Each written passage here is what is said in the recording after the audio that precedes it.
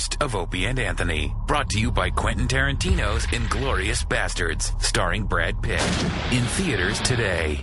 This great station fire number. Sirius 197 XM 202.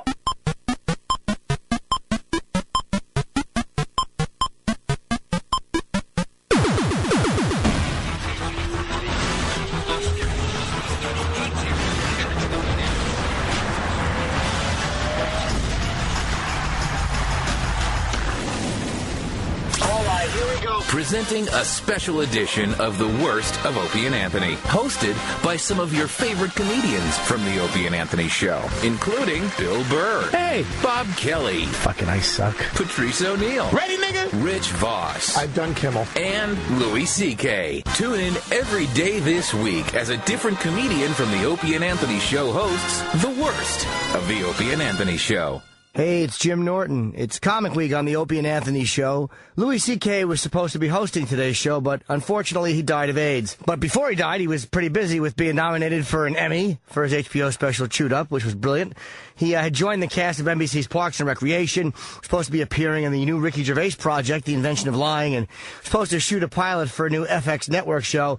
But since Lou decided to just not take care of himself and drop dead, Club Soda Kenny will sit in his place. Rest in peace, Lou.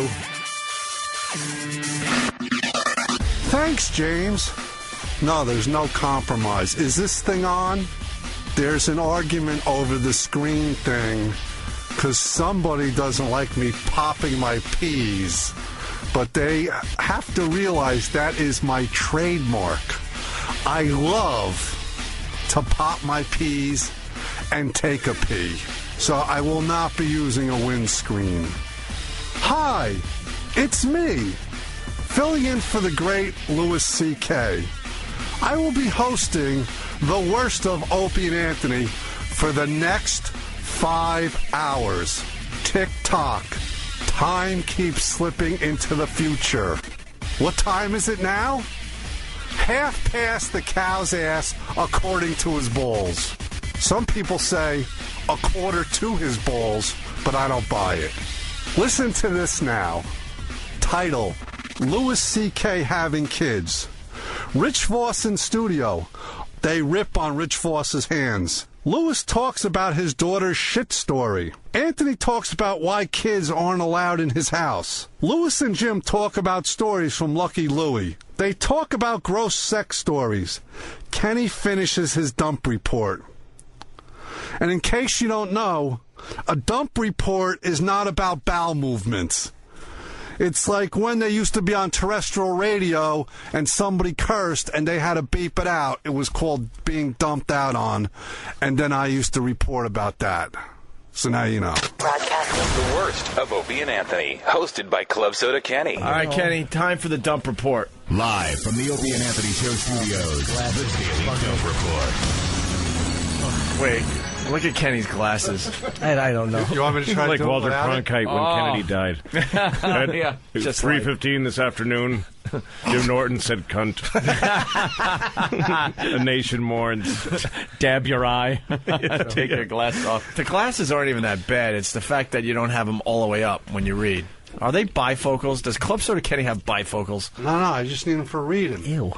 Why don't you take them off and try? I want to see how you do without them. This one's for long distance, and then when I look up, I could beat a perp's skull in. Well, it's like we were talking today. We were talking about somebody who did something he didn't like. And he goes, and I told that guy, like, look, I took the heat. I didn't tattletale on you. Tattletale. He says tattletale. All right, Serpico. It's very demeaning. All right, go ahead. Tattletale. 6:42 a.m., that Canadian guy. Yeah. Fucking right on, fuck, and another fucker, too. Wow, really? Oh. It's gray area. I didn't realize that. An unrefined fellow. Yeah. I didn't know that Canuck had such a potty mouth. 7:48 a.m., is she having an orgasm or decomposing? Orgasming. Really? Why can't you say, is she having an orgasm? Because Women shouldn't come. They're dirty. Yeah. That's why. All right. Should Now cut off their clitorises and let them do their jobs Kenny, under our bodies. You're not That's right, you womb with teeth. You're not doing the job here. First of all, you missed 744. I don't have my glasses on. Glasses on. Blind ass. All right, get your glasses on, because this is very entertaining for the folks. Because when he describes how the curse was used is the funniest part of this thing. All right, Go to 744. I'm sorry, I missed 744. If the light hits his glasses and his hair, it bursts into flames. That's why you can't use them out in the sun. You can only read with moonlight. 744, Mr. Louis C.K. Somebody did me in the mouth during discussion of doctor who sexually assaulted and raped patients after they were knocked out. Someone fucked my throat is what I meant to say. Yeah, exactly. I thought I cleaned it enough. You might as well have just said that. Can I say someone treated my mouth like a cunt? You know what? You might as well just let it fly, Louis. Yeah. So the ex-members could enjoy it. I guess so. And then 748, Rich Voss. Is she having an orgasm or decomposing? During a discussion of a story where somebody dug up a body and had sex with it. That's a bad dump. That should not have been dumped. Bad joke. No, it is. But I'm teasing, of course, Mr. Voss. That should not have been dumped. No. It shouldn't have been dumped. America needed to hear that on election morning. Right. The next day. This is a new era. Exactly. The Democrats have taken over. Was she no coming more fear? Yeah. No more fear. Maybe that'll be better for us. The Democrats take over. No, maybe. it won't. All right. No, it won't. It's not gonna, hey, Al Gore's cunty wife is the one who started all that labor. Right. That's right. PMRC, man. Remember that? The big battle? Cunty. She is. Want to put labels on her albums, man. No. Yeah. Who cares? Shut up. Where was she for the Ladybug song? I know. Oh, hey, Rich. Oh, boy. Very good. Right. Uncle Rich's tickles. Back. That's sleep at her fucking husband's withered switch.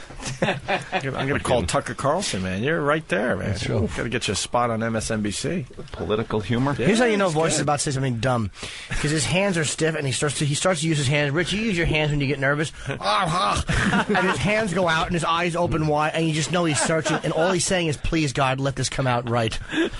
I know what I mean. Please, God, let it come out right. His hands get stiff, and he just shakes them. You can't tell if he's making a fist ever, either. No. You just don't know. Bendless fingers. It's just the same. Like John McCain's arms. Something happened. Tiny. Did you lose your hands in Vietnam? What's going on there? They replaced him with turtle feet. Right. Something's going on there. They are weird. They're all weird. I never noticed that. The gargoyle hands. The first night we were eating dinner, and then you looked at my hands, and you just stopped and go, look at your hands. They're like not evolved. Well, I fucking That's exactly what there's one knuckle. Hands. He's one knuckle short of a human hand on each finger. But they're all the same size, too. His thumbs and his fucking middle fingers are the same. Yeah, they're all the same size. Weird. Like everyone else, the middle one's a little longer, and then I have If my kid drew his hands that way, I would fucking punch her. Learn how to draw, you stupid little cunt. What's wrong with you? That's not how you draw a human hand. I've got. What the fuck are you doing? I've got web hands that aren't connected. That's what it looks like. And he's a great golfer. I don't get it. Fucking beat her for that. All right, Kenny, continue. Oh, that's fucking funny, man. 7:49 a.m. Louis C.K. again. Drink this homeless guy's urine. You can't drink piss? What's wrong with that? You didn't say piss? No. I used a clinical term. Yeah. Right. A minute later, 7:50, Louis C.K. Jesus, sorry. Touch their bodies with your penis. All right, well, we knew where that one was going. See, I knew it was we sacrificed that. Yeah. 7:54, Dane Cook chimes in. We should all be molested by 3rd and 4th graders. That's not what it says there, Kenny. By you 3rd or changed the 4th whole grade.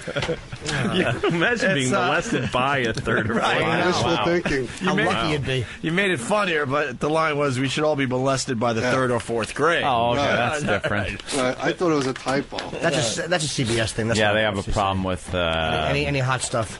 Youngster stuff. Yeah, kid stuff, they're like, no way. Yeah, well. 7:54 a.m., Rich Voss has a small penis. I didn't say that. Why can't you say Because that? facts are not allowed on the radio. 8 o'clock, Louis C.K. After Voss said 12 inches, you mean his penis? Oh, my God. What baby's out? Al, what are you doing? Is that an FCC thing? Yeah, it's the FCC is tightened up, unfortunately. 820, I like this one from Louis C.K. Little girl vagina smell. Yeah.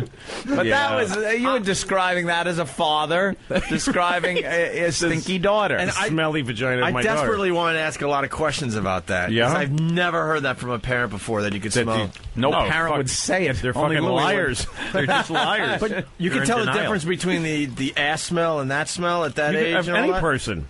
Wow. Fucking vaginas have a distinctive odor. If it's her ass, she's gonna die too soon. If her fucking ass smells like fucking rotted clams, something's really wrong. Ed, did you have a clue? Something's really wrong. I had no clue. Not having any children or knowing any people with girls that I would be around while they're dirty. Mm-hmm. No. I figured it smelled like powder and shit. I didn't know what kids I smelled. figured every kid smells good. I thought it smelled when you like have kids, you're as a guy, your relationship to the vagina, it just changes completely. Really? There's always this mysterious, beautiful little pouty thing that I'd only catch in glimpses in the dark, maybe 3 times in 40 years. And now I got to clean shit out of 2 of them daily. I have to literally scrape shit out of my daughter's little red vagina a few times a day. Oh my God! Got to get in there with the wipey, make a corner out of it, and get the shit out of it. Holy! Every time she takes a shit, it goes straight up her cunt. God, I had no idea. It's true. You are the parents true. out there all nodding. Yeah, they're all going, "Yep." I had no clue. That's what it is. No, and the 4-year-old doesn't. She doesn't. She is toilet trained, but she'll lay on the carpet, spreading it out, like pulling it open like a fucking hustler, like Marilyn Chambers, like fucking yanking it open and just going, man, like just lays there doing that. Why? Because that's what people want to do. I mean, that's the happiest I've ever seen any person. Is her laying on the floor pulling her vagina open for the world. And I look at her and I realize that's a human being. That's a human being being happy. And for some reason, that's not okay. And I have to like inhibit that so she won't be homeless. What do you I have to get her to stop What do you doing mean that. homeless? Everyone will put her up. Yeah, she continues doing that. She's going to be in a mansion somewhere. Yeah. What do you do? Because that's got to be one of those awkward things where you don't want to put too much emphasis on it. So No, you she can't go, freaks "Stop out. that, that's dirty." Stop that, filthy, you animal. But you have to tell her that that's not right. So what do you? You have to explain to her calmly that vaginas, when held wide open, hurt people's feelings. Or or you bring your wife in and go, why don't you start doing it? Yeah, exactly. Yeah, no, you just let her do it. Yeah, I have no reason to stop her right now. Yeah, people don't come over that often, but she will. Like, she'll reach in her cute little girl underwear and scratch her asshole like a knuckle deep. Stick her finger in her ass in front of people and then smells her finger. She does that with no reserve. Shit, dude. Norton still does that. What the hell? My ex-girlfriend used to do that. One time I caught her. Oh. She was sitting on her ass, and her legs were up, and she was sniffing her asshole with her finger. I'm like, what are you doing? Yeah. Ew. What are you doing? No, like I had this moment with that's what it is really like. Parents dress their kids up and bring them out in public so that we can all see how cute they are, but at home it's just fucking disgusting. I was taking a shit the other day, and my wife was out of the house, so I have to shit with the door open. Because I have to watch my kids. Otherwise, I have to gather them in to watch Daddy shit. That's the only alternative. So I'm shitting with the door open and watching my daughter, who's standing there in a T-shirt and no diaper. Occasionally, we want to let her vagina breathe and not have all these American fucking products on it. And she's watching her from behind, and just a little dark spot just appears between her cheeks. I didn't, honestly, for a second, I didn't realize what it was, because I've never just seen an ass shitting in the open. I know Jim has paid well for that. Jesus, yeah, you missed that pleasure. And then next thing I know, a fucking man-sized crap just fucking she shits on the floor, and then she slips on. Keep in mind, I'm shitting at the moment. She slips on her own shit, falls deeply into it, cracks her head, and now she's laying in her own shit and crying her eyes out because she got hurt. And I, with shit hanging out of my ass, I got to get up and waddle over. I got to do the penguin walk over and pick her up and comfort her, and we're both covered in my shit, her her shit. The dog is trying to lick it up because the dog loves my daughter's shit. He tries to eat. And all of a sudden, yes, that's my house. And they're speaking German. Tapes rolling. But this is the stuff that happens. This is a regular day. That is why I will never ever take food from a child. I don't like children touch so it's a cookie. You brought me a cookie, and they're like slobbering over half of it. And someone in the house though will eat this fucking piece of mucusy, spitty, shitty cookie. I'm looking like, don't even get that kid fucking near me. No, I threw away a couch. Because we had family come over, and 2 little boys sitting on the couch with their father watching television, and the father goes, "What did you just do?" And I'm sitting on the couch like, oh, Christ on a pony, what the fuck? And he goes, "Nothing." And the father goes, "No, did you pick your nose?" And the kid starts kind of laughing, "Yeah." "You wiped it on the couch." He goes, "Yeah, it fell." He goes, "Well, now we got to look for it." So they're foraging through my modular couch for a booger that they never fucking found. No, of course not. I then spent weeks sitting in a little shit chair. I had this beautiful couch, sitting in a shit chair until a new couch was delivered and the old one was thrown away. Yeah. And by old, I mean maybe 2 years old.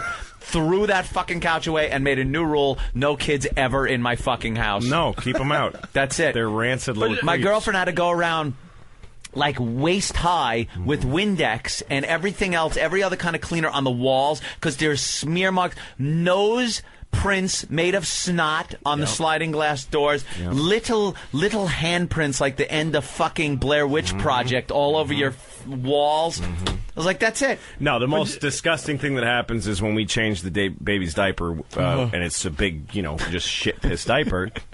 And then the dog, if we don't throw it away immediately in a sealed container, the dog will find it and just fucking eat it and leave the residue all over the floor. Fucking chewed up shit, piss diaper, and the chemicals from the diaper. Like that? It's fucking rotten. How do you fucking live like that as a human? Just regretfully. I know, right? Regretfully. Just with a huge amount of regret.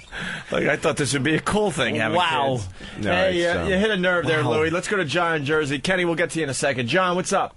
Hey, what's up, boys? What's going on? I wanted to say, though, I can totally relate with you about the vagina issue, because I've wiped shit out of my daughter's vagina numerous times. I mean, she's 4, and I still have to get in there once in a while to fucking, when she craps herself with these 8-inch friggin' long logs. That's what you're telling your wife? That's the thing is, you got to, if your father, you should change diapers from the beginning. That's the trick. Because when you first get diapers, they have the meconium, which isn't really shit. It's just this black sludge that comes out of their ass when you're first born. Sludge. And then it starts getting a little fetid. You work up to it. You start mixing some other ingredients in there, right? Because I went on the road for a while and I went away from it, and my daughter kind of turned the corner on me, and then I come back, it's a guy's shit. After a while, it's just a big fucking dumperoo. Oh, my God. And you got to clean it. Well, that is the last brown thing you want to see in your daughter's vagina. I guess could be worse. That's killing today. And you're killing. All right. So, Kenny, awful. Let's. Doesn't it just sound horrific? It just sounds horrid. But don't you? I mean, you're. I remember when Jim and I were working on my show, and once we're about to start shooting, and he's eating in the scene. So I touch his food all over the place with my hands because I know he has to eat it professionally. And he goes, "Are you kidding me? I pay women to shit in my mouth. You think I care?" Touch away, Lou. I laugh at your fingers. That was the funnest thing with Jim was when we were whispering to each other before shooting. Anything disgusting I would say to him, he would top it. Oh, yeah. One time I said to him, "You know that AIDS started in your mother's ass." And he goes, "Yeah, well, it's going to end there, too."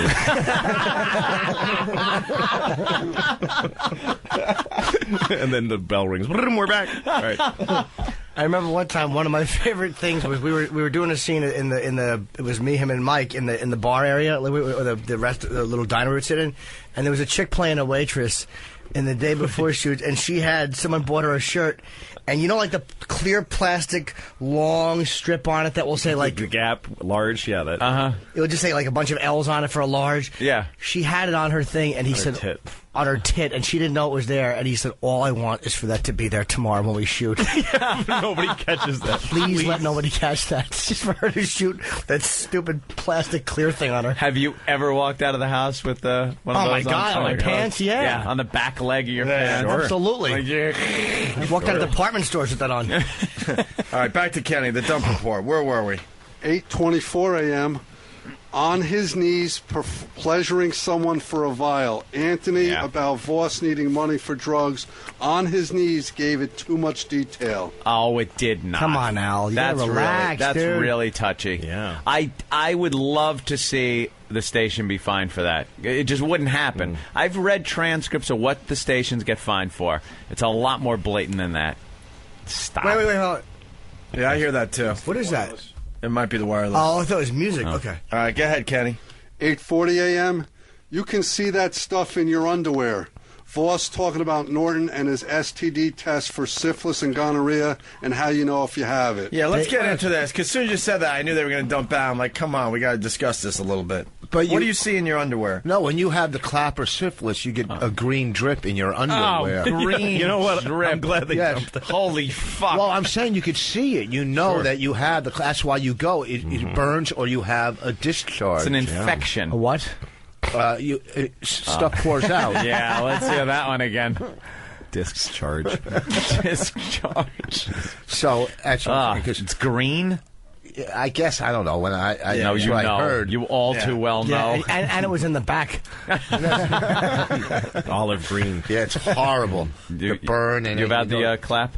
Did I have it? Yeah. Oh, please. When I was like 17, 18, back then, you He didn't. laughs you, at the clap. You didn't have condoms back then. No He's one the one wore that named it. condoms. Didn't have condoms? He's the one who They coined the used- phrase. No, you didn't use it. You used to go to the clinic, and you'd know people there. Oh, you're back again, and this and that. His underwear He got looked like the a clap mesh so tent. much that they'd applaud him when he. That's how they started calling him the clap. Yeah. Rich is back. Hey, Rich is back. Nice to see you again. The worst. It was called the boo for a while. The worst was I lived with this girl, and she was going down on me, and I had the crabs, and all of a sudden she sees this little crab moving, and she's going down on me, and she flipped out. I go, well, you're not going to finish? I mean, you started. Just get rid of, you fling it off. And those are the worst. Fling it off. Yeah, what's the big deal? It's a crab, okay? So you just get rid of it. You can't start giving someone head and stop. Yes, you can. I've had crab 3 times. Yes, you can. You had crabs? Yeah. I had crabs once. Yeah, it was Did pretty you? awful. 3 times. Wow. Pretty awful. God damn. Scabies are worse because they burrow in the skin.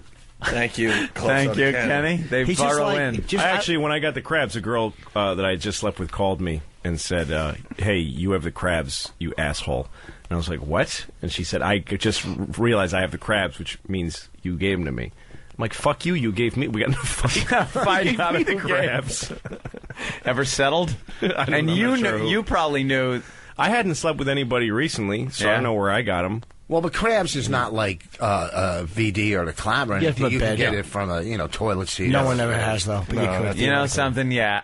I've never gotten it from a bed or a toilet seat. I've never gotten it. Well, I just, obviously, you never jerked off on a toilet seat before. Then, Yeah. you can. Obviously, as a idiot. kid, as a kid, I jerked off on everything.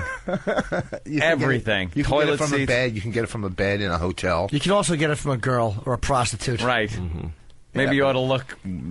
Did you ever get it from a bed? Did I? Yeah.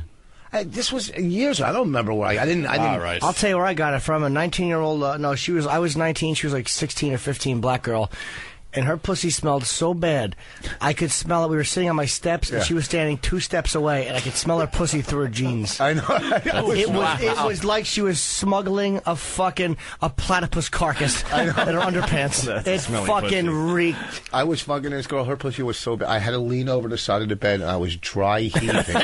I'm not lying. Her pussy. So I was dry heaving as I'm fucking her. Right?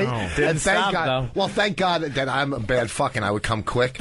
This way, I killed 2 birds with 1 stone. It was so bad, that fucking horrendous smell. Here's the worst: when you pull your dick out and it reeks, and there's that fucking white slime on the base of your dick. man. That's a yeast infection. You Whatever know it that? is, who knows? That's probably why it reeks too. Yeast fucking kills a box. Yeah. When you fucking got that in your pubes, that fucking white caked up Paste. shit, like fucking Betty Crocker. I with was her vanilla dumper. I picked up this fucking Mexican, and I was working Houston, and It was disgusting. I'm fucking a little, man. Then she leaves, and I look in the bed, and there's a wrapped up napkin that she was using. It's a fucking Kojak. I didn't know she was her. Oh, she had just wrapped a napkin, used that, and I then guess somewhere in a club she put a napkin wrapped up as a Kojak, and I felt disgusting just from fucking her, and then I roll over and I roll onto this bloody napkin. Oh, God. Did you put it in your mouth and suck on it? No. How bad that would have smelled and tasted. Bloody burrito. Like pennies. What a history you have. And then you're mad at some girl for not wanting to blow you while there was a crab in your wine in her eyeball. So you have wildlife in your pubes. Fucking an elk on your balls, and you want to know why she won't suck your cock. Selfish asshole. Ladies and gentlemen, Club Soda Kenny is hosting the worst of Opie and Anthony. It's the worst of Opie and Anthony, currently hosted by me. We'll have more of this shit coming up after the break. That's what was written from. We're back with the worst of Opie and Anthony. You know who.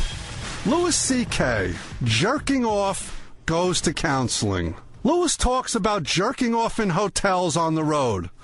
Louis talks about the couples counseling he went to. They share stories about why relationships suck. Oh, let's give a listen. Broadcasting the worst of Opie and Anthony, hosted by Club Soda Kenny. Oh, my God. That's got to be on the radio. Louis C.K. in studio. It's the Opie and Anthony show.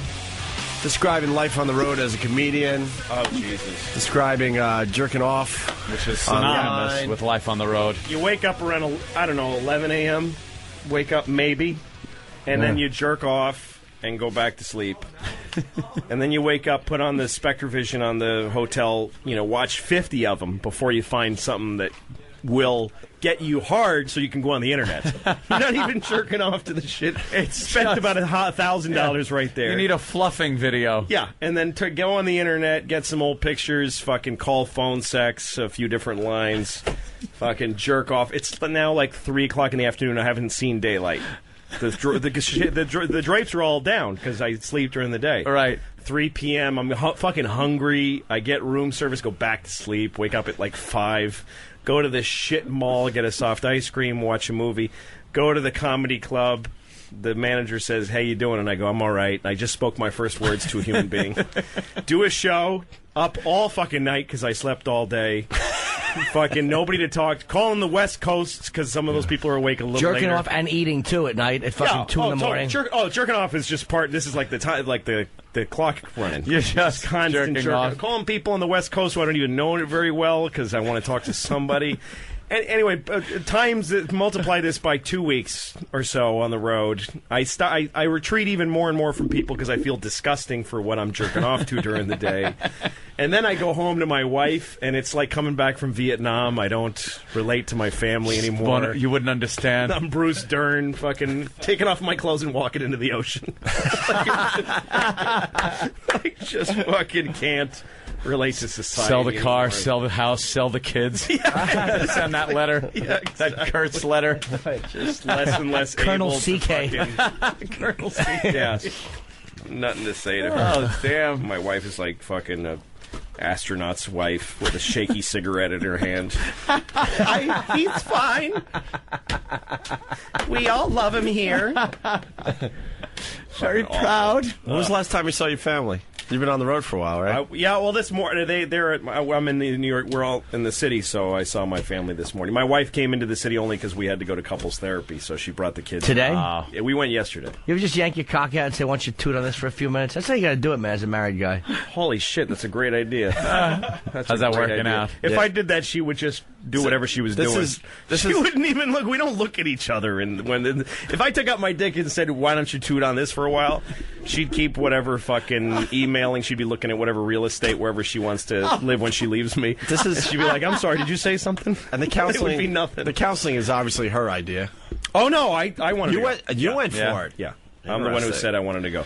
This fucking guy is. We did it last time we went. It's a double session. It was $800. Wow, $800. What does he do? Eat both your assholes while he talks to you? Jesus, that's $800. Wow, how's it? Is it doing anything? Oh, it's great. Everything's great. It's great. Everything's great. Oh, worth every penny. It's fantastic. Great. Yeah. $400 a person? Well, it's $400 an hour. He don't break it up by the person. Oh, you go 2 hours? Yeah, it's couples. What is it, a drive-in movie? He puts her in the trunk before he drives. There's only one person here. Listen up, honey. Is there anything you could share from those get-togethers? Well, no, not anything about us.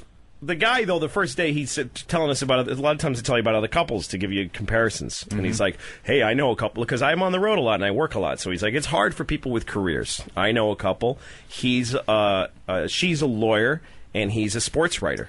Right away, I'm like, I can Google that and make some connections. Really? Down. I can figure and that he's one like, out. while he's covering March Madness, he's a lawyer. He's a sports writer. And he goes, while he's covering fall. March Madness, and she's lecturing about pornography and law around the. So I'm like, I know who these people are. Yeah. I can figure it out in 10 seconds. Why are you telling me this? The next couple's going to come in and he goes, I know a couple. I know a couple. He's Guy, on stars in Lucky comedian. Louie. Lucky Louie. The first initial in his name are Loui. Fucking douche. That's got to be something, though. You ever sitting there and listen to like a therapist or something and go like, he doesn't get this at all? Or... No. Well, the thing is, what happens in therapy is you get it. You really say the shit. It's only because my wife, I know she doesn't have XM in the car she's in, that I can say that the other day she said, she pointed at my head and said, I hate him. Oh, at the head. Yeah, at my head. Oh, God. So here's the thing. You get in there and you fucking have it out. You say everything. And then you get addicted to that. And you can say, outside of the therapist's office, you can say nothing. Like, outside of the therapist's office, we're just, like, at home, we're just, like, just bullshit talking about, what did Rosie O'Donnell say today? Like, we can't.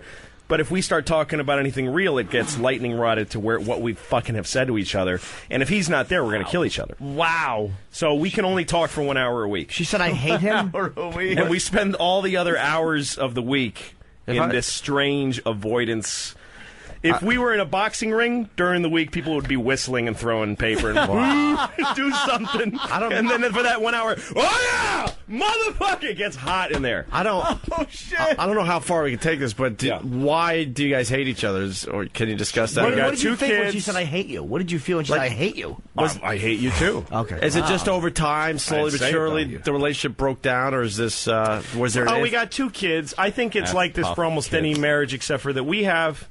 The thing is, we have a traditional marriage. I make all the money, and she raises the kids. But we have a traditional marriage in 2007, which means that you can't just say that. Not traditional. No, I don't get to say, I bring home the bacon. Right. You watch the kids. You fry it up in a pan. Fry it up in a pan. Yeah, it doesn't work like that.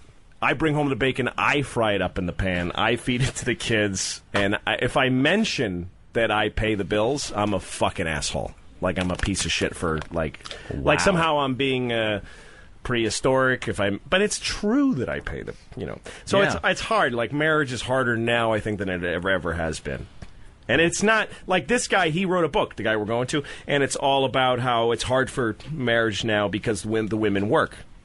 My wife doesn't fucking work. So your theory of your book goes out the fucking window. Yeah. It's hard, but mostly it's because when you have kids, it's hard to fuck anymore, and you also care about your kids far more than you care about your spouse. I mean, my kids are my life now. I really don't give a shit about her. I really don't, because how could I next to my kids? I'm laughing because I'm fucking stunned. It's just like a stunning thing. The honesty. Yeah. The honesty. Well, it's true. If our kids, look, I've got a lot of history with my wife, and there's a lot. It's a complicated relationship, and I feel I feel a lot of push and pull in many directions, and I'm fighting really hard to save it. We're in therapy, and my whole life right now is focused on saving our relationship and getting it back to somewhere good. Right. Oh, but it's the biggest deal in my life. But if my kids weren't here, I wouldn't even call her to say goodbye. I just walked the fuck. I wouldn't leave a note. I would just stop being near her you're fucking cancerous body. You're saving it for it for the kids then. Totally. 100%. That's why I'm so glad I never had kids. Oh my God. Because the whole thing you're talking about, like, I used to get ragged on for not doing things chores around the house. Right. I had these set chores to do. There weren't much. But it was like, why I'm going out. It's a new career for me doing radio. Yes. I'm really like learning the trade at the time. This was, years ago. And she's not working, and I'm bringing home the money. And believe me, a lot more money than I was when we were both working, and I was knocking tin. Yeah. But then, well, the money you brought in just to help you out a little bit gave her the luxury of not having to work. Yeah, not having to work. Right. Which is kind of key, I think, to the whole thing. But then there'd be these little chores I would have. Like, I'd have to take out the garbage, and it was my job to vacuum. And like, if I didn't do it, I would be ragged on. Like, I remember my mother fucking yelling at me for not vacuuming. No, and the thing is, to me, if you don't have kids, I don't get any of it. And that was it. If you're married and you don't have children and you have a bad week, get the fuck out. Why the fuck would you save a marriage that's stressful? Right. When you have kids, that's everything. You got to stay together for the kids because you got to be. It's not even that they need to have two parents to be together. It's just that you want to be there for your children because you fucking care about them. But you got to look at it on the other side. Like, the thing about having kids too is that spend one day, if you have kids, spend one full day with them where you're like, every time I give my wife a break, I fucking totally realize what she's going through. It's fucking murder. You want to kill everybody in the world. When you're alone with kids and you don't have... I mean, I have a job. Even when I'm taking care of the kids, I fucking got my computer on my knee and I'm working. Like I'm fucking writing a movie. Yeah, you're still working. Yeah, I'll call... Just to make myself feel okay about the fucking trap that children feel like on a given day, I'll call my manager and just say, what's going on? And he'll be like, well, we just booked another OA date in Camden. Oh, good. Go read a story to my daughter. You know what I mean? Because I'm not sitting in a room reading fucking The Happy Hen and nothing else is going on. I've got a show I just booked in Camden. I'm put on my website. There's people talking about me around the country, buying tickets to my shows, ordering my DVDs on Amazon. That helps me sit in a room and read to my boring little kids. But my wife has fucking nothing except to focus on what a piece of shit I am for dropping cum into her and making people that have ruined her life. That's all she's got. So I actually completely see her side to it. We are, and what we found out in therapy is that we're trapped and that it's neither of our faults. So how? But that doesn't make us go, oh, the only solution is killing the children. Yeah, that's it. That's throwing them into a garbage can and letting them die next to a rat and a milk carton. And you two just, like, spur of the moment, laughing, heading off to the Caribbean. Oh, my God, we'd have a ball. Just having fun like the old days. I actually think when I picture that, if we got rid of the kids, I would walk out the door. Actually, what I do is fuck her face, and we'd probably get a little crazy. Why don't you guys go on vacation together? Leave the kids with one of your parents for a few days, and seriously, go away for a few days. I want to punch you in the face for saying that bad? Oh, shit. Is that bad? I don't know. It's just so complicated. One of them, she's still breastfeeding the kid who's 2. Can't get the kid away from her. No, it's a mess. Never do that. Hey, never do that. Wow, man. That's like walking up to a guy in a concentration camp and going, why don't you just take a little trip somewhere and get out of here? If you don't like it here, why are you hanging around? No, but I mean, you can't give them to, like, their parents or something like that? Because there's Nazis that will shoot me in the face if I leave. 2's too young to leave a kid. Wow, man. Yeah, 2, no, we can't leave the kid. Let's go to Minnesota, I think. Chris, what's up? Hey, love your show. Thank you. Hey, Louis, I completely agree. To me, I think I'm just a dick for my wife. I'm just a dick in a house. Well, that one lost steam faster than you expected. Yeah, I know. He won't admit that he doesn't care about his wife either. Yeah. No, to me, I'm just a dick to the wife, and so. Hey, Jimmy, got a question for you. I'm sorry I did that. Yeah. I'm embarrassed that I did that. I did. Who is that? That's Imus. His apology. Oh, jeez. Hey, David. Use it now for embarrassing phone calls. Let's try to get this back on the rails. Yeah, go ahead, Dave. Oh no, Louis, you're absolutely spot on. Same predicament here. You just go numb, man. But I'm at the point where I couldn't give a fuck if my wife went out and got filled up with somebody else's cock custard. I'm done. Don't give a shit, man. I'm just holding on, waiting for the kids to graduate. Get the fuck out, man. I had my. Oh no, if my wife cheated on me, it would change nothing. Yeah, it really wouldn't. You wouldn't leave her? It would be leverage for just the little things during the day. That's all it would be. You wouldn't leave her? No, because I can't. I got plenty of reasons to do it now. I got kids. We want to stay together. We want to have the kids. And the thing is, the complex thing about it is that we share the kids, and that makes us happy together. Like as parents, we're fucking the best friends in the world. We watch our kids do fun shit, and it's hugely rewarding. That's the two your of us. common denominator there. Yeah, exactly. Kids. So, like, we'll be hissing at each other. I hate you. I'll never suck your dick again. Fuck you, you whole fucking whore. Oh, look. Oh, look what she did. Oh, my God. Oh, isn't that cute? So we do, but that joy that we share with the kids, totally real, and it's actually making life worth living. So that's the thing that's complicated about it. When I pictured leaving, I'm not only sad to think of not being with my kids every day, which I am, I'm also sad about her. She's part of that. She's part of our... You won't be able to share that with her. No, that's bigger. And actually, you know, look, I'm almost 40. My dick is finally starting to get 8% less hard than it used to be. So, like, the fucking joy of having a family is starting to outweigh the sex a little bit. I mean, that's kind of sad because it's like, you know, I'm not going to care that nobody fucks me in a couple of years. Dude, I think that makes me want to kill myself. You want to do when she's laying there sleeping, start eating her ass like a fucking loon. Go in there and start eating her ass. She'll be like, this Lou is... She sleeps with the fucking children. So I'd have to move my baby to the side. Go like this. If the kid looks at you, go... Oh, he inadvertently sticks his face in the baby's ass. Wow, she's really she's been working out. She's toned up. Let's go to Walter in Pennsylvania. Walter? Hi, guys. Love you. Love this. Hello, Walter. Thanks. Guys, look, Louis C.K., I've been married 17 years. I got 3 kids. My oldest one is 14. My youngest is 10. I'm in therapy for the 3rd time. Yeah. We're together because of the kids. She's a teacher. I'm developing a girlfriend. Developing a girlfriend. I'm sorry, Louis. I don't know what to say. She's ignored me. I haven't had sex in 3 years. Yeah, I get ignored. I'm a local truck driver. I don't know. We're in therapy, and... That's good, though. You're talking about it. And it's also good that you're honest about how long it's been. Because whenever married guys compare, like, how long has it been for you? Somebody goes 2 months. And now we all have to say 2 months because you lied. Why? It's been longer? Of course it has. 2 months. What is your wife, a whore? That's unbelievable. 2 months. 2 months ago, I was thinking about what it was like 2 years ago.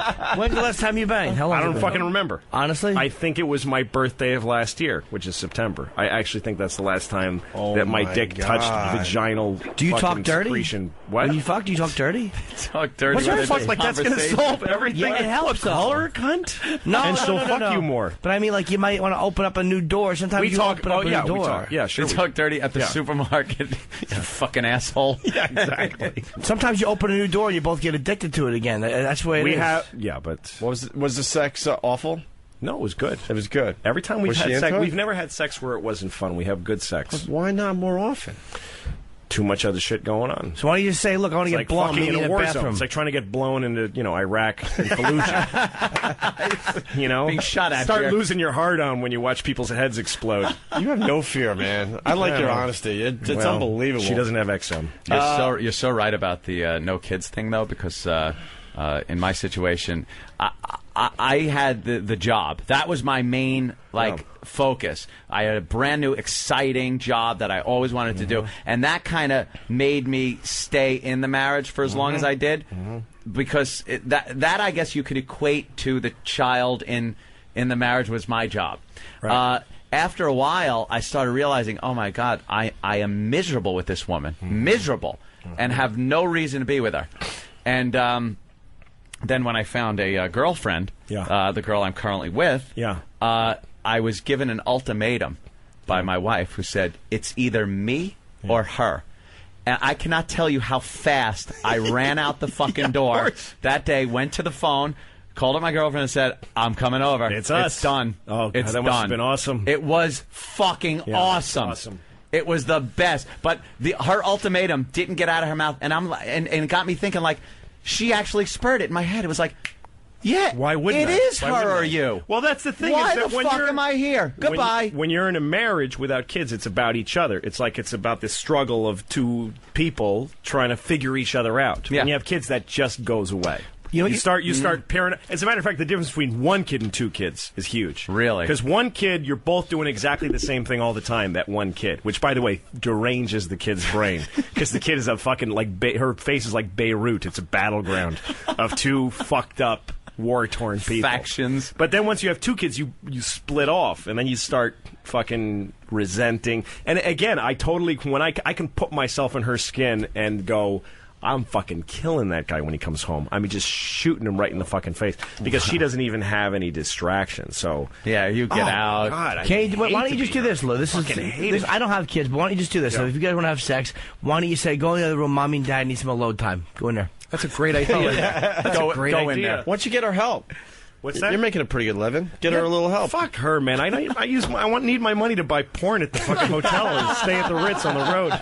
You did tell that story. He stays in the greatest hotel. I stay at the best hotel in every town because fuck her. And then has some kind of excuse why the money's not. Yeah. No. Of course, she doesn't. Look, she's an attachment parent. Like she sleeps with the kids. It's a very. We have babysitters, but we never would have a nanny. I hate the idea of like a nanny living in the house, but I've offered to her to have any help that she wants. You should be on one of those kid shows where they like study you guys. Nanny, or whatever the nanny. That's what the nanny show is fucking horse shit, fucking cunt feed, which doesn't even mean anything. I just wanted to say cunt. No, the thing is, if like we have a dog, we've had a dog trainer over. Any new person with treats will get your dog to do anything. Right. They leave, it's over. Fucking nice lady with an English accent starts talking to the kids, and Mary there's a camera Poppins, around. Right? Yeah. No. It's Mary Poppins for it's like when Mary Poppins left. Movie. When she leaves, all hell breaks loose again. Hey, Mike in North Carolina, you got something for Louis C.K.? Hey, Louis, what's going on, buddy? Hey, did you just say you had you're still breastfeeding a 2-year-old? Yeah, my wife is. Yeah. Yeah. Have you ever been to a grocery store? It's called Gerber's, man. That kid's probably walking around by now. What time are you going to cut that? She stuff eats up? other food. She doesn't just drink breast milk. She's 2. She'd have to drink like 6 gallons a day. No.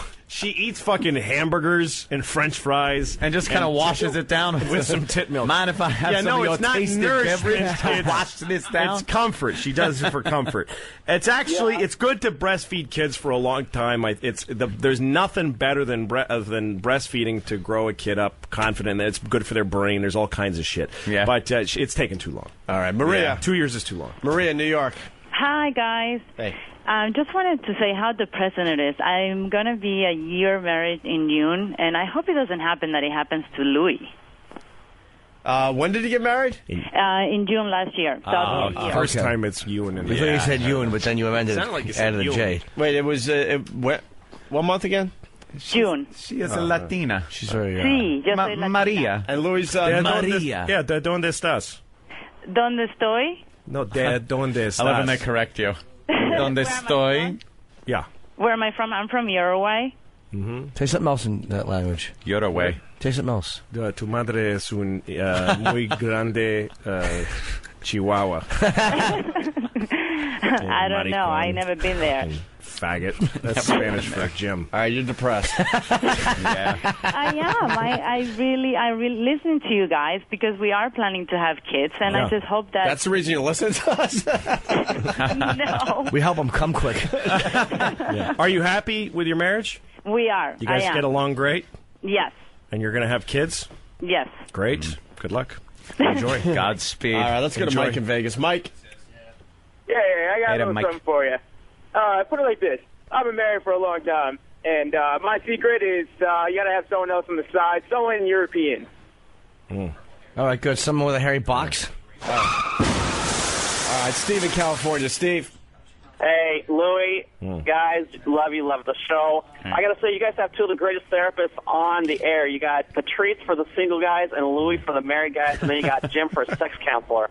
That's true. Louie, I know what you're feeling. I've got 5 kids, been married about 18 years, and, you know, actually, I do have sex regularly. My wife and I went through some struggles, and it was painful. Her pussy must look like the hood of a sweat jacket. Nah, it's with the strings pulled, so it's all pruny around the edges. I'm sorry, I didn't mean that, anyway, sir. guys, thanks. Thank you. Her twat must look like an upside down baseball cap. It looks like. You know, to me, the interesting thing is because we know a lot of couples that have been through this time that are now doing well. Really? We know a lot of. I've met people that have said what this guy said. He's 5 kids deep. He's still fucking, so he must have worked it out. Does she make you laugh? I'm amazed to think that this could work out and turn out to be. So there's a point down the line where supposedly this works out. Yeah, and you're a bit optimistic. Yeah, I mean, I know it's happened to other people. That means not at all that it's going to happen to me. You got to do a show on 202 just talking about marriage. Sure, you're dedicated, but it's out of like selfishness. Like you're dedicated to this marriage, but it's out of selfishness because you enjoy the kids and. Well, it's my it's responsibility. I have to be there. I have to be there for the kids. I think the kids need me in their lives. I don't think the kids would do well just with her. So you're not. Well, that's kind of cool. Then it's not as selfish as it came off originally. Did it come off as selfish? No, I'm kidding. Well, Louis, maybe it is. I don't know. I might be very selfish. No. I am. I am a selfish. No, person. it just came off like the reason you're together is because you do enjoy the time with the kids and the wife when you're with the kids. Right. But there are some people that stay together just based on the sanctity of marriage. Well, that's I'm not shit. Giving up on this. That can suck that my kind of mother's shit. bush all night. Yeah, right. I don't give a shit about that. Sanctity of fuck you. We'll get a couple more. Chris and Philly, what's up? Hey, boys. Love you. Love the show. Yeah. I went through basically the same thing Louis going through. You know, I was like, I just want to stay together just because I have a daughter. Then she became a real cunt. I was like, all right, we'll go to counseling. Maybe it'll work out. Went to one counseling session. And she's like, "You're not into it. You're just playing around." And, I was honestly trying to go. I was like, "All right, I want to stay together because of my daughter." Now, she's like, "We're done," and that was it. I was like, now she's being a cunt and trying to rape me for everything that I have. Were you playing around? No, not at all. I called her a couple times. Going through my computer, and I said, let's see what she's been chatting about. Went back in the chat logs. Here she's talking to guys in Maryland. All this Maryland. Oh. Yeah. Well, you know what they say about guys in Maryland. Yeah. Pants come off and the crab cakes come out. Thanks, boys. Punch it out. Hey, Lou, does your wife make you laugh? No. Disgusting. Does she make you laugh at all, your wife? Sometimes, yeah. Yeah, she's funny. It can be funny it's sometimes. It's important. All right, Jeff the trucker. Jeff, what's up? I don't fart in the studio, by the way. I've Never been married do. about a Never year, have. and man, I'm already miserable. I was a local truck driver for a while, and she just completely changed when we got married. Just ragging on my ass about everything. And married 1 year, he's miserable already. Oh, well, the thing is, any two people, you take two people and you put them in the same house, what the fuck are the odds that's going to work out? There's just no way. Like, it's this simple. Like, the person you're married to will always disappoint you because they're not you with a cunt. That's what I want her to be, is me with a cunt and no beard. That's it. I want to fuck myself. I want to make myself wet and fuck myself. That's all. Anything short of that is a drag. Your wife is a cunt. Your wife is a whore. No. You hate your wife. I'm already going back on the road as an over the road truck driver, so fuck it. I just like hell. I can see more out here than I can at home anyway, and it's better looking anyway. So what the hell? Yeah. Okay. All right. Shh. It's Mrs. Jimmy. Hello.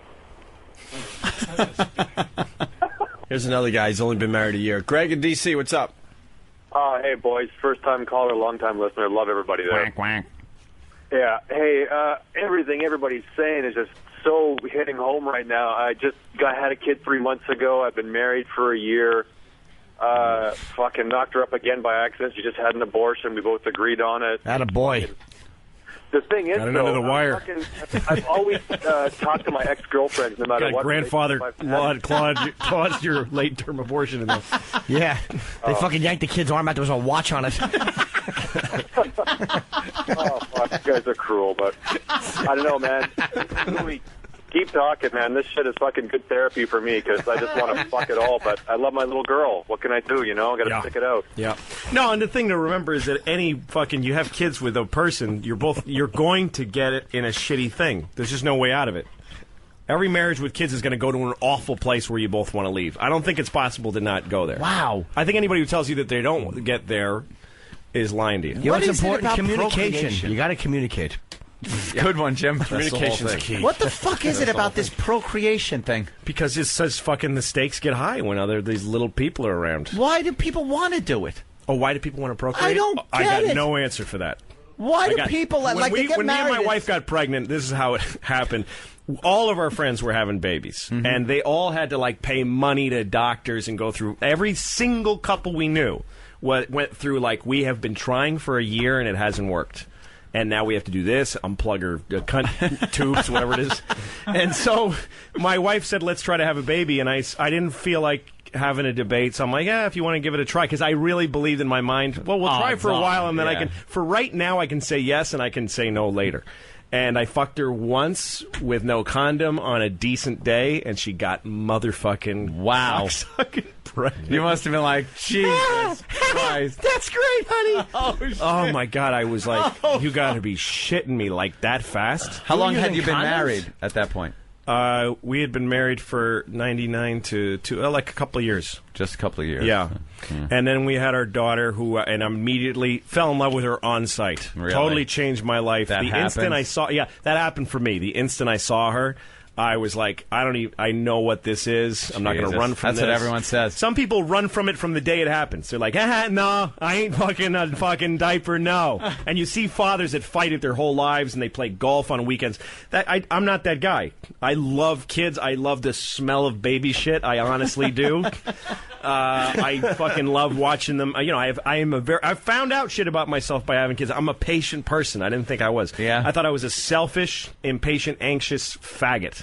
But I can sit and watch a kid try to tie their shoes and not let me help them when we have to get somewhere, and I can take a breath and deal with it and go, okay, no, go ahead. Oh, wow, you can try. that is good. Look, I can make a call and we can go later. It's not the end of the world. Go ahead. Wow. I found out that I have skills I didn't have, so it's been the greatest thing. The Wow. second kid, it was born because I wanted to stop an argument. That really is. A person exists in the world because I just wanted her to shut the fuck up for a minute. There's a person with a birth certificate who will have a future and a job, maybe be the president, because I was like, all right, the fuck. It's a fucking mistake, and I'm on record. Take off your pants, I'll fuck you. That's what the point. How many times did that take? About fucking instantaneous. Jesus. Amazingly fucking came out her ass while I was fucking her in the puss. You got super sperm. Fucking, there was a kid and I was bumping my dick against her head before I was done. Fertile. Yeah. Hey, Alex in Utah's got something. Alex. Hey, guys, long-time listener, and I want to say that I've been married 10 years, got 2 kids, and me and my wife had a rough patch a few years ago. We went to a counselor, and this bitch of a counselor was just all over me, and then at the end of the counseling session, me and my wife were against the counselor, and we were calling her a bitch and everything else to her face. And then you got back together. The best thing for a couple is hating other people together. That's huge. Oh, absolutely. That counselor was such a bitch and a cunt that she needed to get her ass kicked. I was about ready to beat the hell out of her. And your wife felt the same way. You know what? We had the best sex that night. I mean, it's pure hate fucking, but you know what? It was the best shit in the world. That's great. There you go. Hate fucking. Hate fucking is awesome. Ladies and gentlemen, Club Soda Kenny is hosting the worst of Opie and Anthony. You're listening to the worst of Opie and Anthony. Opie and Anthony. Yeah. It's Kenny, baby. Shit. CSK. Retard in the house. In the O and A hizzy. In the serious hizzy. 202, y'all. Let me tell you something. Sometimes I rhyme slow, sometimes I rhyme slower. That's because I'm a grower, not a shower. Chilling with the chick, who I hope don't have a dick, cause if she do, I'll be out of there quick. Some G's are ballers, some G's are players. Me, I just want a ball-up player. 6 figures don't mean shit to me, cause it's too many zeros. All I care about is Opie, my hero. Not to mention Anthony, the coolest guy since OPP. And Jimmy, too, who makes a big poo and smells his farts cause he's got a big heart. Yeah. And they're named O to the P, to the I, to the E, to the A, to the N, to the D, to the capital A, to the N, to the T, to the H, to the O, to the N, to the Y, and let's not forget little J-I-double-M-Y. Opie and Anthony and little Jimmy. Big shout out to Primetime, my producer. Now hear this. Here's Sirius 197 XM 202. The virus. Behold. It's the worst of Opie and Anthony, hosted by Club Soda Kenny. Hey, it's me. And I'm hosting the worst of Opie and Anthony because I'm very entertaining. This next bit is entitled Club Soda Kenny Favorite Songs The show discusses some of the music Kenny enjoys and some of his favorite songs. When it comes to music, I'm really versatile. You know, disco, show tunes, love songs, rap, country. I'm very well-rounded. Oh, this reminds me. I went to the doctor once because I couldn't stop singing Tom Jones songs. I asked the doctor if that was normal, and the doctor replied, "It's not unusual." Broadcasting the worst of Opie and Anthony, hosted by Club Soda Kenny. We got Club Soda Kenny's list in front of us. If you're just tuning in, we've known Kenny for a long time now. Ant and I about 6 years. Jimmy a lot longer than that at this point, right, Jimmy? Yeah. And we all realized that we just don't know much about Club Soda Kenny. So we made him leave the studio and write 5 songs down that he enjoys, that he would maybe purchase from iTunes, because he doesn't even have these. You don't have any of these songs at home, right, Kenny? No. I listen to the radio.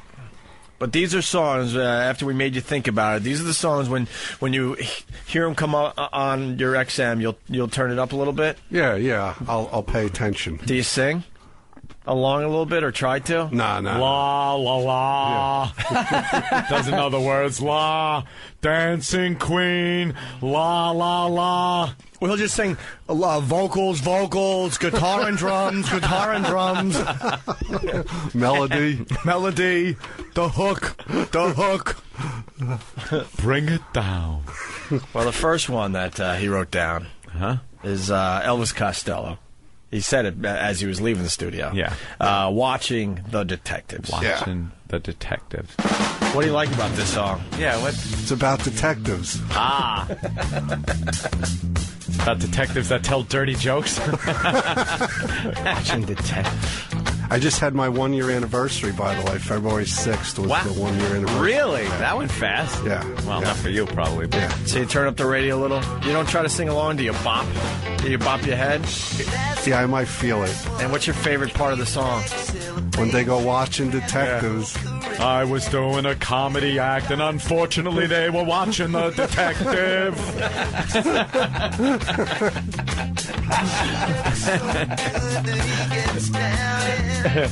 Elvis Costello was pretty hip. Mr. Bad News. There's a lot of funny things about peace, love, and understanding.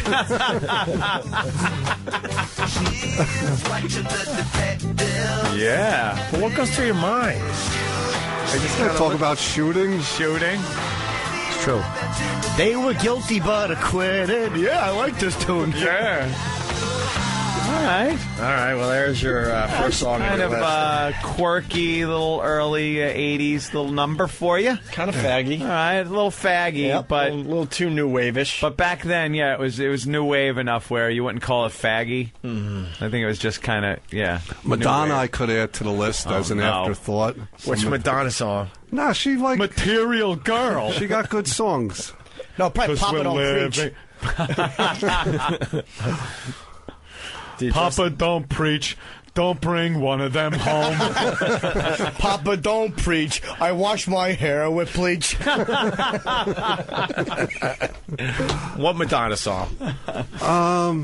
You know, like the old school ones. Like what? I don't know. I gotta hear them. I don't know the titles. Like Lucky Star. Holiday? Yeah, that's a good one. Holiday. It's not a good one. Oh, my God. Do we have Madonna Holiday? You're a 14-year-old girl. Please tell me you're kidding. Nah, Madonna songs are good. Yeah, look. What's there not to like about this? This is one of Kenny's faves. Dancing a little. Why do you like this song? It's catchy. Sure is. Another song you like, SARS. That's catchy.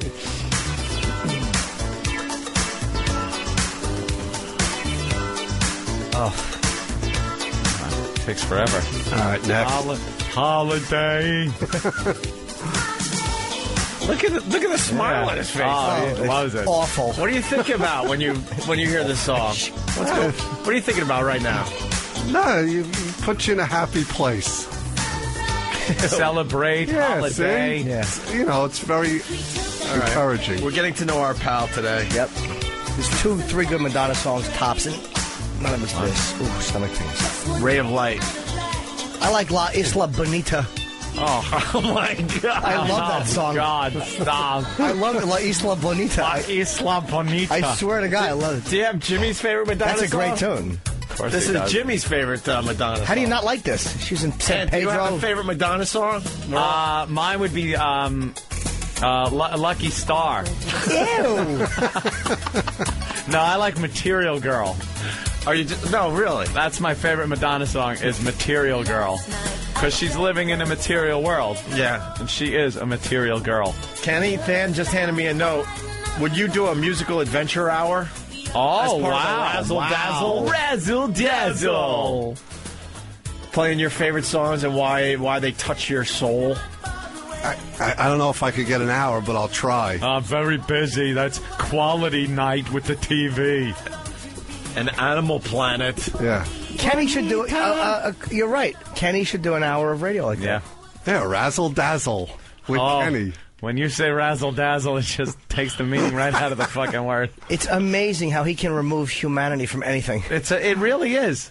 Razzle Dazzle means the opposite of Razzle Dazzle when it comes out of him. He's a humanity vacuum. Like Kenny walks in and all love and flowers are just removed and it's just a shell. An empty shell. He's the shell maker. Loneliness and sorrow. Oh, all right. What else does he have there? Well, I'm really, because we're playing songs that aren't even on his list. Yeah. Oh, it was Travis's idea. I'm getting a new communique. What? Travis wants it to be known that it was his idea. Oh wow! When we jump on something and think it would be good. Yeah. Thanks, man. If we said, no, that's stupid. He's only got 5 songs he likes. Don't be ridiculous. Travis would have just skulked away, pointing at Fan. So His far, idea. So far, Club Soda Kenny likes Elvis Costello, Watching the Detectives. These were the songs we said. What are the songs you would write down as your faves or songs that you like? And Madonna, Holiday. Yeah. Okay. Holiday. The next one, he goes very new, Eminem. Yeah. Wow. New artist. And he writes, that song about suicide. He doesn't even know the title. If it's fucking Stan, if that's his favorite song with the Dido fucking thing, I'm going to elbow him right in his fucking stomach. How does this song about suicide go? You know, he reads the letter and the guy goes off the bridge. Man. It's this. Yeah. Why do you like it? Just because there'd be no paperwork. Isn't that Dado? Dado. I thought it was Dido. Dido? Whatever. Well, whoever. Dodo likes it.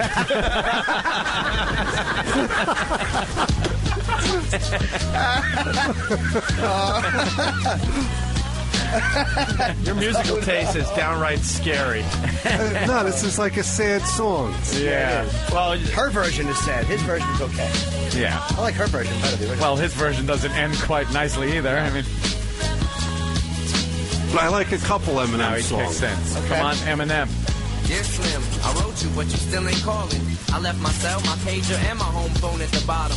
I sent 2 letters back in autumn. Do you think this letter's to you? It probably was the problem. Dear Kenny. No, I would get back to him. I needed hair care tips and you weren't there for me. This is the hotel call. Okay, dear Kenny, we got your letter. There's going to be feather pillows. It's a non-smoking room. I love hearing this when I get to a city. Boy, your road manager's he's thorough. Thorough. That's a good word for pain in the ass. All right, enough? Yeah, that's a good tune. All right. How do you not love Here's that? That's a Eminem nice and his one. song about suicide that Kenny enjoys. Stan, it's called, Ken. Stan, Yeah. yes. The next one he wrote on his list is Snoop Dogg. Yeah. Snoop. You like rap a little You're bit, huh? versatile. Yeah. It's ironic that he likes rap, considering what part of rap he doesn't like at all. No kidding. Yeah. Yeah. Gin and juice. Oh, gin and juice. Yeah, this is for Mellow Kenny, you know, laid back. Laid back. Kenny in a silk leopard print robe. With my pimp cup. It's true. Drinking apple juice out of it like the fucking tall 1-year-old you are. On the road, he orders apple juice.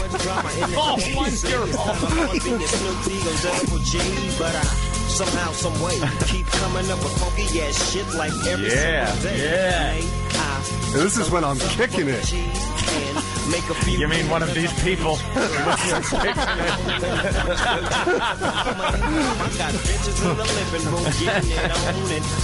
I was once known as Kenny Kick-a-Coon. What's wrong with you? Kenny Kick-a-Coon. We don't let him hide. Yeah. So we gon' smoke an ounce. Yeah, that's odd. That's two, like the Snoop. Two hip-hop songs. I got my mind on my money and my money on my mind. That's right. Beating up jigs and Jews. Laid back. All right. He likes the Snoop. Matt from Queensbury. Ice-T's Cop Killer doesn't make the list, Kenny? With my mind on Jimmy's pillows on my mind. My mind on my money and dry hay on top of my mind. All right. Moving on with your list here. There's only a couple more left. Elvis. Right. What Elvis song? I had a hard time picking one, but I went with Teddy Bear. Teddy Bear. Teddy Bear. Look at the look Jimmy's giving. I want to bite his nose. There's so many other Elvis songs. I know, it's hard to pick from. Here's why he likes it. Because he would pretend that he was singing, "Won't you be my Kenny Bear?" Kenny Bear. I don't want to be a tiger, 'cause tigers play too. You know, if Valentine's coming up, I thought it'd be a good one. Yeah. 'Cause lions ain't the kind you love enough. It is a wanna be. Oh, Teddy Bear. Put a chain around my neck and leave me anywhere. Oh, let me be. Oh, let me be. I have dry hair. I have dry hair. I can never get sick of Kenny hair references. No. Not a rock band among these songs. Yeah, there's the guy coming up. Well, the last one. The guy? That's the next one on Kenny's list. Is this the last? Tomorrow we should do this with TV shows or movies. Yep. All right. Yeah. It's nice because, like you said, we don't know anything about the guy. We don't know anything about him. We ought to learn. I think what we ought to do is have Kenny, and maybe he could go with his wife too, so it's an evening out. It's not just you doing it. Oh. But I think Kenny should maybe give a few reviews on Broadway musicals. Oh, imagine that. I like Broadway shows. You want to see I like it a lot. maybe Wicked? Well, you know, when I was got a little good boy, reviews. my mommy used to take me for my birthday to see, like, Hello, Dolly and Aunt Mame, I remember. Oh, yeah? Yeah, when I was a little boy. What would she say? Happy birthday, faggot. Let's go to Eric in Jersey. Eric. Kenny, you're a fucking moron. Thank you. Wow. In that Snoop song, there's a line that says, pull a 187 on an undercover cop. God, I wish somebody would do that to you, you fucking idiot. Jesus. Thank you. To wish death on Kenny. Just he's an ass. Goodness. Yeah, really. But don't want to hurt Kenny. Snoop didn't mean it. It's just a song. Yeah. Right. All right, here's Just playing a part. Yeah, just because he's a Crip, who cares? Here's Kenny's next song. We're kind of doing the musical adventure hour, aren't we? Yeah. A little bit. Yeah, this is pretty much ripping off the show. We didn't mean to rip off the guys behind the scenes. This is Kenny's next song. If he would, if he was to list a favorite, it's on his favorite list. Oh, Jesus! Cliched favorite song. Because they opened Miami Vice with this. Yeah. That's why. Exactly. Oh my God. Why do you like this? Is this that fucking Phil Collins song? Yes, this is that fucking Phil Collins If this was hot song. coffee, you'd be wearing it. It's too bad it's iced coffee. Right, Damn Anthony was right. It was on Miami Vice. Yeah. I could feel it coming. Yeah. In the air tonight. Yeah. Oh, Lord. It's not conditioner. I'll tell you a good Phil Collins song. Sussudio. Oh, that is Sussudio. I like all the turn around and see me cry. All the right moves. Is that the one? Oh, I like that one. There isn't a good Phil Collins song. No, there is that one. No. I like some. He's got good drumming in this. you like good the drumming? Yeah. Exactly. That's the good drumming. That's it. And everyone does it too soon. Everyone, if you see Phil Collins do this live, or any cover band do this, the whole audience will go, before it's supposed to fucking happen. And you want to smash him in the head. Like, oh. Yeah. Oh. It makes him happy, though, look. Yeah, it's a good song, but He's smiling a lot. This might be in your top 150. Just put it up there. Yeah. This is What the Hell song. What the hell? I'll throw it on my iPod. It's after Happy Birthday and right before fucking City of Love. Saw it with my own two eyes. I would listen to all kinds of music, like Frank Sinatra and all those people. Come on, everyone, get ready. Here it comes. Here it comes. Here it comes. Ready? Oh, fuck, it wasn't there. Assholes. Kenny, I want you to do the drums along with Phil here. You got to cue me, though. No, you just do it when you think it'll happen. When do you think it's happening? Yeah. It's one of your faves. You should know when it comes in. Yeah, you say you like the drumming. All right, here we go. That's like the end of the song. And don't wait for it. No, get ready. Don't wait for it, and then go. Jump in. I'm gonna let you. I can't do it. No, do it. We'll kill you. Just kill you. Close your eyes and feel it. All right, his eyes are closed.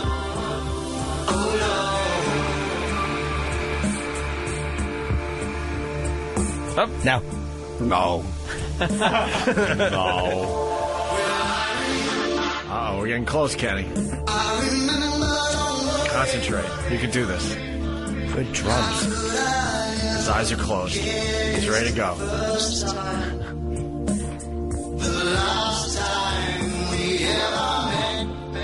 I hate this song.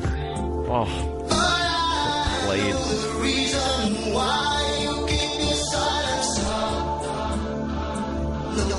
His eyes are still closed. He's getting ready.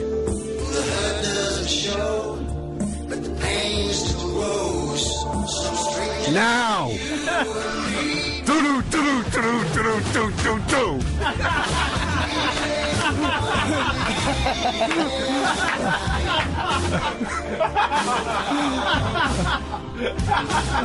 It's doo-doo, all right.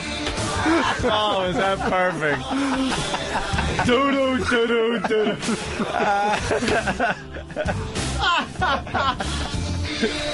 Oh, it was perfect. Oh. Yeah, you were right on cue. Way to go, Kenny. He nailed it, though. Yeah, he got the certainly did. He got the right order.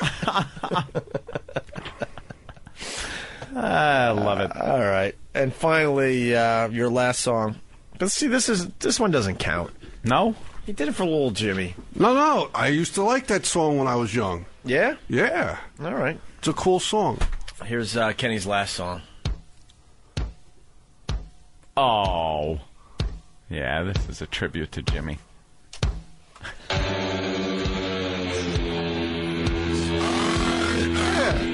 it, Kenny. You might like it, but I don't know the words. I could have done the I Am Iron Man. Why not? Everyone knows that part. It's about you.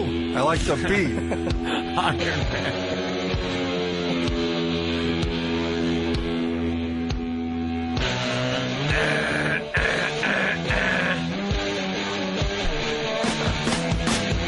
Good drumming. I like the xylophone in this one.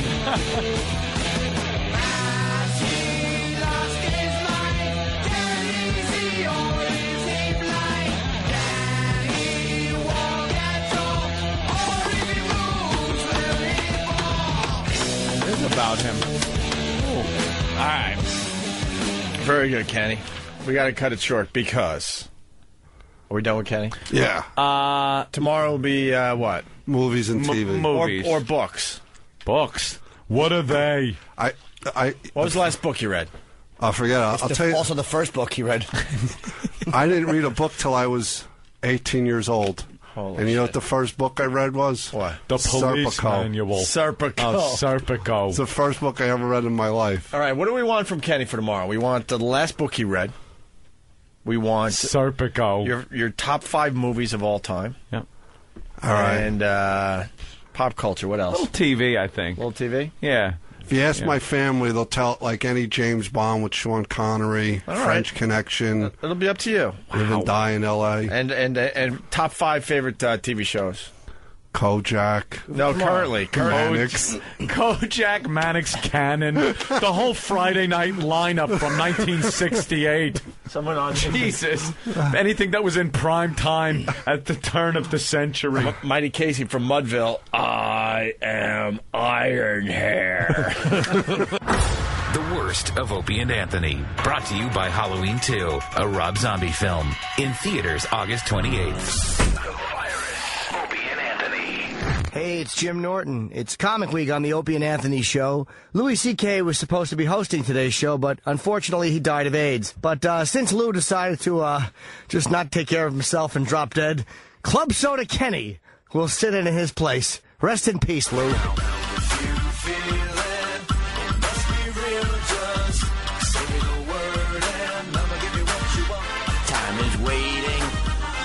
You've only got 4 minutes to save the world. No hesitating.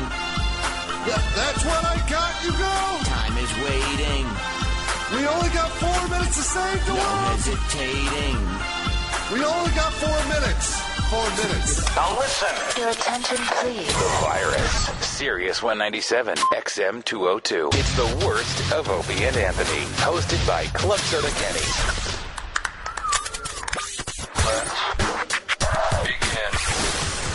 We're back with the worst of Opie and Anthony.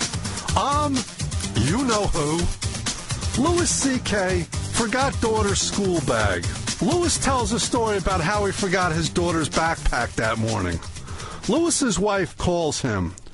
They talk about his conversation with his wife. Louis tells stories about his daughter's life at school. I remember that morning. Here's a little known fact. I had to dispatch a trusted intern to deliver that backpack to his daughter at the school. Believe it or not, but believe it. Ladies and gentlemen, Club Soda Kenny is hosting the worst of Opie and Anthony. And, of course, Louis C.K. will also be there, and he's in the studio as well. Hello. It's his birthday, and he walked in just bitching and complaining. I don't know. You were supposed to be here a while ago, I think. I know. What Had a happened? Bad morning. Well, I would walked my daughter to school with my wife and on the way here, and of course my daughter won't carry her backpack. She won't carry her own backpack because it's impossible. It took forever just to get her to a corner where I could get a cab here. Yeah. And she keeps crouching her whole body to the sidewalk and just saying, "It's cold and I can't carry this and I want someone to carry me." She just won't walk to school. Right. It's torture. Isn't she 15? Yeah. She's 15 in kindergarten. And so I'm like, you got it. This is it. This is life. You got to go to school. Just go. I didn't like it either. Yeah. And she makes me carry her backpack, and which I carry. There's no point to it being a backpack because I carry it. It might as well be a grown-up backpack. A briefcase. Yes, exactly. Instead of a pink attaché case. Hello Kitty backpack. Aww. And so then I get to finally a corner where I'm soaked in sweat, and I get to a corner, and it's my birthday. Nobody cares. Happy birthday there. Whatever. Absolutely. Whatever. The whole my birthday thing stopped at very early in the morning. Few gifts, forget, So then I get in a cab, and I get here. As soon as I get here, I realize I have her backpack, of course. Oh, boy. Well, now, how is she going to get any kindergarten work done without all of the tools that you need to take with you? There's to nothing in What the is back- in there that she needs? There's a folder in which they put notes for us. That's all For it you. is. Her backpack is a mail bag for us. Yes. That's all it is. And there's a water bottle, a little pink water bottle, which is there because they don't give them water in the public school. You got to send them with water or else they die. They just dehydrate. Yeah. So my wife, I called her because I had my phone off this morning. So I called her to say I have her. She goes, "I know you have her backpack." She's crying. Come back and bring it. And I'm like, I'm at work right now. And she says, "So come back here and bring her backpack." So? Yeah. That's not a thing you can say so to. So once somebody here is being very nice from your show and going to bring it down to the school, and I called her to tell her that, and she's like, yeah, fine. So it's not my birthday anymore. It stopped being my birthday. So what? That's it. I evaporated my entire birthday goodwill. But your wife is now mad because you're not bringing the backpack to your daughter. Even though you're making arrangements to have it dropped off. Even though I'm making arrangements to have it dropped off, and I'm here doing what I do professionally. By the way, make sure we know who's bringing it, because there are a couple of people on our staff that aren't allowed within 100 yards of a school.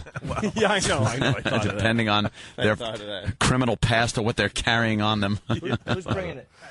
Who? Not that Duffy.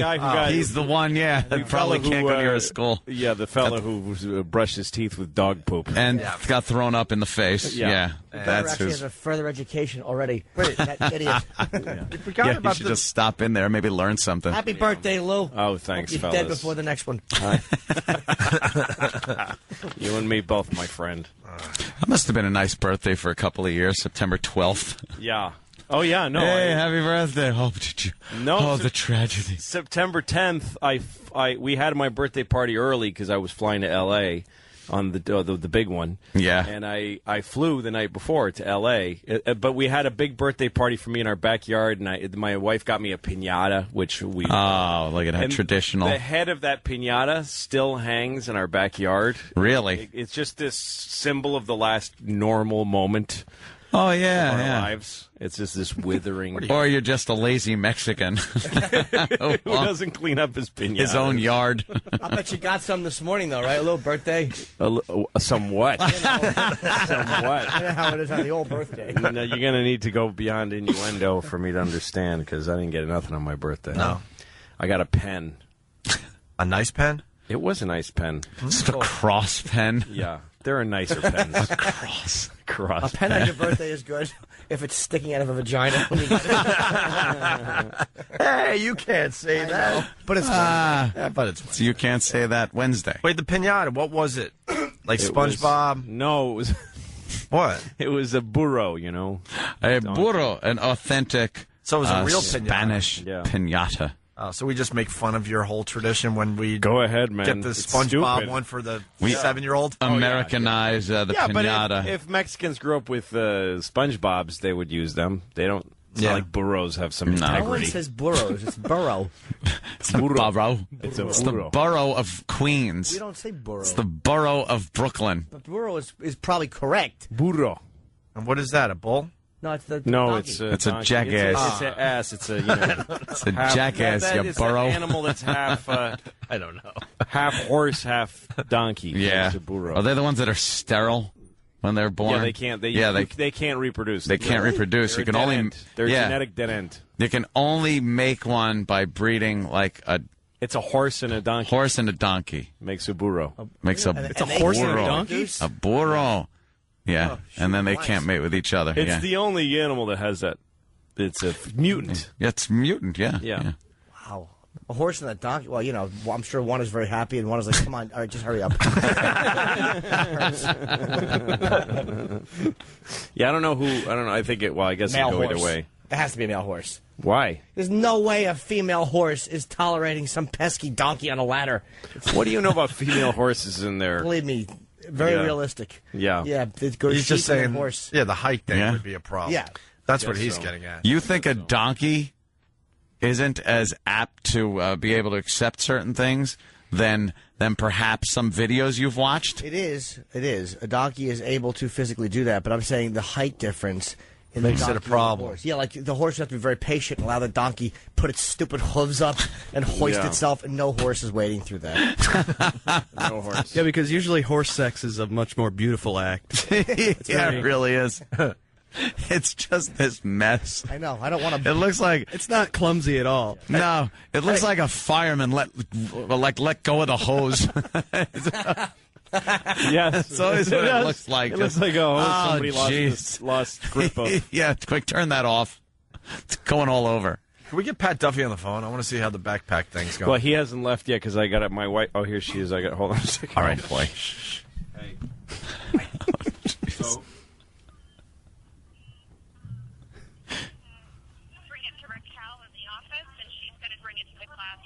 Okay, so he brings it to Raquel in the office. And what does he tell the guard? What does he tell the guard when he gets there? He tells the guard that he needs to give his backpack to Rochelle. Okay.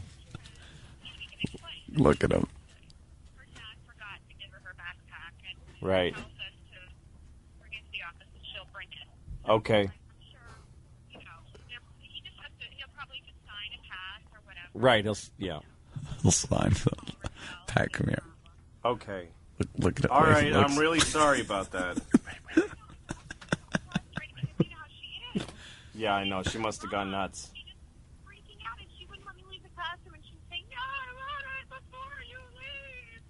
Yeah.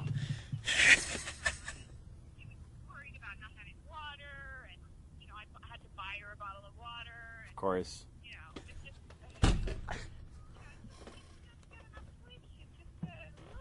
I know. I know. Thank you. I'm really sorry, and I'll call you after radio. All right. Bye.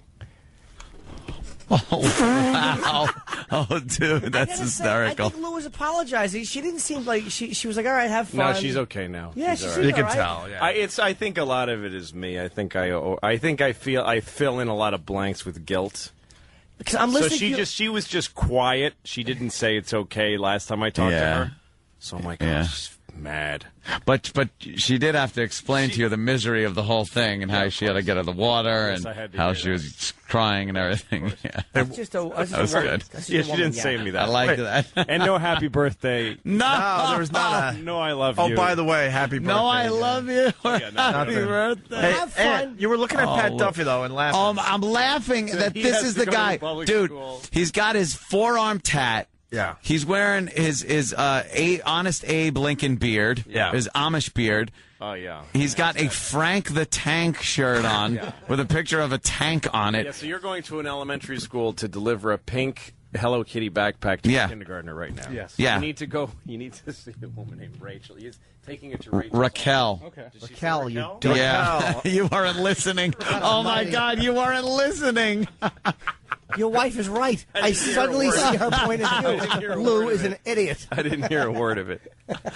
He'd be looking for this Rachel. I need to find Rachel. They're like locking down the school, hiding the Rachels that go there. He's going around every corner.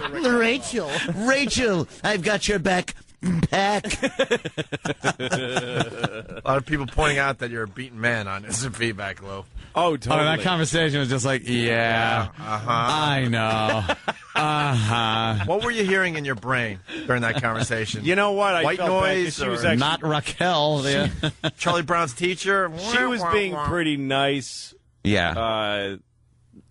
Considering that it's my birthday and I didn't do anything wrong, really, Yeah. and I just made a mistake and I'm rectifying it. Yeah, you're fixing Considering it. all that, she was being pretty Pretty nice. Well, you just said you were sorry twice. I'm like, why are you sorry, Lou? It's like it was. She, I know. Like I could hear her talking. It wasn't like she was bitching at you. She was like, yeah, she was. You know how she just freaks out. Like They she was were kinda saying- preemptive I'm sorries. Yeah, well, they were from before, from the way she sounded last time I So talked. they were owed. I would never apologize like that. I would just be angry back. Yeah, well, That's you how can't, Jimmy you can't works. get through, Oh, you're probably right. That's how Jimmy rolls. Yeah, that's how you act with a girlend who, You're right. who You're where right. there's no stakes except PUSS. I'll leave the last one off for savings. Puss is enough. Puss is enough for a reason. Yeah, that's true. Yeah, no, you gotta. All right. It's like the UN. I'm trying to get a diplomatic. Oh, my God, he's gonna solution. wear it. To Look, this he's war. wearing it. He's wearing it. Oh, God. Oh, God, that's kind of gross. It's been fouled That's like now. a guy wearing your daughter's panties. Oh, yeah. He's fouled it. Let me see the back of that. What is it? Hello Kitty. Oh, it is a little Hello Kitty one. All right, That's adorable. To get it off the pal talk. That's enough exploitation by the most disgusting show on the face of the earth of my beautiful little daughter. I know. And her Their bad day. little Hello Kitty backpack. Yeah. Can we go through the backpack, see what's in there? No, I told you that's I told you what's Water? in there. Yeah. There's the water bottle here. Turn around. You see the pink water bottle? Ah, Yeah. it's adorable. It's all sparkly. That's nice. It's got little sparkles on it. I picked it out with her. It's way too big for her. Is it? Yeah, it looks pretty big. It was a real father's job of picking something out for his daughter. Yeah. And my wife was like, "Oh, it's awful big." And then the teacher said, "That's really big." Oh, so you screwed up. Yeah, completely. What did you think? I mean, look, it fits him. It fits Pat Duffy. He could actually use that. It's unpractical for him. That'd be good, though, if your daughter starts selling encyclopedias. She can carry them all in that thing. Jesus. Yeah, I know. She's 2. Encyclopedias. She's 5, but anyway. All right. And if she takes a time machine back to the 50s, sells encyclopedias. That's actually, people still do that door to door. Do they? No. Of course not. They don't. No, nobody does. All right, Pat. How far of a don't tell exactly where it is or anything, Can I but give you money? like in a miles. About 4 miles. By the time you get there, school's going to be over. I know. It's kindergarten. Well, Don't they go it's for 45 minutes? It's till 3. It's a whole day. Oh, wow. Wow. Yeah, it's a major. That's rough. Totally, it's a massive difference. That's in her more life. time for you. I and went your for wife. like 10 minutes. She's been home every day. I mean, we went to preschool, but it was like you drop her off, and then you turn around, you go home, you take a dump, and go back and get her. Yeah. That's all it was. Oh, she just started kindergarten? She started kindergarten this last Tuesday. How'd she do first day with it being Well, so the first long? day was just till 11. Oh, and they then kinda the second day was just ease 'em 11, into it. and then till 3:30. At 11, was she like, hey, what's the deal? Well, she was happy. She liked it. They did a few fun things. And then she grew up all at once in one phone call to me because I called her and said, Jesus. how was your first long day? And she always just says, fun. Nothing. Yeah. She says, I don't like lunch and I don't like recess. Wow. And I go, why? Well, at lunch the teacher's not there. I'm just at a table. And imagine that. And then she goes, and at recess all the kids I know run away and play and I don't know where they go. And then I just walk around and watch other kids play, and then I get sad. That is the saddest thing I've ever heard in my life. Oh, my heart broken too. I wanted to kill myself. Why? Should have. Now she likes it. She had a few days and she found it. Is she I said meeting to her, people? go up to a kid. I was having trouble with it. Punch him? Because she's having memories that I remember now. Oh. Like up until now when she was, when they're 3, you're like, so what? She won't remember this. They I'll do. punch her in the face. It doesn't matter. They're going to wipe the hard drive in a minute. It doesn't matter. It starts recording at 5. Yeah, at 5 you press record. You make a really good point. It's I don't really remember weird. anything before kindergarten. No, nothing mattered. But now she's going to have real memories. But so I said to her, try going up to one of the kids before recess, because recess is crazy. Nobody's going to listen to you. Right. Go up to a kid earlier in the day and say, can you tell me where you're going to play later so I can be there? And I realized I'm doing what my dad used to give me way too grown up. This is like office politics advice I'm giving her. Yeah. She's in kindergarten. She's going to go, excuse me, Tiana. Could you let me know where you guys are planning to play so that I can interface with you? Because when I got beat up in school, and my dad made me memorize a speech that I was supposed to give to the kids that used to pick on me. Wow. What was the speech? It was a whole thing of you must respect me as your equal. I am not. That here must have for worked you really to, well. I have a right to my own integrity as a person, and he made me memorize it and say it back to him a bunch of times. Who's your father, the president? That's like a presidential thing. Yeah. No, my dad's out of his mind. Did Mexican. it work at all? I didn't do it. Oh, I okay. memorized it. Then it just became I have to make my dad happy that I'm going to say this. I thought perhaps, But I'll never say it. I am owed my own space, my own dignity, just as you. Ow! God, stop punching! Oh. Exactly. That's terrible. We got to end this side of the show. Oh, I wanted to get into that a little more. That's horrible. Well, for next time. Oh, but she's making friends now. Like she is. She's making friends. She found a Okay, friend and good. they play some hula hoop game. Yeah. Unfortunately, today is. I think she's now shunning other kids. Oh, really? Yeah, I think she as is. long as she does it on her own accord, that's fine. Yeah. But if she's looking to play and the kids run away and she's alone somewhere, I know. that is heartbreaking. That is really sad for a 5-year-old. Oh, Unfortunately for her, today is show off your backpack and water bottle day. I think so. Ladies and gentlemen, Club Soda Kenny is hosting the worst of Opie and Anthony. Okay, I was just requested by E-Rock to do another one of those because he's producing this. And the person called D-Boy is the technical guy behind this, who's having a problem with me not using the windscreen because I can pop peas like nobody can. You're listening to the worst of Opie and Anthony. Opie and Anthony. You must not know about me. You must not know about me. I could have another you in a minute. Matter of fact, he'll be here in a minute. Baby, you must not know about me. You must not know about me. I could have another you by tomorrow. So don't ever for a second get to think you're irreplaceable. Oh my God. Sirius 197, XM 202, station The Virus. It's the worst of Opie and Anthony, hosted by Club Soda Kenny. Hey, it's me. And I'm hosting the worst of Opie and Anthony because I'm very entertaining. Louis C.K., credit card theft. Patrice in studio. That was a loud pop. Yeah, so it's good. I mean, these people pay a lot of money for the subscriptions. They should get, their money's worth. Patrice in studio. Talk about banks taking purchases off credit card bills. They talk about scamming banks saying, I didn't buy that, when in fact they did. Louis talks about how he's actually Mexican. They all are shocked and talk about their own races and still can't believe Louis is Mexican. I can't believe it either. Broadcasting the worst of Opie and Anthony, hosted by Club Soda Kenny. Talking about navigation systems. We've been all over the place during this break. But we were talking about credit card theft because we were talking about shredders. I have a shredder. Apparently, Patrice is a shredder. You like to shred. Got to have the cross-cut I have shredder. a shredder. I don't think I got the cross-cut, though. You have to have cross-cut, You got to have cross-cut. They can tape that shit right back together again. How long You're that would screwed. take, though? Hey, for you? To steal your identity? Oh, Nigerians? Yeah, Come on, they're out there. There's an African Opie somewhere. I am Greg Opie Hughes. No, and my point of view is people have stolen my credit cards and then they reverse the chart. I get the money back. You get it back. I'm white. Everything works out. It works out. It's How great long to be did it white. take? Like 2 minutes. 2 weeks, and then I go, oh, by the way, could you reverse those charges? Of course, Mr. Of course, Mr. Of course, white Mr. We've CK. done that already. Yes. Problem? The best part during the break, Louis is like, and I'll go, what? I didn't buy that. Yeah, you got to take that off the card. Yeah. Sneaking a couple of my own purchases. Yeah, just a couple of purchases. Also, I would never buy an iPod. Dinner at Why would I ever? Bennington's? Dinner with my wife? I didn't pay for that. Somebody took my wife to dinner on that credit card. No, but I saw this comedian Morgan Murphy in L.A. who did a bit about, I'm just stealing her bit, but at least I'm quoting her. When some commercial for Citibank where they show a black guy saying they thought I saw something for a surfboard on my card.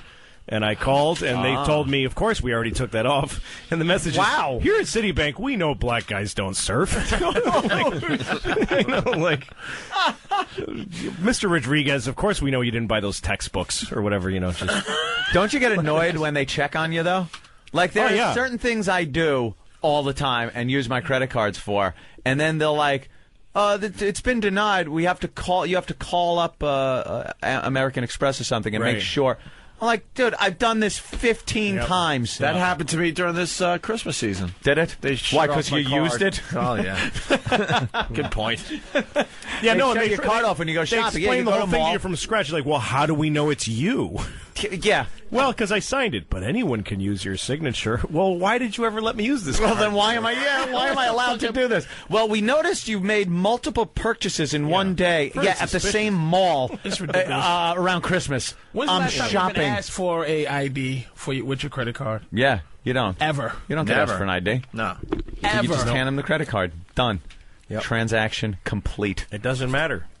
Yeah, people insurance catches it all, so it doesn't matter. It doesn't matter. Yeah, I had mine stolen. Jekyll and Hyde's here in New York. This is a great story. Apparently, some guy, one of the waiters over there, had this little device in his apron. Oh, and when he took your credit card on the way to the register, he'd swipe it into this device, which later he plugs into his computer, gets all the info, and he had a thing that prints up cards and puts the information on the magnetic strip. Yeah. So he used my credit card to get like $800 and something worth of cell phone equipment and stuff. And I called up Amex, and they stopped it and reimbursed, and everything was done. Do you pay attention? See, this is where I fucking up. Yeah. I'm so afraid of what my balance is going to be. You open it up and kind of shut your eyes. And I don't even look. I don't fucking call my balance. So it's like I don't know if somebody. You don't look at your charges? The thing too. Yeah, I'm saying I don't look at my charges. I'm afraid like to hear it go down. You know, I don't have enough for every time I spend. I know I'm spending, so it's like I'm afraid that it's going down. So I don't check it a lot. Yeah. So somebody could steal my shit and for a minute. You know. See, and I check it now. I didn't used to. I would just look at the balance until I realized I was paying for AOL for 4 years every month, and I hadn't used it in 4 years. I just hadn't used it. It was like riding around on a bicycle with training wheels still on. I just never, like AOL was your first foray into the internet kind of thing, but once you were done with it, you pay bills over the internet? Yeah. Oh, I have porn sites that fucking bill me monthly that I haven't jerked off to since the fucking 90s. Since forever. Yeah. Like, and a charge will come in sometimes for $6 every month for some service. I don't know. It's like gm2b.com, and you're like, what I don't even know what that is. Yeah. But I might need it someday, so that's funny. Let it ride. Louis in the middle of a 10-year contract he signed with some of his porn sites. Keeping some company alive right now. I have no idea. There's one guy still paying to keep the company going. I watched Paris Hilton's video blowing what's his name. Yeah. And I paid for that for a long time because I paid for it, just jerked off to it once, never watched it again. Done. And then, 3 years later, I looked on my credit card and I'm still paying. Monthly, every month. You got to check the charges. 36 months I paid, and it's a process for you to get that shit off, like to not pay. It's hard. Porn sites. Yeah. You got to go to PayPal and then reverse it, and you got to send your code. And sometimes you just have to report the card as stolen. Get a new one and say you want a new number, and then they can't charge that one anymore. But then you got to go through the shit of calling the legitimate charges, and you got to actually call Paris Hilton and say, "I don't want to jerk off to you anymore. I'm done with you, you whore." Please, she's like, "Are you Let sure? me off the hook, will you? Couple more, come on." Let's go to Dave in Vegas. Dave, what's up? Yeah, the golden ticket for not getting hassled with your credit card, U.S. passport. Everyone accepts the U.S. passport as your ID. You're thinking in the wrong direction here. Nobody's having trouble using their credit card. It's too easy. It's too easy for others to use your credit card. All right. The golden. I love that there's a golden ticket. A golden ticket. I got it. You show them a passport, you don't even need a credit card. They just give you the merchandise. Let's say hi to Eric in Boston. Eric. Hey, I did that freecreditreport.com. Oh, yeah. And apparently I got signed up for a membership for $13 a month. They got me for 7 or 8 months before I figured it out and finally canceled it. There are a lot of services out there, either on the computer or some of these TV services, like the one with the chicks, Girls Gone Wild, that you don't just buy something. You're subscribing to something. Yep. So if you buy Girls Gone Wild, they show the tape, you go, I call the number, I want that one.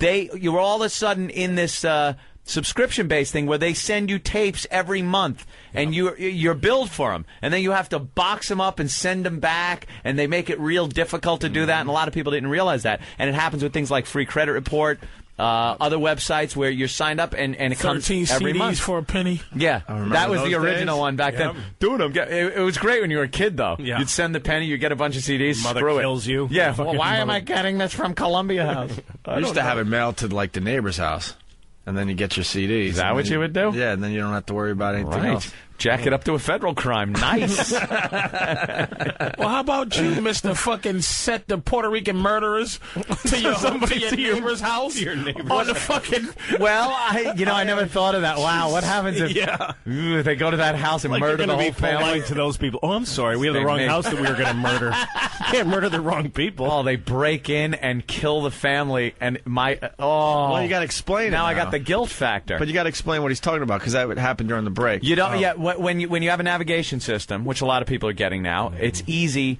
to program in home. They have a setting. It says home. Yeah, picture your house and everything. Yeah, it's a little house, and you hit the button, your address is there, it takes you right home no matter where you are. But the bad thing is if someone gets a hold of your keys, to your car, which usually has the keys to your house on it. Valet parking. Yeah, valet parking, things like that. They hit home. Now they know where your house is, and they have your house keys and your car to drive them and your goods away. So they're taking your car for a joyride. To your house to rob it. You learned that watching Ferris Bueller.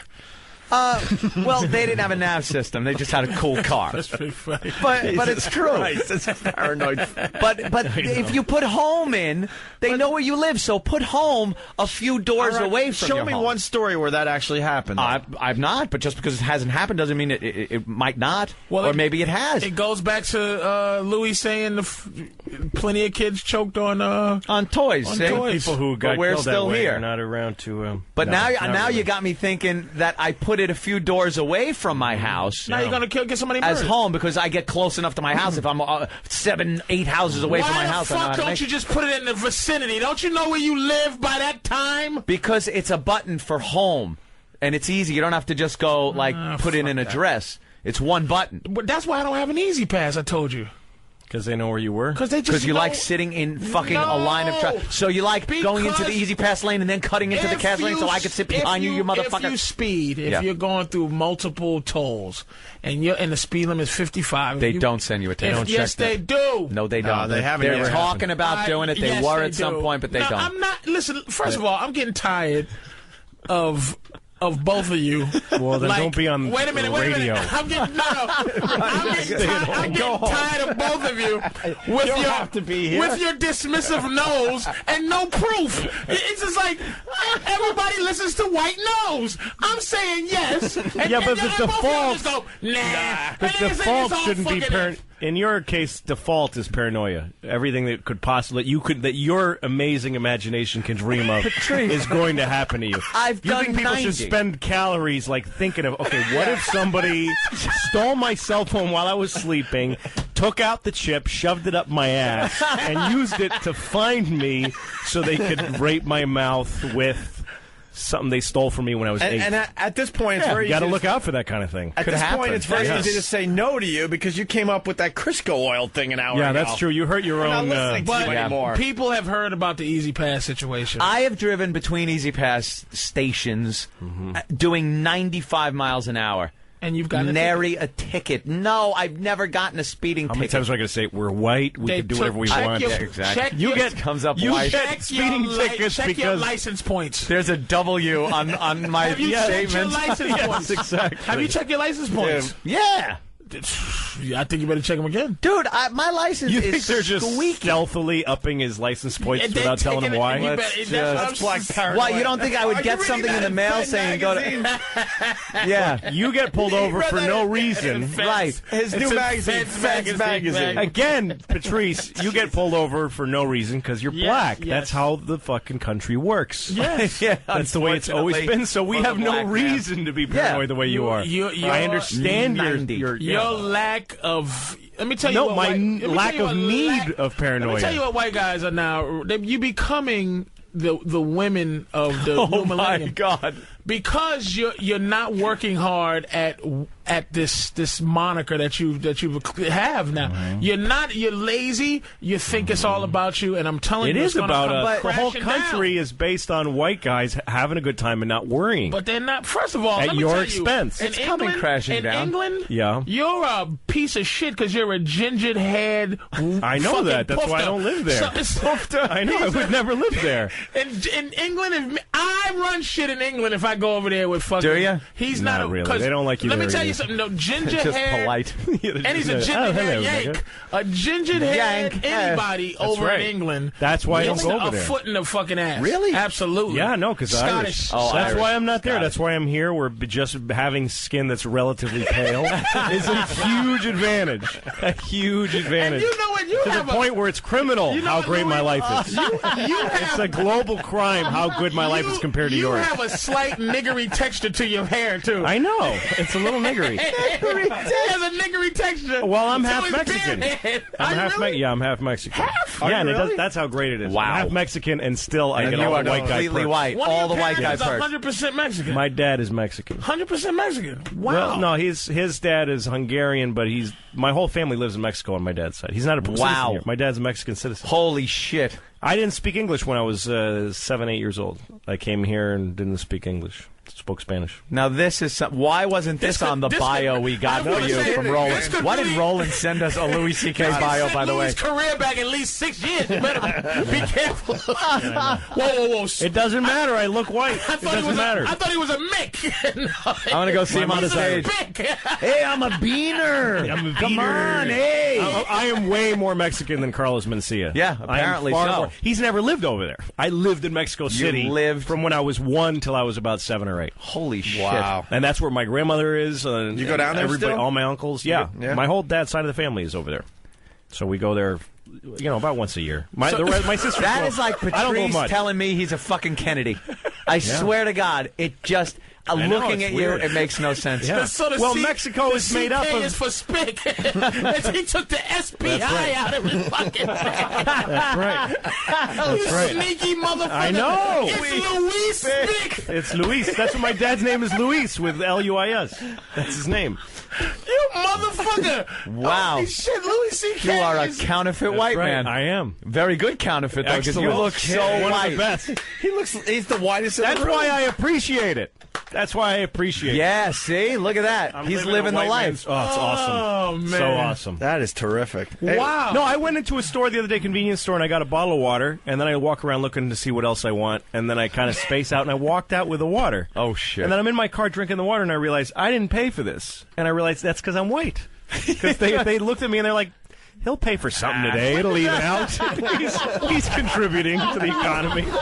It's going to be fine. When did you start saying I'm a white guy? What? At what age would you like, you know what, Well, fucking I'm people white? call me white. I don't know. I But I look mean, at white. what point well, did- white is a bullshit identity. It's not a real identity. Because But I mean, I have nothing in common with other European white people, but... I mean, at what point did you go, I'm not fighting to be Mexican anymore? Like, I'm not fighting for this whole Mexican thing. What do you mean fighting for it? I mean, Like when you- Alamo? What the fuck is... When you're we want this back. when you're 8 years old and you're not speaking English, you're Mexican. You feel Mexican. You identify with Mexican. At what point did you go, I'm now a white guy? I forgot how to speak Spanish very fast. I mean, I still remember it. I still can speak a little.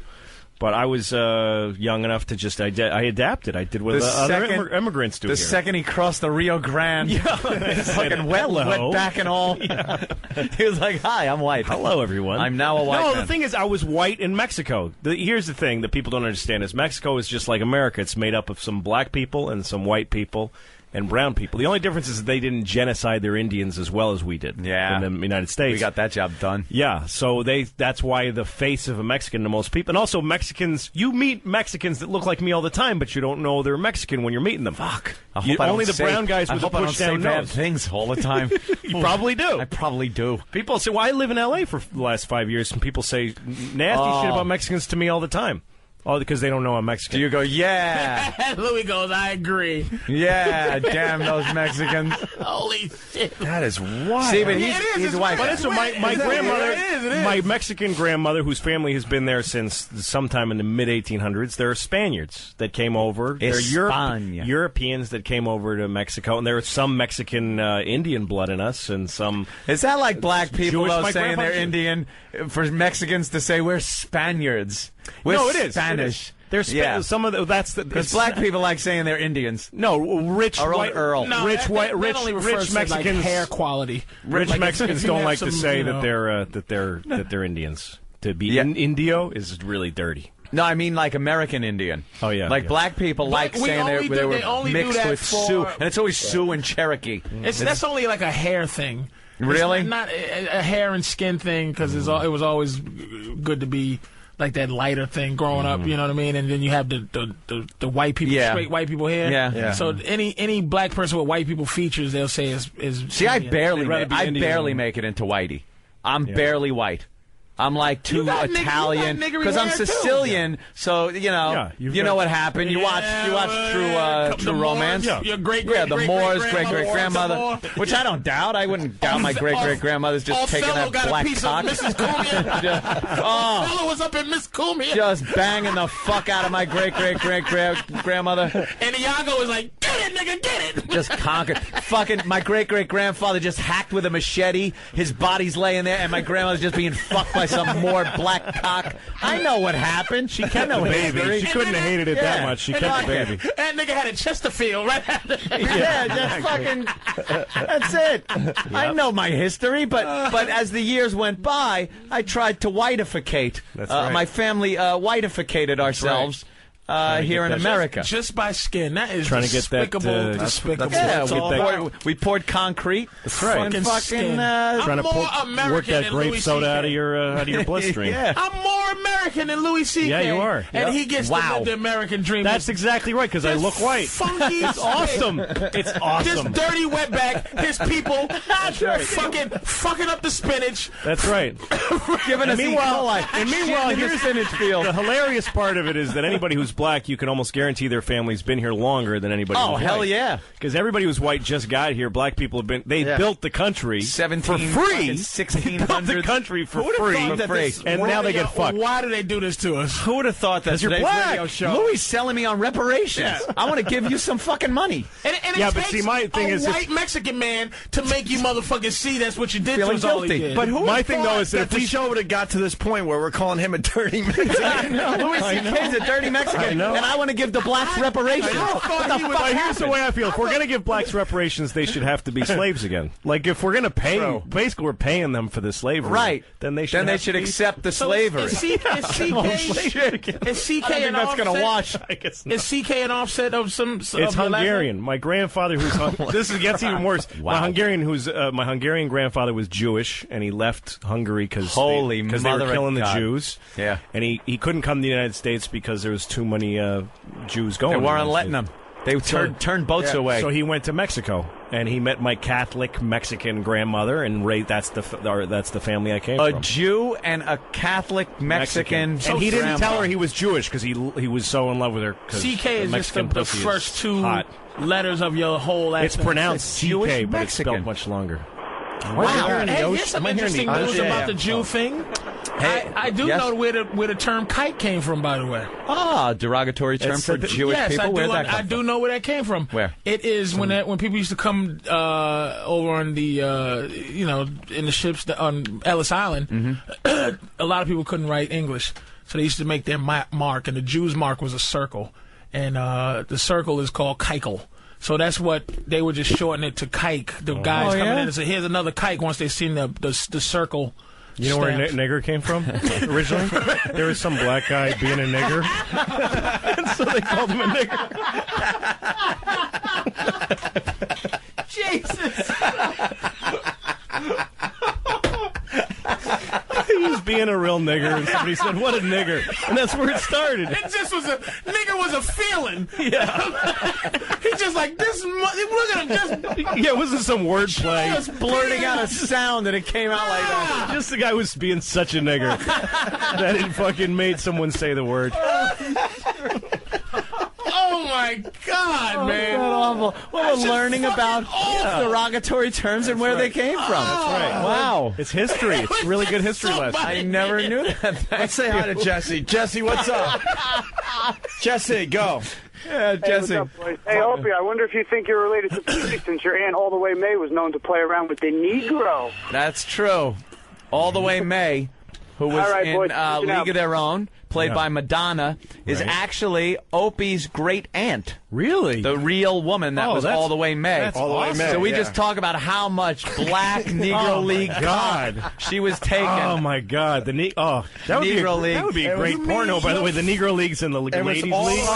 Satchel Paige plug Opie. Let me tell you something. When all the white Gibson smashed the all the white men were off to war. Western New York. She was being fucked by Negro Leaguers, and the Tuskegee Airmen were just like fucking plowing all the way May. And laid her down right on the fucking syphilis blanket. I shared a nice story about my family history, and it has come down to this. Not had to be all the way May. It couldn't have been the nice, wholesome one. Did you ever meet her? She hit a lot of home runs and stuff. I bet. That's great, man. That's I don't think so. awesome. Maybe I did. I don't know. Yeah. She's a nun in I Western can't believe New York. Louis She had C.K. they fucked her right into the nunnery. Goddamn wetback. I can't believe this, man. True. It's I got that Mexican- is something. I have a Mexican passport somewhere. Son damn. of a bitch. And that, like, unless you tell people that, and you really got to explain it like you did. Yeah, no, it's You can't just say, "Yeah, I'm Mexican." They'd be like, Right. "Yeah, okay, Right. 1/1000th of a Yeah. Mexican from 20,000 years ago." People expect you to look a certain This guy's been on hold for like 20 minutes. We'll, for him. We'll clean up something here. Ed in Jersey, go. Hey, Patrice, I'm a cop in Jersey. You cannot get a speeding ticket for Easy Pass because it's a moving violation, and that has to be assessed to a driver for the points, and not just the vehicle itself. That's why you don't Okay, get wait a points minute. when they take the snapshot. That's what I was going to ask. They What's don't the- put points on your license when you get a That's what I was snapshot gonna for ask going him. through red But light. what about the red light situation? No points, just fine. What? That's no But you point, still, but you still could get a ticket for the fucking. Somebody yeah. could take your Easy No, you Pass. can't. Somebody could take No, your it's Easy not Pass Easy and Pass. speed with it. That's why they Yeah. can't do that. Wait, we got a A cop. parking ticket, you get the actual vehicle gets the ticket, and which is a registered owner. But in the situation of a moving violation, those points, it's a moving violation, so that the driver has to be identified. That's why they have to be stopped. But anybody could be driving your vehicle. They can't just assess. I'm telling you, points, Patrice, it's you. The reason you're getting speeding tickets in the mail is because you're black, and they got tired of pulling you over. You know how cops used to pull you over all the time? Well, now they just send you the ticket in the mail, and you pay, and you don't have to do the whole bullshit.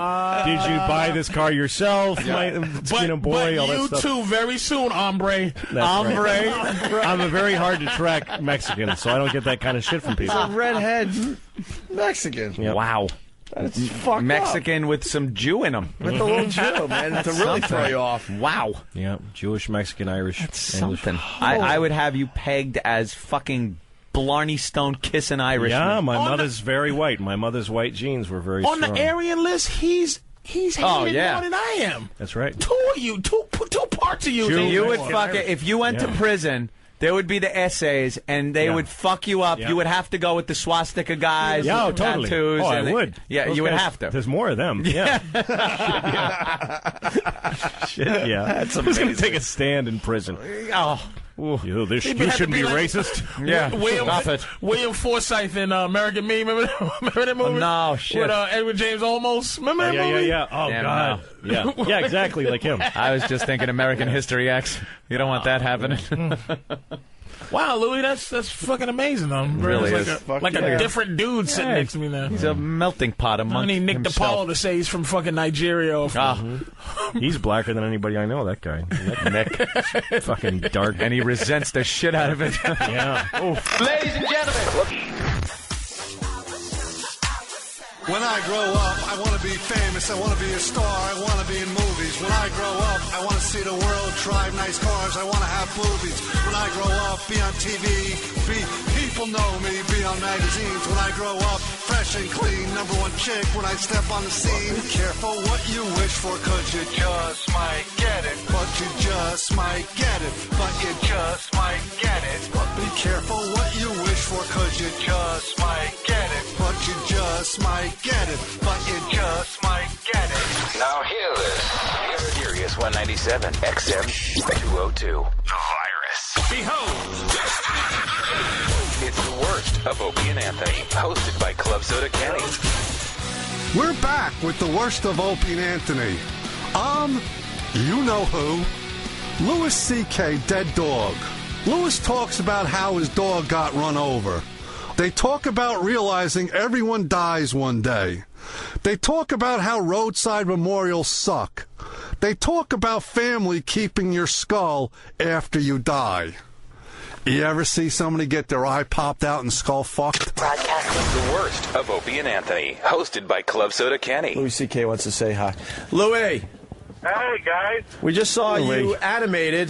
You're going to be part of the animation festival on Thursday. You look good in animation. Oh, really? Yeah. At least I look good somewhere. What's going on, buddy? Not much. I look horrible right now. I'm a very ugly person right now. Why? Are you on the movie set? No, I just rapped. Are you in Lowell, Massachusetts? No, I'm actually on a high weight league. You saw me at what? No, we're up in Boston. You're filming the Ricky Gervais movie, right? That's right. I was just up there. I think I left like the day before you guys went up there. And someone was saying, well, let's get Louis or Ricky on the show. And I said, they're up in Lowell. They're nowhere near us. Lowell's pretty far from where we were at. And it's it's like 30 minutes up there. It's a shithole, too. Oh, it's horrible. I mean, retarded people walking the streets with oxygen tanks. Really? Like, a cane, an oxygen tank with the nose thing, and retarded. And retarded. That's how retarded you are. You forget to inhale. Exactly. No, there really are. It's like people are so fucked up there that retarded people just walk around because there's not that much difference. Yeah, who's going to, stop them? Yeah, like in a regular place, retarded people are, put somewhere special. But they're yeah, it's called Lowell. Yeah, we ship them all up to Lowell. Good observation there, Adam. Yeah, it was pretty horrible place. I mean, I don't know. No, it sucked. But the movie was fun. It was fun to do. That's exciting for you, my friend. It was okay, but then my dog got hit by a truck 2 days ago. Oh, yeah, horrible. What happened, man? My children's mother. What is that about, Louis? My children's mother? Uh-oh. My baby mama was standing in the front lawn with a dog, and there was a deer across the street, just staring at the dog was barking. And she said, "Get out of here," to the deer, and the dog thought she said, "Go get her." Oh, boy. And so the dog ran across the street, and the truck hit her and destroyed her life forever. How old was the dog? Dog was 9, and she was killed. And I love that dog. I mean, I traveled. I have that YouTube video of that dog that million people watched, and I traveled across the country with the dog like 6 times. So wait, that's the dog? That's the dog. Now I'm affected. I thought the dog was really kind of adorable. But Roland wasn't here to give his condolences. Yeah. That was a great dog. No, and I actually traveled upstate because I wasn't there to see her body and put her I actually helped put her in the oven, which is really weird. Why would you do that? Because I felt terrible that I wasn't there, and I guess I wanted to have some closure or something. And I didn't know how I would react, but once I was in this room with incense burning, they really gave me a viewing of the body. It was ridiculous. I just sobbed like a baby. I just sat there and cried like a big faggot. Louis. What the hell? I thought we were getting a joke from you today. Yeah, no, sorry. My dog's dead, and it's really sad. Hey, Lou. Wow. No, the that dog really died sucks. right on the spot, right? There was no, Oh, yeah, it had to. You never know. It depends on where the dog got hit. No, she died she was still dying when I saw her, but we put her in the oven anyway. We were like, no, there's no chance. Put her in the oven anyway? She was still alive. I just thought, fuck it, there's only so much you get to go. I'm kidding. She died instantly, and, that's better. Yeah. It's weird to shove your dog of 9 years into an oven. Were your kids standing right there, too, or no? My what? Oh, yeah, I had my kids stand there and watch. No. Were they on the lawn when it happened with your ex-wife? No, they were in the house, but they heard my ex-wife's blood-curdling scream. Oh, fuck, man, that's awful. It's rough to lose a dog. Did I ever tell the Brett dog story on the show? No. Which dog story? I wish you were in studio because I completely feel for you. Completely. This wasn't Fresca, right? No, it's a drag. I mean, dogs are with you when you're alone. Like you're alone in their company.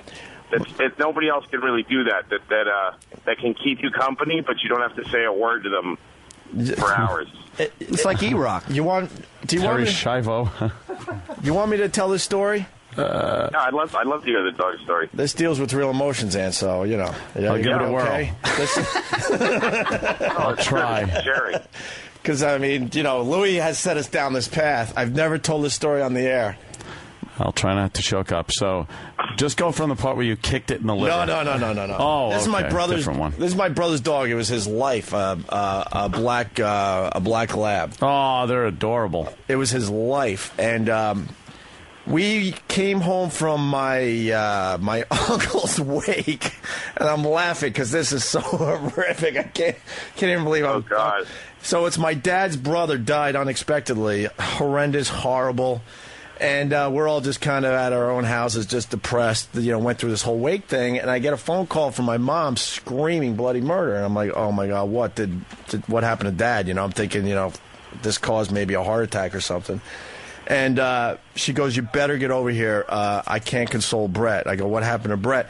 Well, his dog got run over by a car. My dad, who just came from his own brother's wake, ran in the street, and at that time he was only living on one artery, picked up the 80, 90-pound dog to get him out of the road. This is the type of father I had. Like I said, I had real emotions coming out here. And then the dog died in my dad's arms, and he put him kind of in a wheelbarrow just off to the side because it was the dead of winter. 1 mile. Oh, my God. It was like early February, just a horrendous winter night, snow on the ground, full moon, maybe 8 degrees out, maybe. I go over, and Brett is I can't. There's nothing you could do. He's on the floor on all fours just crying and going, why, and inconsolable, right? And we get him in a place, and he looks at me, and he goes, I got to bury the dog now. And I'm like, what? Oh, my God. So we take the wheelbarrow with, like, his life, basically, and we go into the backyard. And I thought I was in the middle of a horror movie. We are trying to dig a hole in my parents' backyard for his dog. Oh, froze over. It's 8 degrees out. And as he's like digging, he's collapsing because he realizes what he needs to do. Oh my God! Collapsing, and I'm sitting there like, oh dear God! And I'm holding the flashlight over this shallow grave as he's attempting to try to dig it deeper so he could bury his dog. Oh, I like the fact you made him dig in his grave instead of giving him the flashlight. Selfish bastard. Look, I'll go with you, but that ground's hard. And yeah, it's ironic that the dog would have done a great job digging that grave. We had one of those moments, though, me and my brother, and he's just digging away. And I did try to help, by the way, but it was all about he needed to do this, and I was there just to support as best I could. And what a crazy need for closure to actually dig a hole and stick a spot in there. And stupid me, all of a sudden the flashlight flashes onto the wheelbarrow, and it wasn't a pretty sight. I'm like, oh my God, I'm sorry. And that got him going again. He collapses. It took hours. We're out there in the dead of winter like a horror movie, burying his No, because when you really dig a hole like that, it's like there's roots you got to cut through. Oh my God, yeah. Indian pottery and whatever. And yeah. No, when the dog died, my ex called me screaming. I mean, screaming and sobbing and making no sense. Jeez. I thought one of the kids are dead. Like, my first thought, because I couldn't make any sense of what she was saying, she was screaming, sorry, and I heard dead somewhere in there. Right. And my first thought was, let it be the dog. I hope my dog is dead right now. Oh, my God. Compared to one of the kids being dead. Yeah, sure. But for a moment, you weren't sure. Oh, I wasn't sure. I mean, I had a sick feeling I'll never forget. Like, somebody, I mean, she's really upset. And somebody's dead, and I hope it's the dog. And then I hear the dog's name. I'm like, okay, either the dog ate one of the kids or the dog's dead. Right. But the worst part is telling the kids, too. I have a 6-year-old and a 3-year-old. And I was on the phone with them, and they're crying. Oh, my God. And then the 6-year-old says, first of all, she says, I'll never forget her. And then she said she was like a sister to me about the dog. Oh, my God. Jesus Christ. When she said that, I almost said, like, Jesus. Right. Come on, man. Right. A sensitive little story. I got to tell you, where my parents used to live in Centerport was on a main road. And no joke, I moved home from Buffalo with a cat. That got hit by a car, and that was in a weird way my life because I was all by myself in Buffalo, and it was just I had this attachment to this cat, and my dad picked it out of the road and let the cat die in his arms and wait till it got stiff, and then he buried the cat before I came home from I was working at BAB at the time, right. And then I can't even tell you how many pets. Your poor father has to go out on the road and pick up dead animals. Dude, we lived on this main highway, and we always had dogs, but we never had a fish. We never had a fence. I know of at least 2 more dogs that ended up dying outside our house. It's like a pet cemetery in my And they parents' called your backyard. father. He comes out in a hood. You know, it was a relief when, you know, one of our pets died of old age and Dad took the ride, you know. Yeah. You know he's just dumping him in the woods somewhere, but he's like, no, I took Sprite to live on a farm in New Hampshire. But Dad, you've only been gone 45 minutes. And there's dirt on your pants. Right, exactly. Sprite. I was supposed to go into an up-tempo goddamn number after talking about a goddamn dog dying. No, it's funny, and I'll let Jimmy have his moment in 1 second here. But what's funny is someone's writing, Louis, will you turn down your GPS? We're having some real emotions on the show today, and all we hear is turn left in 1 mile. I know. I heard it. I'm sorry. Yes, Jimmy. I turned it off as quick as I could. I got to go back to Jimmy. Yes, Sprite. We decided to name our pets after soft drinks. I had one called Sierra Mist. I couldn't have Sprite. We had Fresca. We had Should have named your Sprite. cars after automobiles. We had Pepsi. We had Shasta, which wasn't a very popular soda, but we decided to name one of our dogs Royal Shasta. Crown. I remember and you notice when how many Mr. Pibb died. You notice how many dogs I just named? Yeah. That's too many dogs for one childhood. So guess what was going on? A lot of horror death. show in front of our house every 3 years. A lot of Well, doggy we death. have a fence, but it's an invisible fence that's buried in the ground, and the dog wears a collar. Right. Really work. That shocks her in the throat when she crosses the line. Yeah. But you know, they don't wear the collar after a while. They don't need to because they think they don't understand it's the collar. They just think that God hurts them when they cross a certain line. Well, at least she lived a good life, Lou. Yeah, but she hadn't worn the collar for like 5 years, and she was a little soft on the line. And also, she was so certain that her woman of her life wanted her to chase that deer. Right. If you think I hated deer then now, though, I want to fucking kill a deer now very badly. Why? The deer was just minding its business getting chased. Yeah, fuck that fucking deer. No, it wasn't. It was standing right across her line, knowing that she couldn't cross it, just standing there looking at her, making her bark. It's a deer, not Saddam Hussein. It's worse.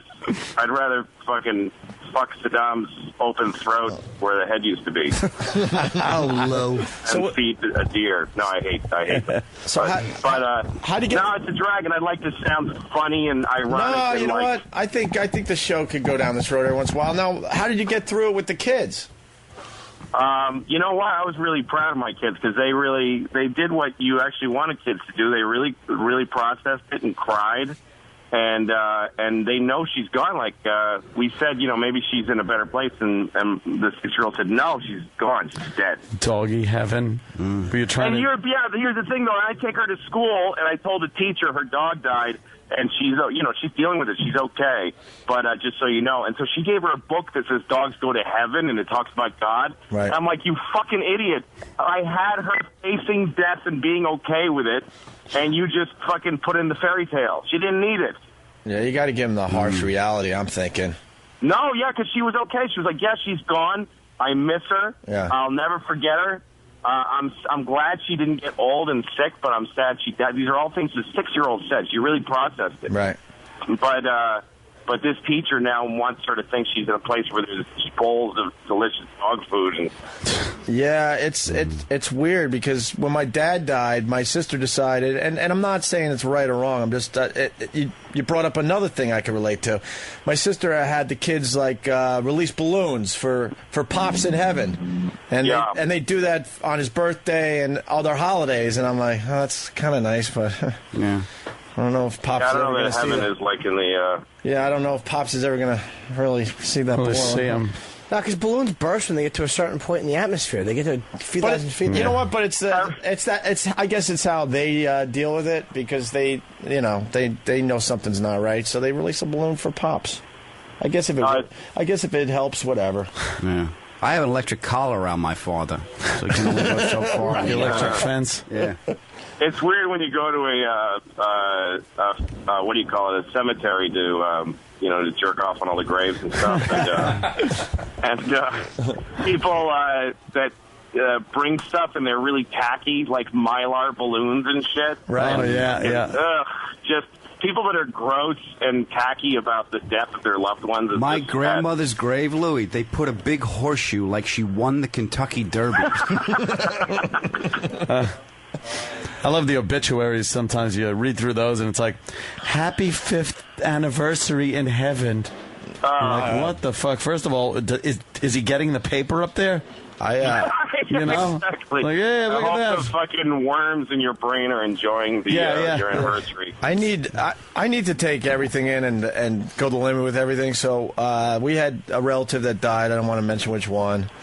And it was 3 days of mourning, like you walk around like a fucking zombie, and you do it for other family members. If it was up to me, I wouldn't hang out with anybody, because it's the weaker people, and I use that term very lightly because your emotions are what they are. Sure. But it's the weaker people that bring everyone down to a place you know you don't want to be. Like you're dealing with it on this level, or don't but need then to you get be. someone in the film.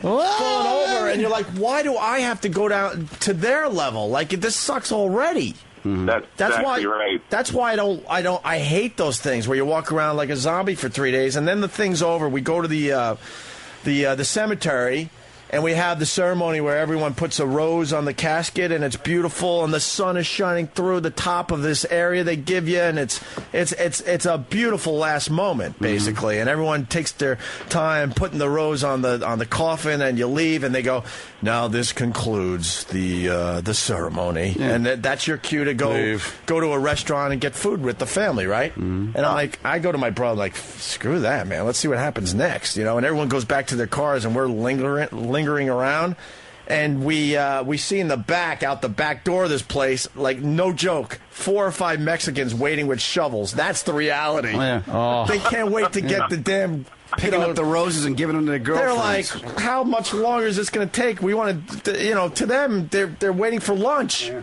And that's the reality. 4 guys on a pile of dirt with shovels, waiting to bury the damn thing. They're just going to be sitting there talking and stuff. Oh, yeah, they're just babbling and waiting like, all right, well, the last person has hit the car. Let's throw the coffin in the ground. That's amazing. Here's one. No, I think a lot of the people at funerals who make a big deal out of it are performing, too. I mean, a lot of people enjoy it. Yeah. Even my daughter said she didn't want to tell any of her classmates, but then she said, I'm going to tell Ava, for one of her best friends. Right. And when I picked her up from school, she was kind of excited, like I told Ava and I told Maya. Yeah. And she got to be a celebrity because her dog died. Wow. And I remember as a kid wishing that my parents would die so that the whole school would be really grieving for me and I would get paid attention to. And it was like a nightmare as a kid. And get to hold a press conference that my parents died. Yeah. And cry in front of the class, and the cute girls would feel bad for me and shit. Well, go, they probably Louie. Let me suck your tiny penis, even though Nina doesn't know what that is yet. You're twisted, man. That death thing, when you're a kid, do you remember does anyone remember the day they realized they were going to die? How horrific of a feeling that was. Yeah. Because you went from just enjoying school and whatever, riding your bike, collecting baseball cards, whatever the fuck you're doing, to the day you realize you have that in your memory. One day this all ends. And it doesn't go away till you die. Yeah, pretty much. It doesn't go away. You learn how to deal with it a little better, I guess, as you get older. But that first time you learn that this will end is a horror. I learned when my parents were going out for the night. Somehow it came up with my older sister as they're leaving to go to a movie and dinner, and I'm now in the house without mommy to help me out here. Wow. Help me out here, mommy. You know what? I found out that everybody dies, and I told this kid that was a year younger than me, Benji, across the street from me, this kid who I kind of hated. Yeah. And I told him, you're going to die someday. We all are. And he said, no. He started screaming, no. And I said, yes, you're going to die. Everybody does. And so his mother came over. He went home screaming, and she came over and said, what did you tell him? And he's with her. And I said, yeah, everybody dies. And she goes, that's not true. Really? Wow, she had to lie to him. I said, what? And she says, it's not true. Not everybody dies. His mom. And I said, what a lying bitch. Yeah, and I said, I was little. I was in first grade. So the way I argued, I said, well, what about all the presidents are dead? Like like Abraham Lincoln. And she said, well, he got hurt. Somebody hurt him. That's why he died. Right. And George Washington got sick, but some people never die. That is, that's quite a thing right there. So I would have pulled that kid aside and go, and you won't go blind either. Don't worry, he's lying. Yeah. Now, Louis, do you hate the ex? Do I hate her? Yeah. No, I can't. She's my kid's mom. So, well, what kind of feelings do you have toward her, considering she sort of might have made the dog do this technically? Oh, I feel bad for her that she thinks that she feels like she killed the dog. But of course, there's a tiny bit of me that thinks it's hilarious. That she's got to deal with that. Yeah, when she sleeps at night. You sick bastard. Yeah, it's a weird thing because when you still share having kids, and so there's a lot of a lot of great things in life that I can only share with her. Right. And she's my least favorite person on the earth. Right. So, it's like if you and Hitler got a puppy together, and then he goes off and starts his Hitlery life, and you're like, and you're Jewish, and you're like, God, that guy's a fucking asshole, but only he knows how cool that was getting that puppy from town that day. There you go. We just lost a caller. It's something that I think Anthony brings up on the show.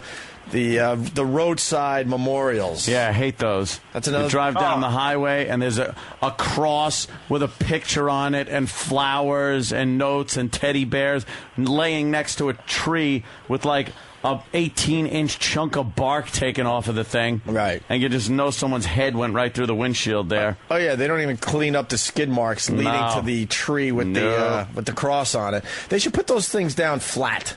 Yeah. It really is like when you see skid marks end in a memorial. Yeah. It's like the memorial is what happens when the car hit. It's weird. Like, what if you hit one of those? What if you fucking hit one of those and died? One of those memorials. That would prove. No, if you make one of those, you're just a fucking asshole. That's such a embarrassing thing to do to the person who died, and it's tacky, and you didn't really love them. You're just showing off. Well, people mourn in different ways, I guess. I don't really care. I just don't want to see it. So if you lay it down flat on the ground, the person knows it's there, and they can go visit it whenever they want. I actually put a mannequin of the person. Yeah. And I put like a plastic car bumper, like where it hit on their body, and I play music 24 hours a day. That's how I do it. When somebody dies and people go and have a candlelight vigil, people who didn't know them. That's so enraging. Yeah. I just want to punch them, and you see them crying. Like, you didn't know this person, and you're standing there with your fucking mittens holding a candle with paper on it. Yeah, you do realize they might have been an awful person when they were living. It's showboaty. Yeah. Showboating, exactly. We got Louis on the line, and who's this? Michelle. Hi, Michelle. You're on with Louis C.K., who's bringing the whole goddamn showdown today. Of course. Louis is the bomb. I friggin' love Louis. A lot of people love Louis. Excellent terminology for a white woman. Go ahead, miss. The bomb. I was just going to add to the whole roadside thing. We just had a girl killed here in Pennsylvania, and it's now getting to the point where they're so ghoulish that not only is there like a whole shroud of stuff, but there are people visiting the side of this highway. Right. Just on the side of the frickin' highway. Well, that's because it's fresh dead. Yeah, what was she hit by a saucer? Wait a year or two, and the whole display will be very faded from the sun, and there'll be no visitors. No one will visit anymore. No one will give a hoot. Yeah, because that's exactly it. It starts to get all dingy and sooty. Because in the end, 100 years from now, no one's going to give a crap that you were ever here. That's why I got to die in the apocalypse. They asked me if I want. I think we're going to scatter the dog's ashes because if we get an urn, that urn's going to become this fucking clutter in my house with my underwear on it. Right, it's just going to be, Well, get on with life. Aunt's ex-mother-in-law had the urn of her lovely Chester. Lil Chester. That just kind of was on display for everybody. I wonder if she ever got buried with Chester's ashes. I don't know. I know she wanted to. I don't know. I know people have their dogs stuffed. Yeah, freeze-dried. Yeah. Oof. I got are you allowed on the air? What? I can sit there. You could just sit? My radio mentor's here, Brother Weeze, and he's not allowed to be heard on the radio for another, 6 months? But he was telling me what he wants done to his body. And you're dead serious? I know. Just get over there. I don't want to blow up your spot, but I do want to tell everyone we're at. Look, and all your. He's here with corporate people. They don't want you blowing up your spot. They're all doing the finger across the neck cut thing. You can at least nod. You can at least nod, right? All right. Wheeze. Put lights on him like Captain Pike. Wheeze is dead serious. When he dies, and I hope it's a long time from now, he wants his skull to be given to his family so they could display it. Your skull? His skull. He's dead serious. He was telling me this in the diner, and I have a pretty open mind, and I like almost everything Wheeze says, but I'm like, you're insane. That would creep everybody out. Hell yeah. What are they going to do with it? What would they look at it? Just put it on the mantle. Give him some paper. Can you write something down at least? Yeah, they can't prove who wrote it. Look at. All right. It's not a bad idea. All right, Susan. I was going to call you another. Okay. You can talk. I can talk. Do you know the story? No. I know. He's like. Well, it's worth saying because this is insane. He's dead serious, by the way. Investigating committee. They're hiding the microphone. Yeah. All right. Wheeze is now going to write something down on the paper. This is bullshit, by the way, that this fucking company he used to work for won't allow him even on satellite radio because it's heard still, in Rochester, where Wheeze is from. Yeah. Louis, so as Wheeze writes that down, what do you think of that? That he wants to put it. I think it's an awesome idea. Just having your skull around. I mean, because that lasts for, generations. Right. People, and you can't. The thing is that it's a great prank on your family because no one can just chuck it in the garbage. You can't throw away like your grandfather's skull, and eventually it'll be people who don't even remember who he was and like, who is this guy? So we have his head around. So you're with this? I would do that. Really? Hey, Wheeze, yes or no? Would you allow, your family members to boil the skin away at least? Yeah, no. All right. How about putting a candle on it for Halloween? He doesn't care. Chattering teeth inside. Chattering teeth. It'd be great if you have it hollowed out and then they put their forks and spoons in it. So they have to reach into it whenever they eat. They have to think of it. Some nephew makes a bong out of it. Yeah, Louis, before we let you go, I'm just trying to get some details on this Wheeze skull thing he's writing because... You could use it, have your family use it to have scorpion bowls, those kind of tiki drinks, I would hope you break it out during the Super Bowl or something and throw some chips in. If it was a special day for your skull to be out. All right, this is what Wheeze just wrote. He wrote, "My daddy's ashes are on my mantle. The skull was yours?" Saying it's your idea? You could decorate it for occasions and holidays and dress it up and pray to it? What the hell, man? What do you want, your family to be Hamlet holding your skull, talking to you? Pray to it. Poor Wheeze. I knew him well. He's a progressive thinker, but Wheeze, that would creep everybody out. Progressive thinker? No, that's megalomaniac. I would like everybody to worship my skull. And I would like it to be backlit. So, hey, did you guys hear about Ted Kennedy's surgery? Yeah, Yes. we talked about it this morning. He was awake for the whole thing. And how can you imagine if he's shaven head, brain exposed, and he has to and he's talking like an idiot because they touch his brain and they say dog and he goes. That must have been the funniest thing that's ever happened. We were saying this morning they're touching parts of his brain and he's admitting to all sorts of stuff we don't even know about yet. Yeah, exactly. But can you imagine, we described it, just imagine being awake as they make an incision around your hairline, pull back your scalp, then they put a 3-inch hole in, which is kind of like a beer cup, that size hole, and then they have to, they use a scalpel to remove the skin so now they can get to the brain, and you're awake the entire time. Yeah, but the thing is, the reason they do it is because they don't cut out the speech center. Right. They touch it and have you try to talk, and if you talk like a blithering idiot, then they don't have to cut. But don't they know where that is? Isn't there a map? No, well, they can't quite tell. It all looks kind of the samey. Yeah. But it's Ted Kennedy. Ted Kennedy, this weird character already. And imagine if you're like a nurse, you just can't stop laughing. Right. That he's, Okay, that's Speech Center. They should shave his ball bag just for the hell of it. Well, you're going for brain surgery. We're going to shave your ball bag, though. We got to shave the brain. Why? Brain. So, Louis, where's the dead dog now? The dead dog is Ashes. I put her in the oven and I held her down while they pulled the board away, and then they cooked her to 1,800 degrees.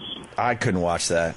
Yeah, no way. She said the lady was so nice and respectful and saying like, "This is just she just gets cremated. It's just she turns into just dust and a few ashes." But then at the end she goes, "It's like it gets really hot. It's like a grease fire in there." Right. I'm like, "Oh, thanks a lot. You're melting my dog." And did you really watch? I didn't. Once the doors close, you don't see anything. Sure. But you kind of have this feeling like you don't want her to be alone till the end. But at the same time, when you look at the body, it didn't look like her to me. It just looked like an amazing puppet from like a really good puppet from a George Lucas movie. Yeah. So. And the ashes, you're not bringing them home. You decided. We're gonna spread them somewhere. I think for the kids. Yeah, it's better.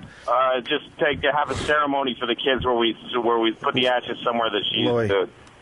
Ask the kids where they want to spread the ashes and write down their answers. That'll make for good radio. Chuck E. Cheese. Because they're limited in what they know. They'll probably say the yard or something like that. They'll probably say, yeah. Yeah, they'll probably say the yard. Yeah. Well, where she used to run around and stuff. Yeah, because then she's kind of there anyway. You feel like it, right? Yep. Ladies and gentlemen, Club Soda Kenny is hosting the worst of Opie and Anthony. You're listening to the worst of Opie and Anthony. So listen. Ladies and gentlemen, shut up and listen. It's the worst of Opie and Anthony, hosted by Club Soda Kenny. Opie and Anthony. Hey, it's Jim Norton. It's Comic Week on the Opie and Anthony show. Louis C.K. was supposed to be hosting today's show, but unfortunately he died of AIDS. But since Lou decided to just not take care of himself and drop dead, Club Soda Kenny will sit in his place. Rest in peace, Lou. I don't care if Monday's blue, Tuesday's gray, and Wednesday too. Thursday, I don't care about you. It's Friday, I'm in love. now listen. Your attention, please. The Virus, Sirius 197, XM 202. It's the worst of Opie and Anthony, hosted by Club Soda Kenny.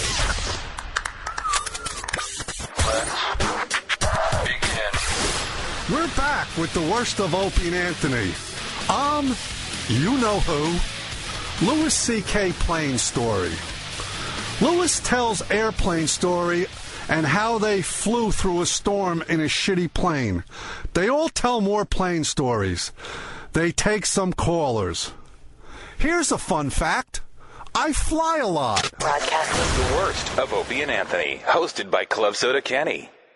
Well, we were doing the walkover, which we probably should have broadcasted today. Louis C.K. was telling us a horrific flying story. We told our little story, which now sounds like a cute little airy plane ride. Yes. When we had to fly in during the storms into a Newark airport. After our Vegas show. After the Vegas show. And it was quite the bimpy ride on the way in. We hit the wall of clouds, and then it was nothing but pure whiteout clouds until we broke through. The ceiling was probably at 800 feet. Mm-hmm. Well, Louis flew an airline I would not fly. Really? No. United? I don't fuck with United. Why? Exactly for the reason because they're fucking cunts. That sounds like a take the bull by the horns pilot, though. That's the kind of guy I like. Because I was sitting there in the airport saying, what happened to us was we got on the plane. They loaded up first class. So we're sitting there drinking a drink. Sipping. And they start boarding, last class, as Kenny likes to call it. And all of a sudden they get an announcement, could you get up and leave the plane? There's now a delay. See, I thought they were just talking to coach people. Exactly. Because they smell the joint up. Right. Could you get out? Because we don't want you in here while we're waiting. But they told everybody to get off the plane. Please get off the plane because it's funny to us. We want to watch you get off and back on. Exactly. So they made us all get off the plane. Yeah. Because of delay, because of the weather. Right. Then they tell us it's going to be, like an hour or two. Yeah. And meanwhile, 10 minutes later or so, they go, all right, back on. We got a window. Yeah, get everyone back on. So we all run back on the plane. Yeah. And during that time, though, I say, I want a guy, I want a pilot, a man that was been in wars, that just goes, you know something? Fuck this. I've flown in this shit before. We're going for it. Right. Well, that's what I have. And just you have that. Yeah, no, sometimes you get a pilot who says stuff like, I had a pilot once who said, they're not letting us take off. LA's locking down because of the weather there, but I anticipate that it'll clear up by the time we get there. So I'm actually telling them we're going to Las Vegas. I've had a pilot say this, and then we'll reroute. You're lying to the fucking tower? Don't lie to them. Control, we're going to, Las Vegas, Colorado. Is it Nevada? Nevada. Las Vegas, Nevada. Yeah. Well, we might take a turn somewhere before that. So. We're going to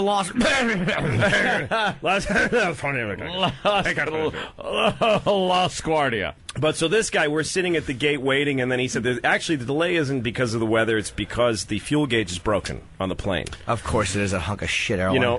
But we had somebody... They still have the ashtrays in the bathrooms. Yeah, that's why equipment is old. That's why I can't fly United. I had to once, and I saw, ashtrays they still didn't take out of the bathroom, which means, wow, this plane's pretty old. And then they had, a razor dispenser or something. Yeah, you could actually get a razor blade on You could shave. Yes. Right here in the plane, you can shave if you want. The miracle of modern flight. Yes, fucking nice. Light up a lucky strike and join us on a transcontinental flight with no stops. It's the miracle. As soon as I saw the old ashtrays, and it might not have been United, but it was some airline, it was a white knuckler all the way. Yes, and the seats have that kind of 60s Mike Brady den kind of pattern on them. Oh, great. If the seats are old, how old is the engine, really? Exactly. You're going to tell me they replaced them. Great. That's still not going to give me comfort. But contact. Contact. And the engines are made from space-age polymers. Yes.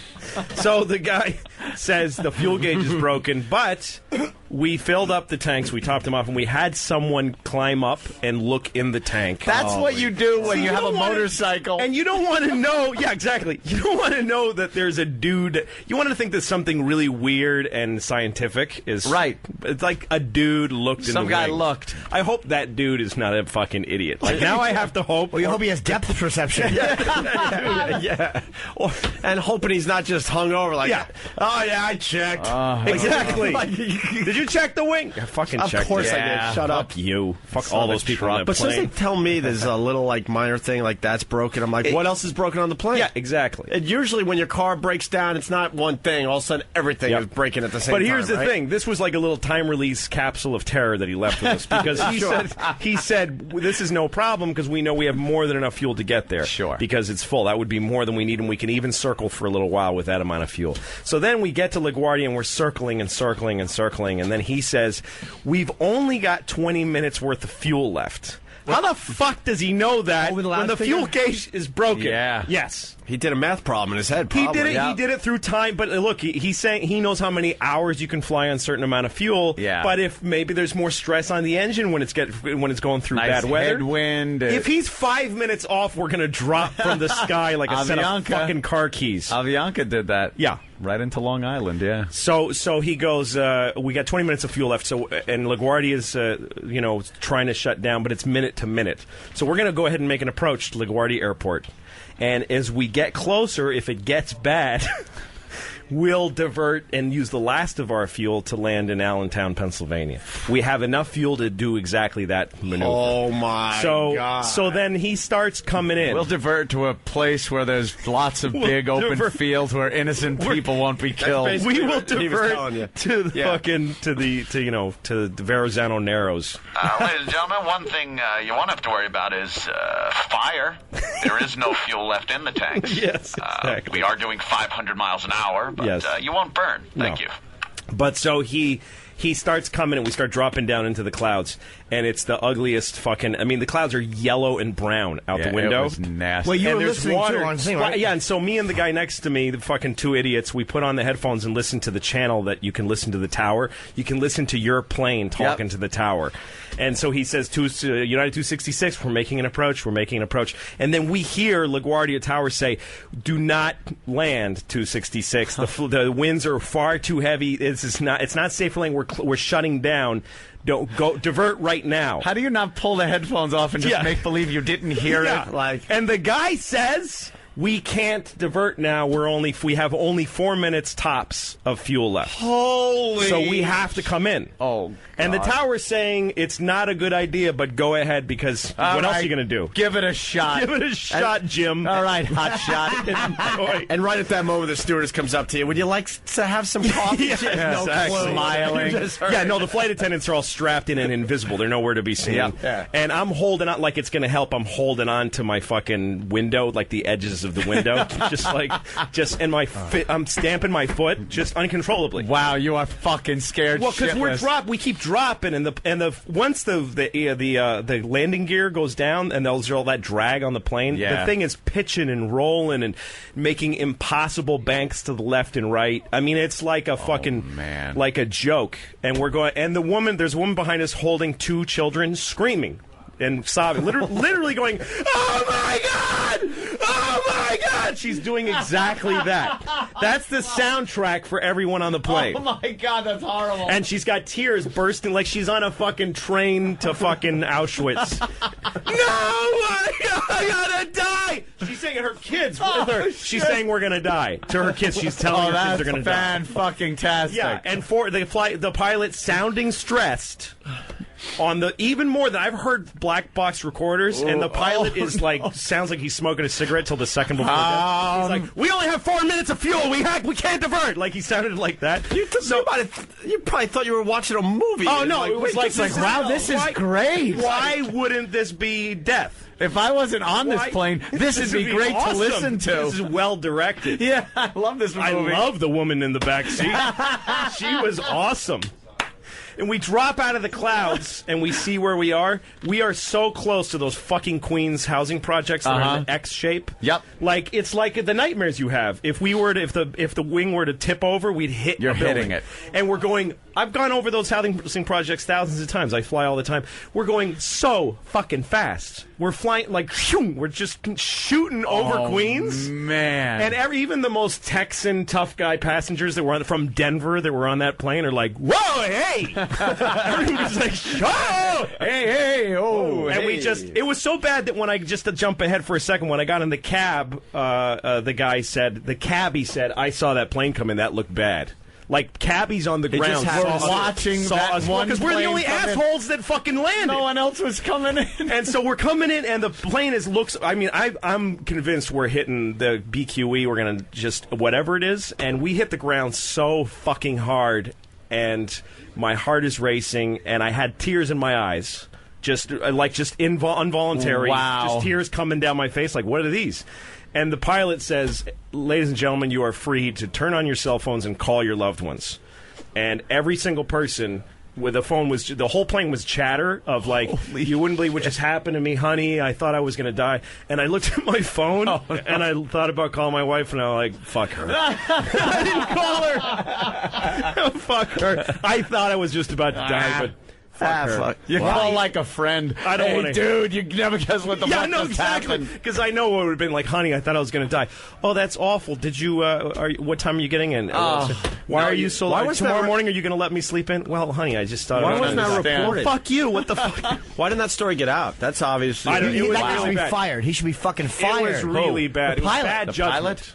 I think what happened was that he had enough time to do what he thought but then the tower sent him through an approach that took longer than he expected. Longer. It's just what happened with Avianca. They were flying around, and that was a language barrier too. They didn't declare an emergency. They declared something that was just under an emergency. Yeah. So they kept diverting them from airport to airport and making them circle. And the plane ran out of fucking gas. Yep. And the people that survived the crash were like, all of a sudden you hear this silence, and all you hear is the wind whooshing over the wings. Whoosh, whoosh, no more. And you know how the noise of the engines kind of cancels out noise in the cabin? Yeah, no. You hear suddenly- everything. Yeah. You hear the people in the back fucking row if you're in first class. Yeah. And just... And they crashed into the woods. Yep. No fire, no explosion, just No, and that's cracking what- trees and fucking, you know. Yeah. A lot of people When was live that? because No, and of when that. those- Right on, kind of near where I live. No, when? When you run out when of about fuel on 10, a 12, plane, maybe it's not like longer when you now. run out of Maybe gas longer, on a 15. car. When you run out of gas on a car, you can actually like use the starter motor to get it a little Yeah, further. yeah, you can right. kind of keep sputtering, but on a plane it's just it's And fun. you can stop and get the fuck out, Yes. no matter where you are in a How car. did the dudes? Because he told us that he couldn't be sure how much fuel there was on the plane before we left. Right. He said, "We know the gauges are wrong, but we're going to go anyway because we've seen the gas." So then you bet it. Well, you know something? But when you get that close, you go, "Let's fucking land now." You might even be able to justify that if you're going from point A to point B without any That's it. problems. That's if fine. you're going into weather where Yeah. you're going to have to circle. And when you're now- talking now you about don't we do have that. 4 minutes. 4 minutes? 4 minutes left. How If fast you're is that? 1 4 minute minutes off, you're dead, and he Holy has no shit. gauge. That 4 minutes is not 4 minutes in a dentist chair. Yeah. That 4 minutes is 4 minutes on a roller coaster. See, all of our That's a pilots fast now, fucking... all of our pilots are Vietnam combat tested pilots, but they're also fucked up Vietnam vets that kind of don't give a shit. They've seen That's some what I shit. want. Yeah. They just think you're a bunch of faggots whining on the back of the all plane. you people that call me a baby killer, we're going in. Yeah. It was 1990? Avianca. All right. Well, why don't we take a break and continue? That's Fucking awful. That's a great. That is a story. harrowing experience. Worst flight ever for you, I guess, right? Easily. I mean, Yeah. I'm a fucking platinum and 15 Yeah, different airlines. I fly a million miles, constantly. probably, yeah. I fly through bad weather all the I sleep through it. I don't give a shit. I Yeah. actually have often turned to people around me on planes that look scared and said, "I've seen this. This is nothing. Don't worry. I don't care. I like flying." The lady behind me, by the way, I kept yelling back, "We're okay!" Like I kept yelling at her. And I was yelling at myself. okay. We're gonna be okay. Fucking torture. Oh, There was man. something about Worst thing I ever went through. There was something about flying on Sunday because you could feel it in the air when we were in Vegas. We're getting ready to go. We're like, "Wow, I think this one's gonna be a bad one today." It was tense because we also have flown in a lot of bad weather, but nothing like this past Sunday. It got so fucking quiet in the cabin when we were bouncing around in the clouds. And Patrice turns around and goes, "I just want to," and to all of us, he goes kind of loud. He goes, "I just want to tell you, I love you all," and then turns back around. And the second we landed, he went, "Look, it got a little crazy back there. I got a little scared. Yeah, you know."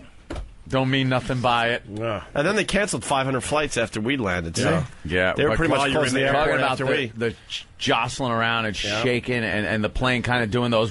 And I was looking out the window at the wing, and you can anticipate what's going to happen in the fuselage by watching the wingtip. Yeah. So you can anticipate the bumps. Yes. So you watch the wingtip, and man, it's moving like. The wings are flapping. I'm on a fucking You're on a goose. like an 1800s guy's idea of a flying machine, where the fucking where the wings flap and he jumps off a rock and it crashes like that guy's plane. It's gonna drop a baby into a chimney somewhere. But you taught us that those wings could like touch. I've seen And wind tunnel tunnels at 90 tests and degrees, yeah. turbulence tests where the wingtips just about touch on top. But Where they can bend, but you don't ever want to see them moving like that. Anthony and I had eye contact because we were both doing the same thing, looking out the window like, "Hello, where's the ground?" Yeah. We've been approaching for like 40 minutes, and Ant's looking at me, and then we're both looking out the window like. And then finally, when you saw the ground, we were so. It was amazing how close we were. A piece of ground come out, and we were low. And I looked it up and going, "Did you see the ground?" He goes, "Yeah, I just saw the ground."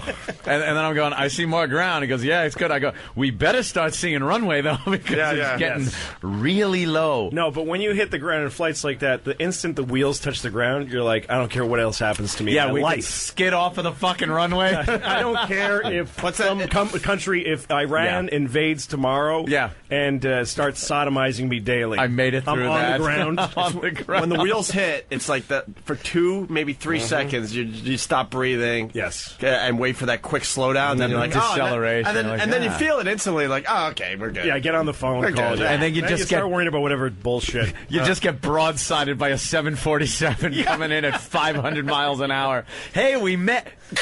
What Jesus. what happened? We're gonna break, and I guess we don't need bad flight stories today. Louis C.K. Oh, I We had just one. heard the topper. Louis C.K. What down the happened, park. Jimmy? One more. What happened, Jim? I was flying to L.A. actually, and it was after breakfast, and my cinnamon roll didn't have as much frosting as the cinnamon roll on the person next to me. Who is it? What were the Fuckers. It's awful. You must have been panicking. Yeah. I had to ring the bell twice to get my tomato juice. Tom in Tennessee, what's up? Hey, morning, boys. What's going on? Hey. Hey, I worked on jets for 9.5 years, and the pilot told Louis a flat-out lie. You cannot look at the gas in the plane. Really? Everything is sealed. They would have had to bring out major tools to open the tanks up. The whole jet is a big-ass fuel tank, and the wings, the belly, everything. Right. No, you know what? That makes sense, because it's not like when you fill up a jet, you just fucking... it's not like a motorcycle, you just stick the nozzle between your legs. I just... You kind of tip it around to make it hear the sloshing. When you told me that, all I thought of was a scene in The Great Escape when Steve McQueen takes the gas cap off and shakes the bike a little bit, and then takes off again. It's like all they did was shakes the wing sealed up. rely.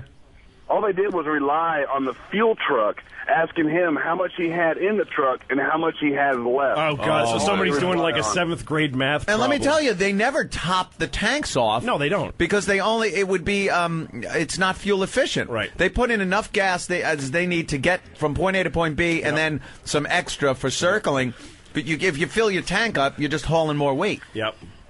So they had just enough. Thanks, pal. That makes 4 me minutes is frightening. This is really funny. Steve on Long Island, go ahead. I just wanted to relate a quick story. When I was back in going back to college upstate, we took a Cessna up there, and we got some ice on our wings. Uh-oh. And I looked down, bro, and we weren't moving. And all of a sudden, I look at the pilot, and I go, are we going to go down? And he didn't answer, and my buddy in the back goes, we're all going to die!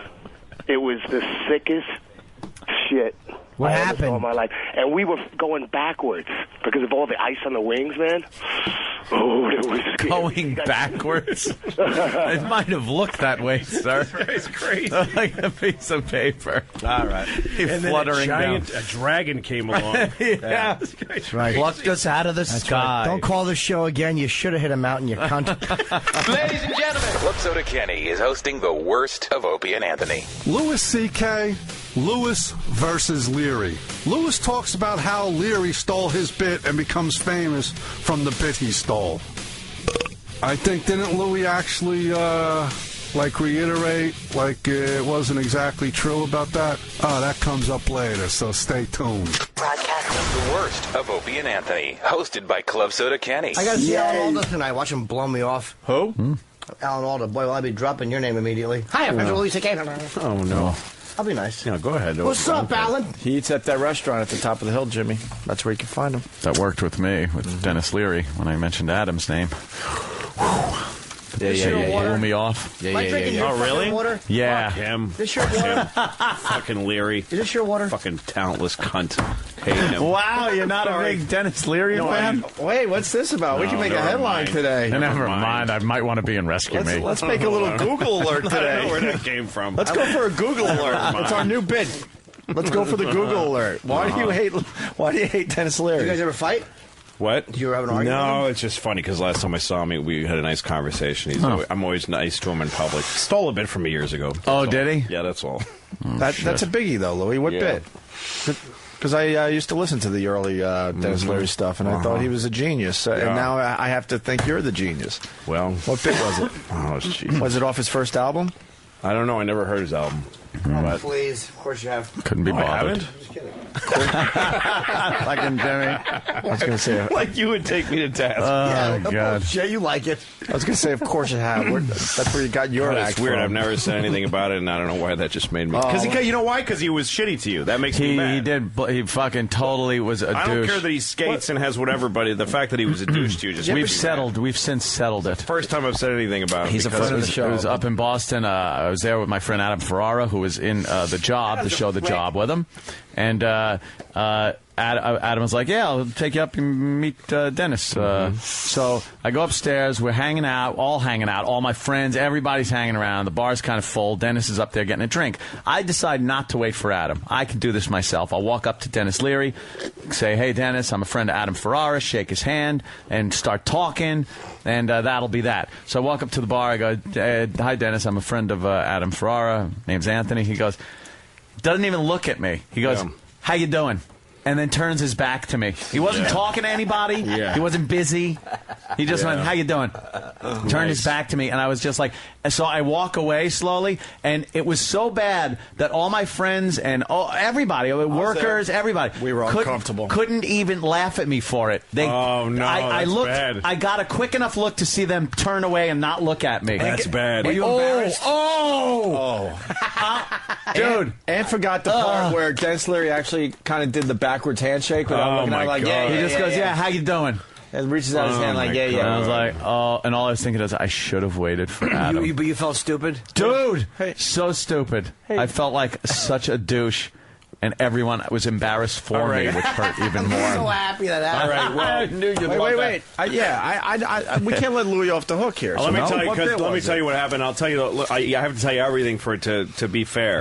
Because when I was a young fella starting in Boston, I guess I was like 19 or 20, 19. And I was doing my signature bit. The bit I closed with was a bit about if you were an asshole and you knew it, and how cool it would be to just say, I'm an asshole, and just let yourself have that life, that your life would be better. Like you're driving, you go, hey, should I cut that guy off? Yeah, I'm an asshole. Why not? You know, park in a handicapped space, only an asshole would do that. Fuck it, I'll do it. I'm an asshole. That's me. And he said they should have like a picture of an asshole instead of a wheelchair and just make those the asshole spaces. And the whole bit. Anyway, so one night doing a show at a place called Play It Against Sam's in Boston, and Dennis is the host of the show. He was a huge star in Boston at the time and on the comedy circuit. And he went on after me. He was always nice to me, by the way. Put me on the shows when I wasn't on them. Should be. Gave me guest spots. And then that night he went on after me after I'd done the asshole bit and like went, that's really funny, and like remarked on it and expounded on it. Like, yeah, like I'll do this because I'm an asshole, and I'll do that because I'm an asshole. Like he just started. He actually started riffing on my bit, but acknowledging that he just watched me do it.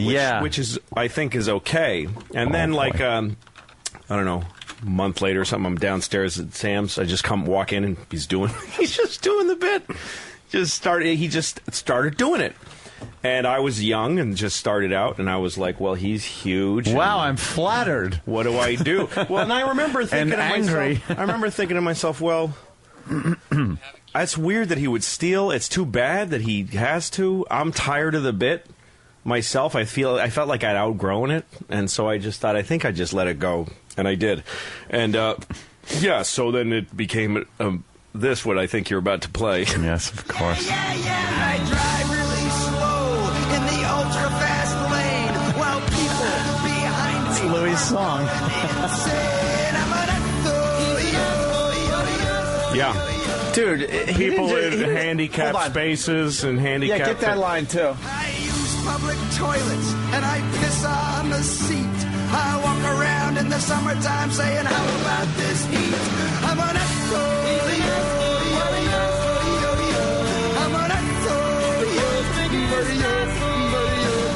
Sometimes I park in handicapped spaces while handicapped people make handicapped faces. I'm an asshole.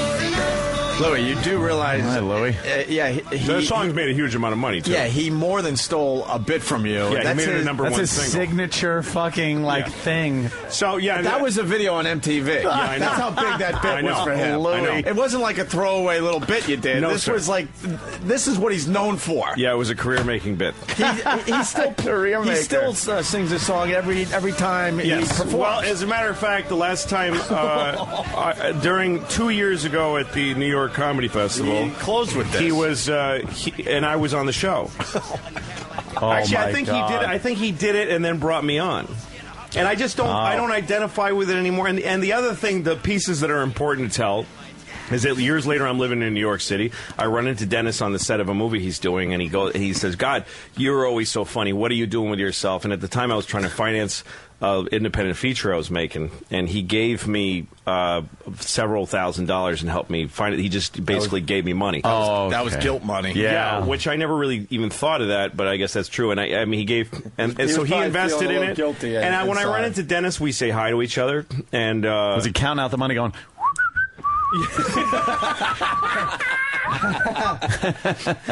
and then when I did his show on Avery Fisher Hall, and he played this song and brought me on, and I remember thinking, that's silly. That's a silly moment in my life. But I just don't. I don't know. It's weird. I don't. I've never said anything. And it's just funny because this other poor fucking idiot has been accused for 3 years now of stealing shit from me, and I've never said a word about that because I'm ambivalent about it. But this is a guy who I completely watched steal my bit and make money off of it, and I've never done a fucking thing. You know what the funny thing is, though? There's another story you told, too, where Louis walked in on Dangerfields, remember that? And fucking Roddy was there, and he goes, how you doing? And you're like, I don't think I get no respect. And Roddy went,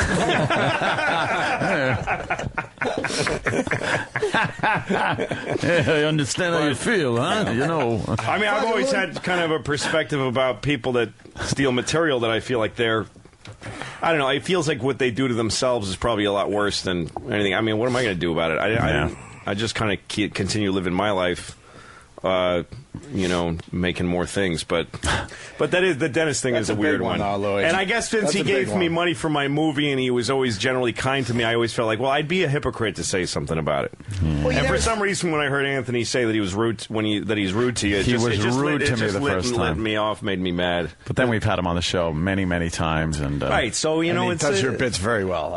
He but Louis is a fucking shocking employs guy. my buddy. So He's been a shocking guy since he was a little kid. Like when you said you were a little kid. Yeah. And he told me this. He was a boy. He would always curse. Well, what do you say? Like they went one time to see George Carlin, and they introduced him to young Louis, and Louis was trying to be shocking, and he was like, "Shit, piss, fuck, cunt, cock, suck a motherfucker." He goes, how many words are that? 7? 7. Was that 7 curses you just laid out? He lied, and they said, "Where'd you hear that?" He went, "On television." That's impossible. It's like I'm like the Forrest Gump of comedy. Yeah. Louis, it continues today. Stephen S. from Bay Shore writes, this just in, Dennis's ex-wife let his dog out and got hit by a car, so he's continuing Jesus to... Christ. Holy shit, Stephen S. Are you crazy?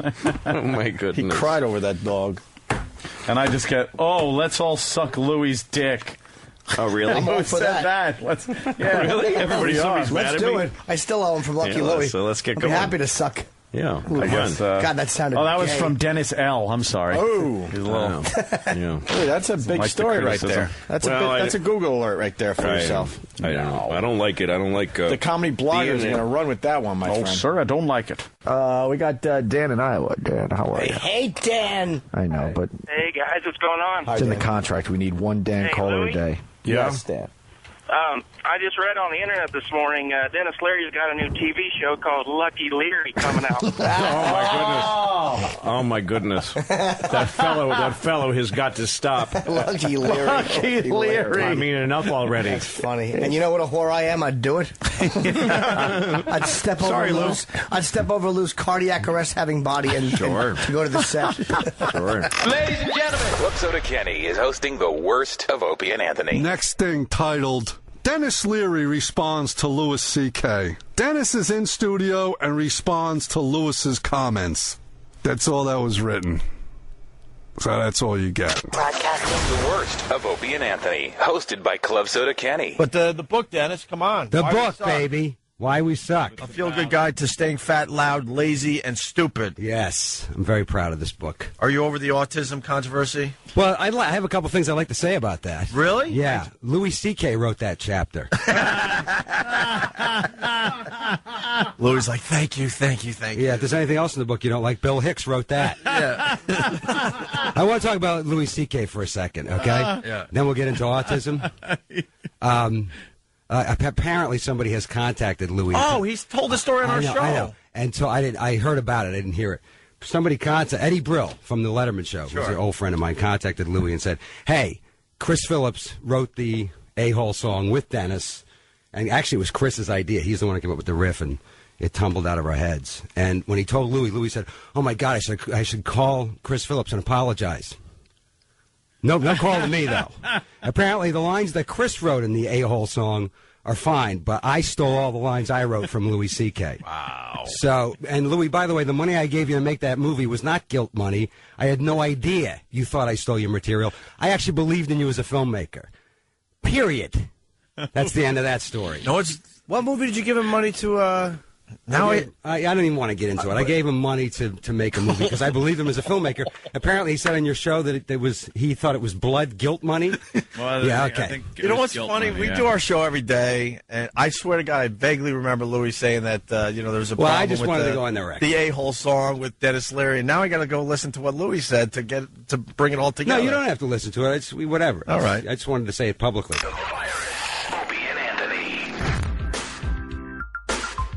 But I don't care what they say, I'm in love with you. They try to pull me away, but they don't know the truth.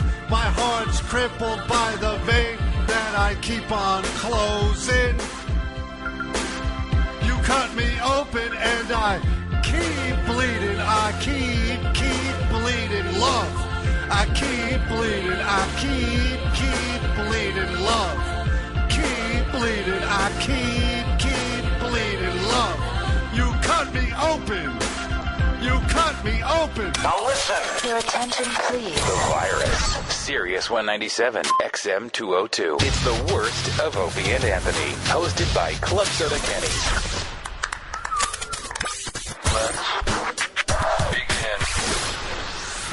Hey, it's me. And I'm hosting the worst of Opie and Anthony because I'm very entertaining. Louis C.K. boating. Louis talks about his boating trip with his dad, going down the Hudson River.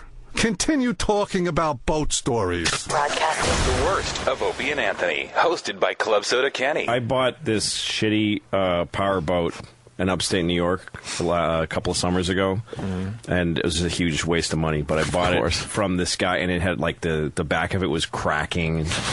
I mean, it was just the dumbest thing. But I bought it because where I was upstate, then we were on the Hudson River.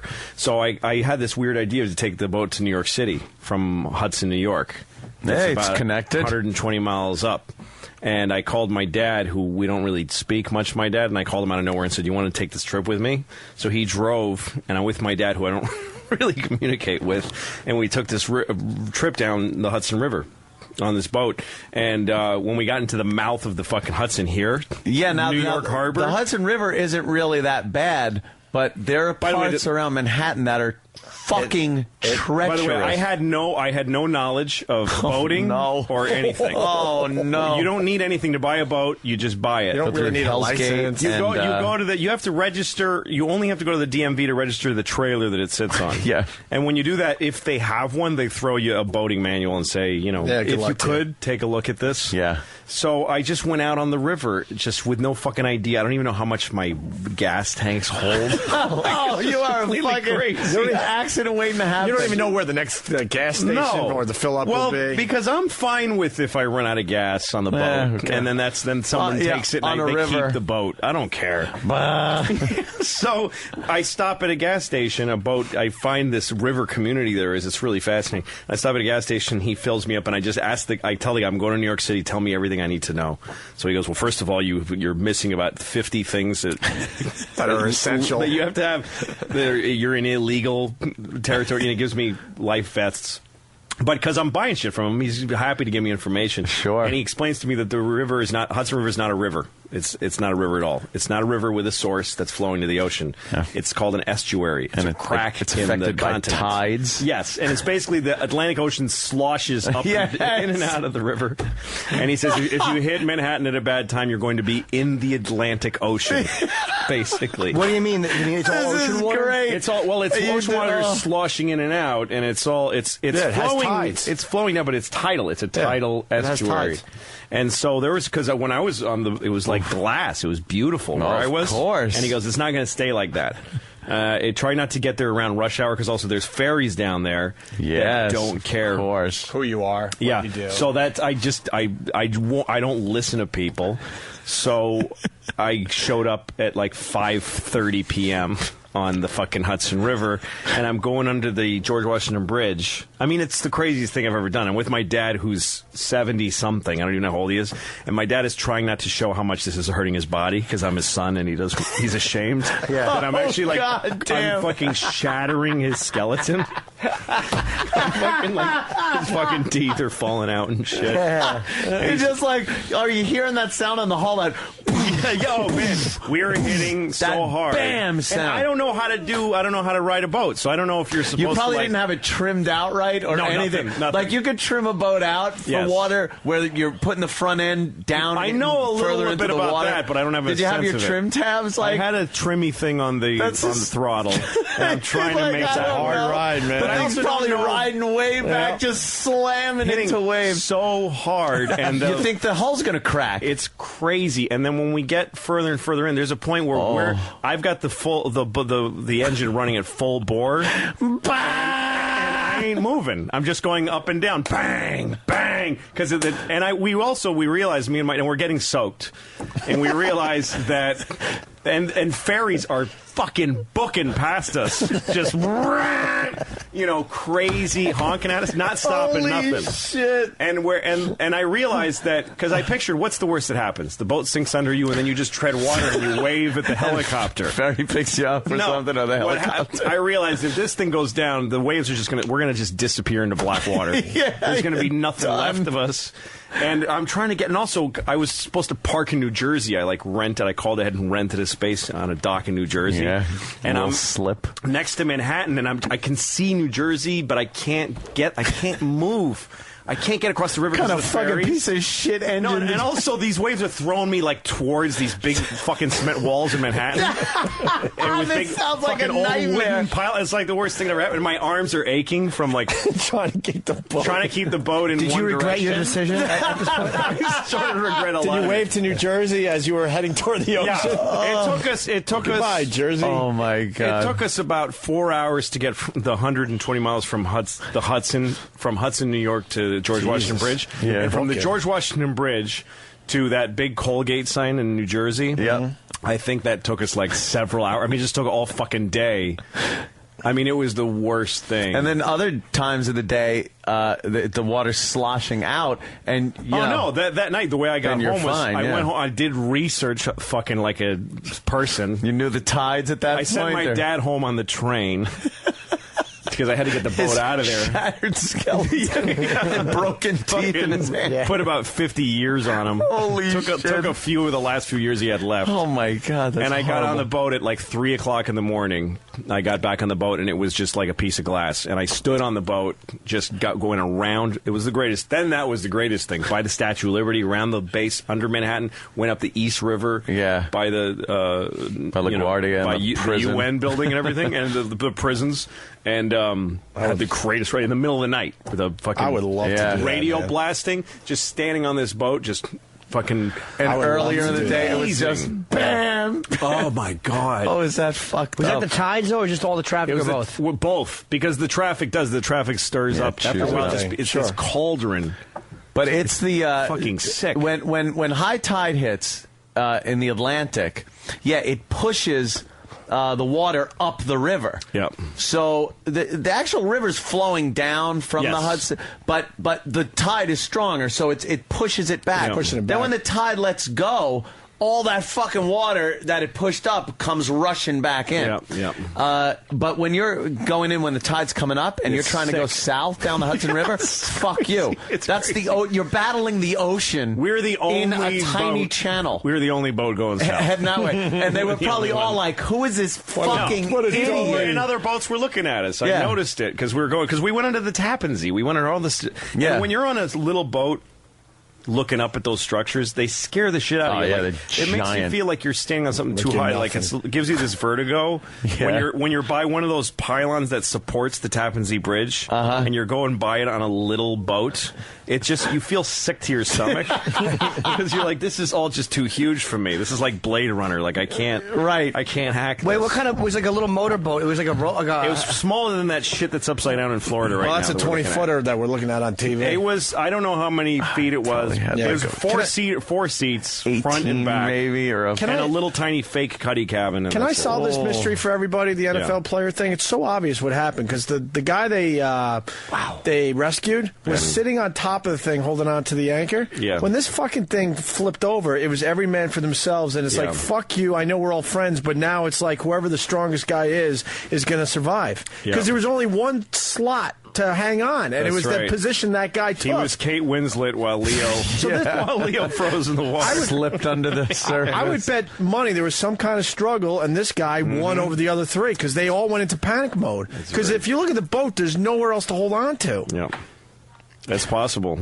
You would think, maybe life jackets. Why only one? It feels like they got in a fight about something else. Yeah, maybe. Like maybe, why are you in the NFL and I suck? That's horrible. People are dead. But that's the only reason. That's the only reason one guy survived. It's not my mom. It's not me. It's not my kids. That's the only reason one guy survived. It was the only one spot available, and there was four of them. That was it. So they went into panic. Maybe the one they guy chose got up him. there. Maybe they chose him. No, the other guys they're fish Wait, food, the man. anchor. There was no way for four people. Look at the boat and how it's tipped over. There's nowhere to hold on to. What part was the anchor? That hole? That thing looks like a hole? They said they were anchored. I don't think. Here's what I think happened because, and I'm taking it from my own stupid experience.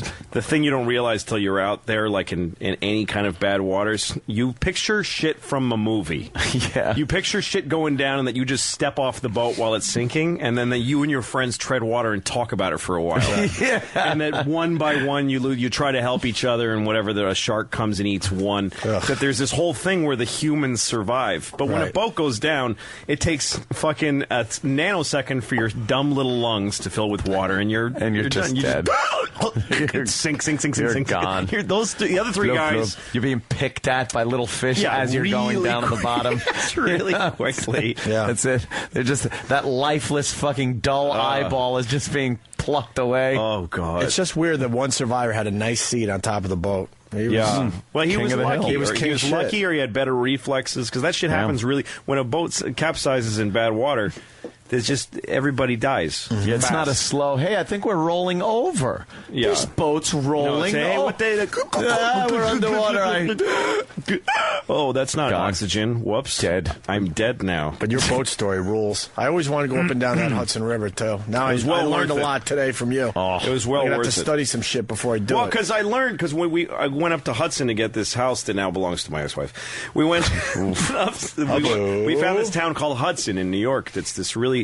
It looks like Nantucket. It's a very colonial-looking kind of. It looks like a New England town. And I read about it, and I found out that what Hudson, New York is. It's 120 miles up the river, and what it is they were people from Nantucket who were whalers. And back in the 1800s, the British kept just burning their ships and burning their town. The British would just sit outside of Nantucket and just lob. Those British. There was no war going bastards. on. They were just being assholes. Seriously. During the 1800s, that's the War of 1812 was just the British just being dicks. Yeah. And us going, you really got to cut the shit, and them going, fuck off, and just they would just launch cannonballs and set Nantucket on fire for fun. So a bunch of people near Nantucket said, let's just get out of here. And they all left together, all these whalers, and they found Hudson, New York, which was a nice place to build a town up the Hudson River. And so what they would do is they take their whaling ships. This is the fucking 1800s. People, like, with wood and iron. Yeah. They took their ships and they'd go out into the fucking North Atlantic and they'd kill a whale and they'd drag it with these boats up the Hudson River, all those fucking miles, and they'd cut it up and then send it down the river in pieces. You know, that isn't right, man. Oh, the whale thing? Yeah, man. Fuck. Like back then, there were fucking whales. You could walk across the whales. You had to get it. Fuck to 'em. England. Yeah, I got to go to England. I'm going to just Step across whales. I'm going to drive my little fucking jalopy across the whales. Exactly. But so then they were safer there. The English couldn't get at them. They just said, fuck it, we're going to hang Yeah, and out then it here. became this port because people were, so farmers in upstate New York would take their sheep and slaughter them in Hudson and send the meat down river to New York City. So fucking primitive. Yeah, it's amazing. Yeah. There's the town we bought a house in used to be all whorehouses for farmers. Really? They were whorehouses with stables. So like a farmer would drive his sheep. You could fuck a girl or a sheep. Yeah, it was or like a few horse. miles out of Hudson. So the night before you went into Hudson to sell your sheep, you'd put them in a stable and fuck a whore. and then take your sheep the rest of the way What a home. great little system. I know. Everything like planned out then. to make people happy. Exactly. Keep the economy going. There's a guy that had an experience like you did that you just told. Steve in Pennsylvania. Steve. Yeah, how you doing, guys? Good evening. Good evening. Yeah, Catskill, New York. 20-foot Bayliner, single screw, 175 horse. I read the tide charts. My business partner had a 33-foot Carver. We used to take down and from that same marina, go down around the statue, come back. It was a great time. So I bought this 20-footer. Put the wife, the 2 kids in it, my 2 girls, real young at the time, and I took off, big shot, down the Hudson, beautiful ride, and I got down to that area that you're talking about. I was doing prop stands where the boat was just almost just like straight up, the front of the boat straight up, motor just whining, hull banging. I finally get into a marina because I needed fuel. My wife and my oldest daughter got off the boat and said, "We and are you never not saw them again." Yeah, we're not never getting saw them again. I'm running off at the gas station guy. Fuck you. No, that shit is gnarly. It's really fucking bad because it's New York Harbor. Manhattan. People don't understand. There is no Hudson. The Hudson's not on the west and the east. There's no such thing as the East River. Yeah, that's what people don't understand. It's all in New York Harbor. It's a harbor of the Atlantic Ocean. Right. That on the left side it looks like a river, so we call that the Hudson River. Yeah. And then we call the East River It's the just East River. because there's Manhattan Island in the middle of the sloshy, crazy, icy ocean. Yeah. So is it seawater? The Hudson's seawater? Well, no, it's certain times a day. It's brackish salt water. certain parts Yeah, of the yeah. day. It's like salty. It pushes the salt water. It's water. where, watered, whatever the fuck. And then when it's the river's running out into the ocean, it's fresh water. Yeah, and where this guy is Catskill. There's a harbor. There's a little place there where you can take your boat in and you get something to eat. I mean, it's a fun world, the boat world, but yeah, it really you don't is. know what the fuck you're doing, like I didn't. I was in the boat world years ago with my mother and Sal. Sal was just Mr. fucking boat. How big this guy was the would boat? His is a 38-foot Sea Ray. Okay. I mean, it was really fucking nice, really nice. And he would drink. You could park that shit anywhere. He would fucking drink on the way from, like, I guess they were in where is it? Oakdale, Long Island. Out to Watch Hill on Fire Island, and he'd be drinking fucking. We'd all be slamming down drinks and stuff. He'd be making mudslides and blenders down in the kitchen, and this thing had like a galley and everything. And he'd be hammered and back this fucking thing into slips that like were. There's no these guys way. are amazing. They can do And that. Dual screws, so Yeah. he's running like the transmission to get the props going in opposite directions Yeah. to turn the boat, so he could swing the No, thing well, around the and then first- back it into the slip. Really, the first boat I had was a little orange, like with a white steering wheel. Like it just looked like a little race car, And it was A just go-kart for the water. two-seat boat, like Yeah. really tiny little fiberglass boat that I saw on someone's yard for sale for $800, and I was like, "Fuck it, Bargain. I'm gonna just buy it." And I just knocked on the guy's door, and he was like, "Really?" And I was like, "Yeah, I'll pay it." And I gave him the $800. It's just sitting there on a trailer, and then I'm like, "Well, now what do I do?" Like from scratch. Yeah. And I had an old Ford Ranger pickup. And I went to the fucking Napa and bought the ball. Trailer hitch, The trailer yeah. hitch. And I got the wrong size and went back. And then I put the fucking... Already wrong. Yeah, and then the guy watched from his window laughing as I tried to put a trailer hitch on a fucking truck. It took me like an hour sweating. And then I took it down to the Hudson where they had you back your boat down. Oh, the Ram. Yeah, and I have no idea how to do it or what How'd to do. you do? So there's an old man, literally an old seaworthy looking man with a white beard watching me do this, and I just decided I'm not just gonna try.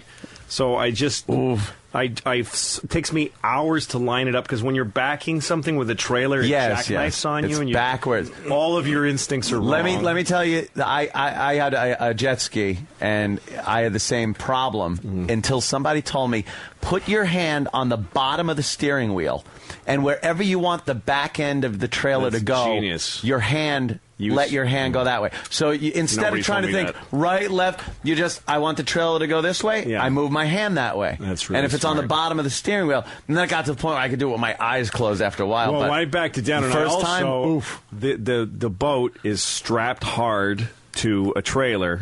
and the plug is out in the back of it. That's how you keep a boat. Right, yeah. You keep it strapped down to the trailer with the plug in the back. Now, what I know now is that the way you launch a boat, and then it's tethered in the front by a winch. Oh, yeah. So the way you do it is you let go of the strap, you take the straps off, so it's just loose, only held on by the winch, and you put a plug in the back of the boat, so that when the trailer goes into the water, the wheels of the trailer go down in the water, and the boat floats on top of the water. Mm-hmm. Well, what I was doing was it's held to the trailer, so the trailer's dragging the boat, and it immediately fills with water. It completely fills with water, and it's also, because it's now weighs billions of tons, threatening to drag my fucking truck into the water, and I am peeling out. Panicking? What's Popeye doing watching you? Is he laughing at you? My mind. Oh, a bit of a panic set. He's just watching, and I have the car floored, the truck floored, and the wheels going. You're just trying to hold ground. Just trying not to, because it's just a shitty rear-wheel drive, and the rear wheels are now in water. Oh, and I've just got water shooting everywhere and smoke. And now the tailpipe is starting to go in. Like, I'm going in the fucking water. And somehow I found some traction somewhere in there. And the whole truck, like, lurched forward in this screaming wheels. And the boat came out gung, gung, with water just splashing. It was the craziest spectacle. And I stopped and I look up at the guy, and he goes, try again. He goes, what'd you learn? What'd you learn? That's great. And so I got out of the truck, and I'm like, okay, there's a plug in the back. That was dumb to keep it strapped. I said all this out loud, and he's going, yeah. And he said, you know what? The guy said to me, you're going to be having the time of your life in about half an hour.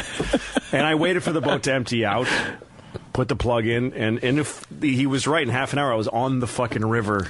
Owning a boat is great. With Owning beer. a boat sucks. With beer. Yeah, I'll never do it again. Boy, how do you get it back onto the trailer? Like, what if there's people there? You have to. No, you have. Yeah, if there's people there waiting, like expert boaters, they'll start yelling at you. They hate you. They're not going to be They happy will with you. And fucking yell at you. The thing I can't do that those guys do is just fucking drive my boat back onto the thing and then run up to the to the top of it and winch it. You back the trailer into the water. Yeah. And then where's your boat while you do that? Your boat is kind of tied up, on the side by the dock. You back in, you quickly, because you're running now because you don't want to be the guy.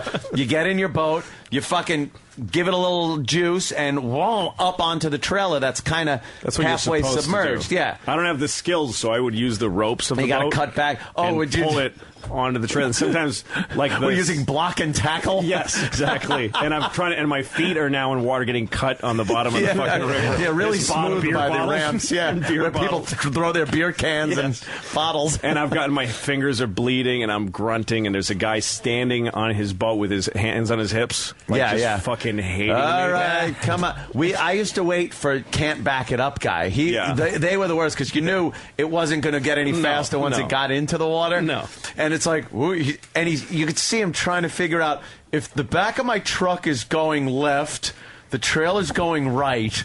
All right, I gotta do this, and then it's going off the side of the ramp, so he's got to go forward again, and you're just going, come on, come on! You're just looking at your watch. Time is wasting. The sun's going down. You fucking want to get out there. God damn it! And once that guy told me, with the hand on the bottom of the wheel, and then I would hang out the window of my truck and just look backwards, not even use the mirror, because you couldn't really see. No, the mirror doesn't help. And just look out the back and steer it right in there. Smart, and then getting in was the same thing. I'd back it up, take the jet ski, and just right up onto the trailer. You clip the front winch thing on there, and don't even winch it all the way up. No. Now drive that fucker off the ramp. Yeah, and then you do your work take care of your shit in the parking lot. That's what you're supposed to do. Because there are guys strapping their shit down on the ramp. Yeah, they're putting the beers back in a cooler. You could fucking do that in a parking space, you prick. There's a guy, Cole Shoveler from Richmond. He writes, "Tell Louis that there are old retired guys that sit down by the boat ramps just to watch people like him and laugh at him. Yes, that's a hobby for for these guys. Sharing really beers, laughing. Oh, yeah. The boat world is interesting because it's two kinds of people. There are these sort of anarchist, fuck the world people that you can tell they live on their boat and they hate you just for floating by. Yeah, and for not being them. And they don't pay taxes. They live on a, you know what I mean? They're just off the grid boat people. Yeah. And then there's these people that are holding on to this idea that they're Mr. and Mrs. Howell. These fucking people. Because in Hudson, this town I'm describing is a dump. It's all unemployed. There's no business up there. They have a boat club right on the river, and they're taking up the whole fucking river with their docks. Why don't you come down to the boat club when you're so done? I thought maybe I'll rent a dock from them so I don't have to launch every time. So they have all these empty space. There's just no boats there. So I go in this shitty looking boat club. It's just a fucking dump. It's like a small airport, you know? Yeah. Like Syracuse Airport or something. And I go in there, and there's these people in white sweaters and white shorts. And I go, do you rent the docks? You have to become a member, and you have to. You can't become a member if you don't. If you don't. Here's a production for you. You need a reference to become a member. Tell us a little about yourself. And I'm like, I make more than all you motherfuckers. Yeah. Well. You. This guy owns a fucking local car dealership, maybe. Yeah. And this cunt owns a Cumberland Farms. That's where they go to feel important and rich. Yeah, exactly. I'm like, I'm famous, you motherfuckers. My word, show people, not in our club. My goodness. How much is it to rent a little space to park your boat? A slip. It's by the foot. And up there, they wouldn't let me. They just wouldn't let me because I'm not a member of their community. We know you're part Mexican. Exactly. I don't remember what it costs. I don't remember. In New Jersey, it's vastly cheaper than New York City. You're like every hour you're sweating the hours. It's by the hour and it's by the foot and it's tons. Oh, in New York, you can't just rent and keep your boat there all the time. Well, if you're rich, yeah. And there's like the 79th Street boat basin. Yeah, there's a few marinas down there. That has that's a public something, but that's about waiting lists and stuff like that. How much do you think they are? I mean, is it like $50 a day? I mean, I have no concept. I don't even remember. I never rented in New York. It's probably so much more expensive than having a monthly parking thing in a garage. That's for sure. Yeah. A lot of people pull them out during the winter and dry dock. Yeah. It's the cheaper What's that dry way. dock mean? You go, you play in the water. Yeah, it's not in the water. I mean, but like, where do you dry dock it? It's usually a boatyard. A boatyard or an indoor warehouse. But then they actually take them on these big lifts and stack them on shelves in these warehouses or outside. They wrap them in plastic and shrink wrap, and then that's what those they things stack them. Yeah, I always thought they were new boats for sale. I've seen those before. It's a new boat for sale. I'll have that one. And they stack them up, and it's cheaper, and it doesn't get as damaged. You don't have to worry about hurricanes and dry docking. It's a lot. Could be a lot worse. Yes, dry docking. There's another one. Yeah, another definition. Two unclipped men in heat. One with prostate problems. Dry dock. All right, so they'll wrap your boat in plastic. Do they come and get it off the marina for you, or you got to bring it to them? I think they come and get it. Right? I think you need a truck to You ever see those giant trucks with giant ships on the expressway? Yes. And you're driving, just going, "What the fuck is? What is that? That has no business being on the road." How big is like a good size yacht? Like a good size fucking rich guy yacht? Well, geez, they get so huge. You start getting over 50 feet, and you're talking like you better know how to fucking drive this thing and with everything. No. You got to know how to back it in. You know how by the way, you know how I got back to New York, back to Hudson, because it was pitch black in some of that. I took the GPS out of my car. Oh shit! With a suction cup. That's what kind of I had back then. And I stuck it. I swear to God, it's the smartest thing I ever did. No shit. And I stuck it on the boat, and it fucking took me. It knew the contour of the river. Yeah. The GPS is like, dude, you're not on a road. I can't get you anywhere. The fucking FDR. But this is where you are. For your information, I don't know why you're here, but you're here. And there was a few times that it saved me because I couldn't fucking see, and I wasn't sure what part. But it doesn't tell you where the rocks are. Well, and also you can't. You have to stay within a boating. You have to like stay him and Henry Fonda. There's a boating channel. There's lanes. There's a boating channel, and you have to stay within it. But sometimes you lose the buoys, and you don't. You knew, and I did have a chart. Like I can read a chart, and I know where a boating channel is. But I couldn't see. I didn't know how far I was from either shore. I'm in the middle of fucking. It's that dark out there. There's a bay. There's a bay right after the Tappan Zee. If you're going north, something bay that's just enormous, and you really can't see the left or the right. So you feel like you're in the ocean, and it gets really scary. You can get turned the around. GPS told me right where I was, and and there was times where I was headed towards fucking land that I couldn't see because it was just car GPS. My car GPS got me back to Hudson. It probably says specifically not to be used for maritime or aviation use. Well, you can load them. You can load them with those GPSs with maritime maps. You can. Yeah, but I didn't have that. I used the car get you home in your car map. I tell you, the first thing I ever did, and this was horrifically stupid. I bought a Sea-Doo, a 2-seater, sit-down jet ski, a personal watercraft. Which obviously I couldn't afford. That's another story. By the way, I know these boats I bought instead of groceries. That's part of why I'm not married anymore. The one thing I'll cop to is that I did really dumb things with my money my whole life. They wound up giving me a $10,000 credit card. Nice. Because I had gotten a $5,000 one and maxed it out, but I was paying the minimum. Yeah. So they just sent me another one and said, "Hey, here's an application." I filled it out, and the credit limit was $10,000. You're a perfect customer. Now I got a $10,000 credit limit thing. So I went right down to the fucking place where they sell personal watercraft, bought a Sea-Doo and a trailer. The whole thing came out to like $8,000. So I still had $2,000 left on my credit card. Jesus. And I'm paying 25% interest on a jet ski and stuff. Believe me, it was a nightmare. But I had the time of my life on that fucking thing. Can you jet ski on the Hudson or no? I've seen them out there, I've seen them a lot, actually. Where I went, though, I wanted to get out to Watch Hill on Fire Island. So I drove out to Patchogue early in the morning, and I crossed the Great South Bay, and it was pea soup fog. I couldn't see shit. I ripped a chart. I went into a store where they sold boating charts and Hagstrom maps and looked for the page I needed and looked around and just tore it out and put it in my pocket. And I had a compass. And every like 2 minutes, I'd pull out the chart and the compass, line up which direction I was supposed to go, and just keep going. Through fog. And I could have been broadsided by a boat at any minute because I couldn't see. And then right when the fog broke, I didn't know where I was going to end up. I couldn't possibly think this was going to work. It said, "Welcome to Watch Hill." I pegged it. Fucking nailed Watch Hill from Patchogue. Isn't that satisfying, though? Didn't you feel good? It was like I worked, but I only did it once, so I don't know if it worked or I just got really fucking lucky. Wow. I would have just drove and hoped for the best. That's the difference between you and I. Go in one direction. Yeah. Every 2 minutes. So, and then suddenly you become hyper-aware of how much fucking fuel do I have? How much did I put in? And you start thinking like shit, like because I would stop the jet ski, so I'd just be kind of bobbing in the water, and I'd have to chart out in the compass, and I'd look around and look down into the water, and I can't see anything. I'm like, I don't know where I am, man. I have no fucking idea. Those are weird moments when you're like, I don't know how this is going to end up. It's an adventure that's happening to me right now. This is how people, and you think this is how people die. Yeah, exactly. They find them dead. I used to say to myself stuff in weird situations like that, stuff like, hurry, but don't worry. Like, don't. Hurry, but don't worry. Just try to go fast without your hands shaking. Yeah.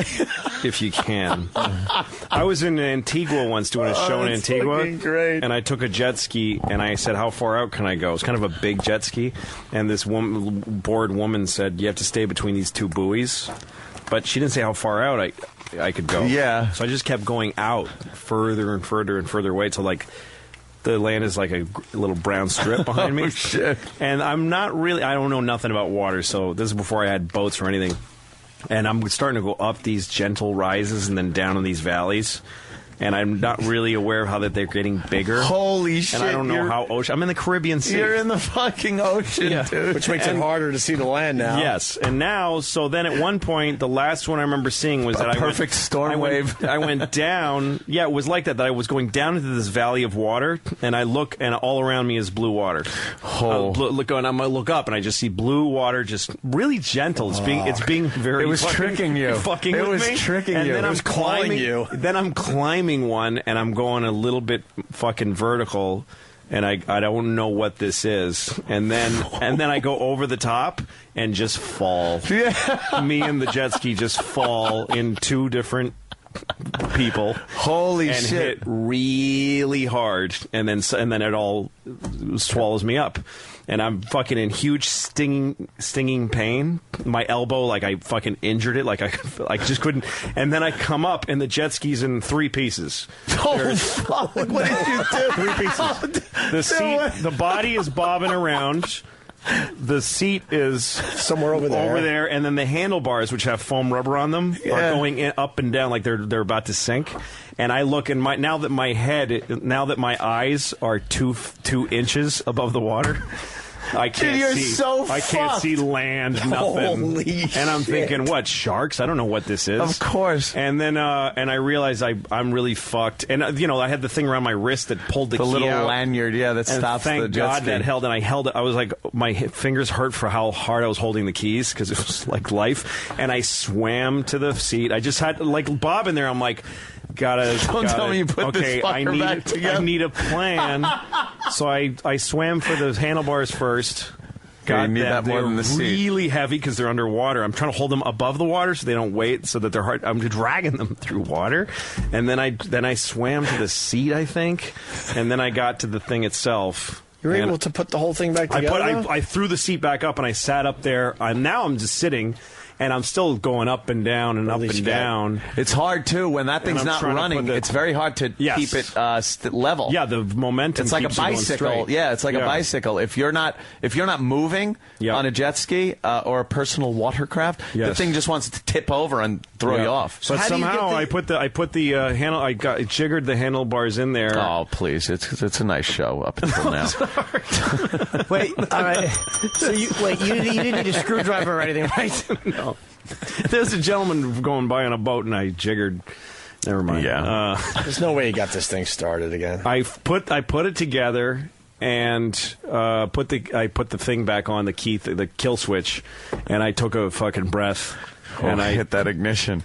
Now the ignition's on the handle. Isn't the ignition on the handlebars? I don't remember how. I don't have to plug No, something it was on the body. It was like on the body underneath the handlebars. Okay. Wait, the kill switch is when your wrist pulls it out. This prevents it from going away. Yeah. Yes. It kills the motor. So I put the kill switch thing back on, and then I just took a breath and said something to myself like there's no. I can't pretend there's a God now. I never thought there was one before. So I'm not going to be a hypocrite and ask for help.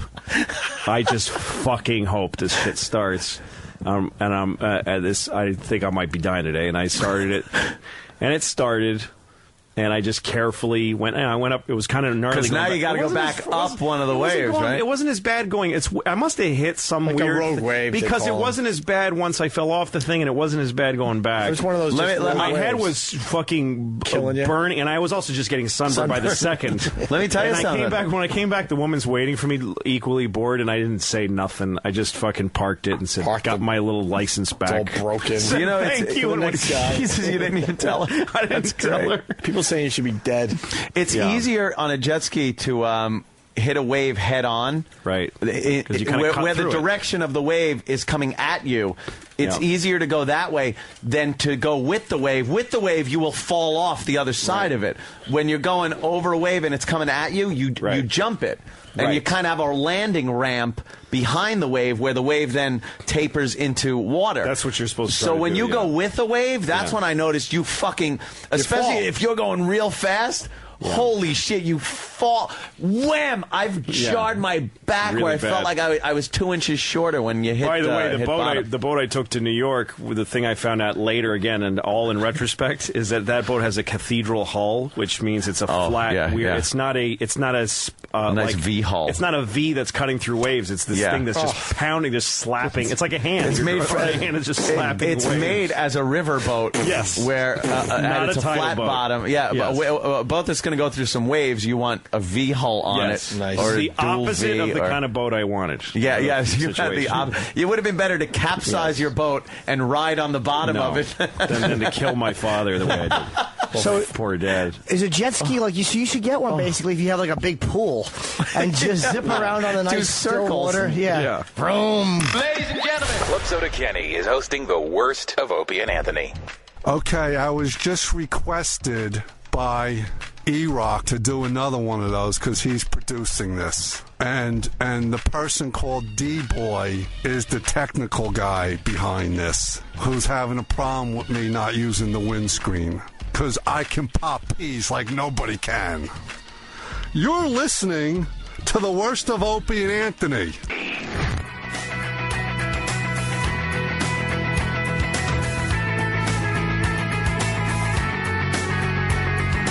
One man come in the name of love. One man come and go. One come he to justify. One man to overthrow. In the name of love. What more in the name of love? In the name of love. What more in the name of love? Oh my God. Sirius 197, XM 202, station The Virus. It's the worst of Opie and Anthony, hosted by Club Soda Kenny. We're back with the worst of Opie and Anthony. You know who? Club Soda Kenny, Girasshole Park. While discussing how important Kenny is to the program, Jim brings up that Kenny's head looks like that of a brontosaurus. Kenny is then compared to the movie Jurassic Park. I think dinosaurs are very scary. I'm glad I wasn't a caveman. And let me ask you this. You know why cavemen dragged women by their hair instead of by their ankles? So they didn't fill up with dirt and rocks. Broadcasting the worst of Opie and Anthony, hosted by Club Soda Kenny. Ass. Oh, it's some good TV. I'm not talking about him. I'm talking about the man carrying my smoothie. That's right. Thank you, Kenny. Kenny gets my smoothie right now. Like every time. Kenny knows, man. Kenny makes a mistake. Banana-y goodness. Guys, do you think it's smart to talk about Bubba? Oh, my God. Did he really say that? Oh, God. Who said that? You know, sometimes you gotta make alliances. Who said do you think it's smart to talk about Bubba? What do you think? You said that? Yeah. Why would you say that? GH, I probably do not know what I'm talking about, and I will probably get a bashing for this, but I can't help myself. Are you going to choke me? No, I'm giving you your food. Because I know one day you will. I just hope it's not today. With his cock. Is it a good idea to address this now? Please do not get mad at me for putting my 2 cents in. And if you would rather that I not comment, please let me know. Thanks. Take care. Well, why would it be bad Kenny. to mention Bubba? How would that be bad? Well, they're over there at a company that is merging. You guys might not be included. You know, there's every possibility you could be destitute. So you better play it safe. He's just looking out for us. We're too stupid to Not take to talk anyone's about it. advice, even if it's good advice. The guy's a fucking cunt who mouthed off about us. And if everything he said comes true and we get the boot, so be it. He could have a chuckle about it, and that's great. But it ain't going to stop us from calling the guy what he is, a hack. No one's fucking paying attention to him. And screw him. I only want the best for you boys. I understand. You're like the angel on one shoulder, and then there's the devil on the other shoulder. Right. And the devil is throwing flames at your hair because he knows it's going to catch right on fire and burn your little halo.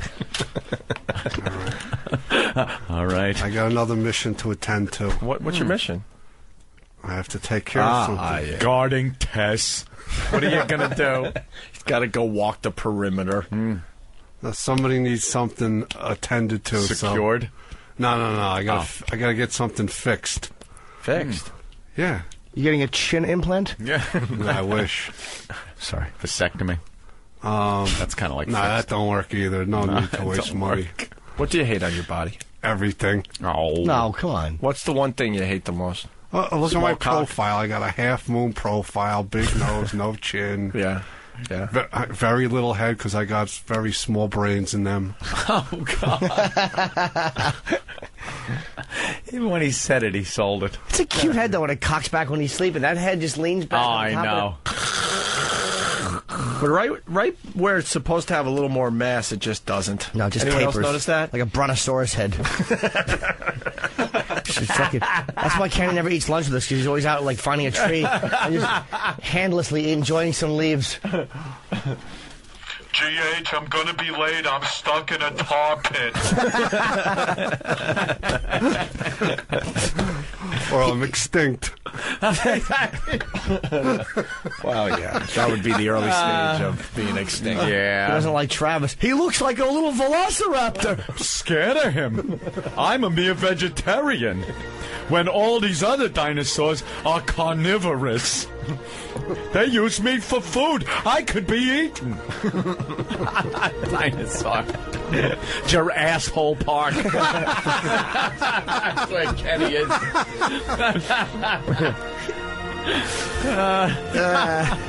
All right, Kenny. Thank you. Thank you, Kenny. All right, I'm going to take care of that thing. Ladies and gentlemen, Club Soda Kenny is hosting the worst of Opie and Anthony. Louis C.K. Kids.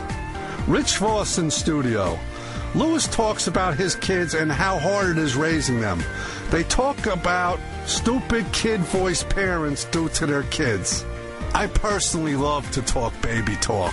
Broadcasting the worst of Opie and Anthony, hosted by Club Soda Kenny. I talk about depressing. Pamela just called me. She got my sweater back.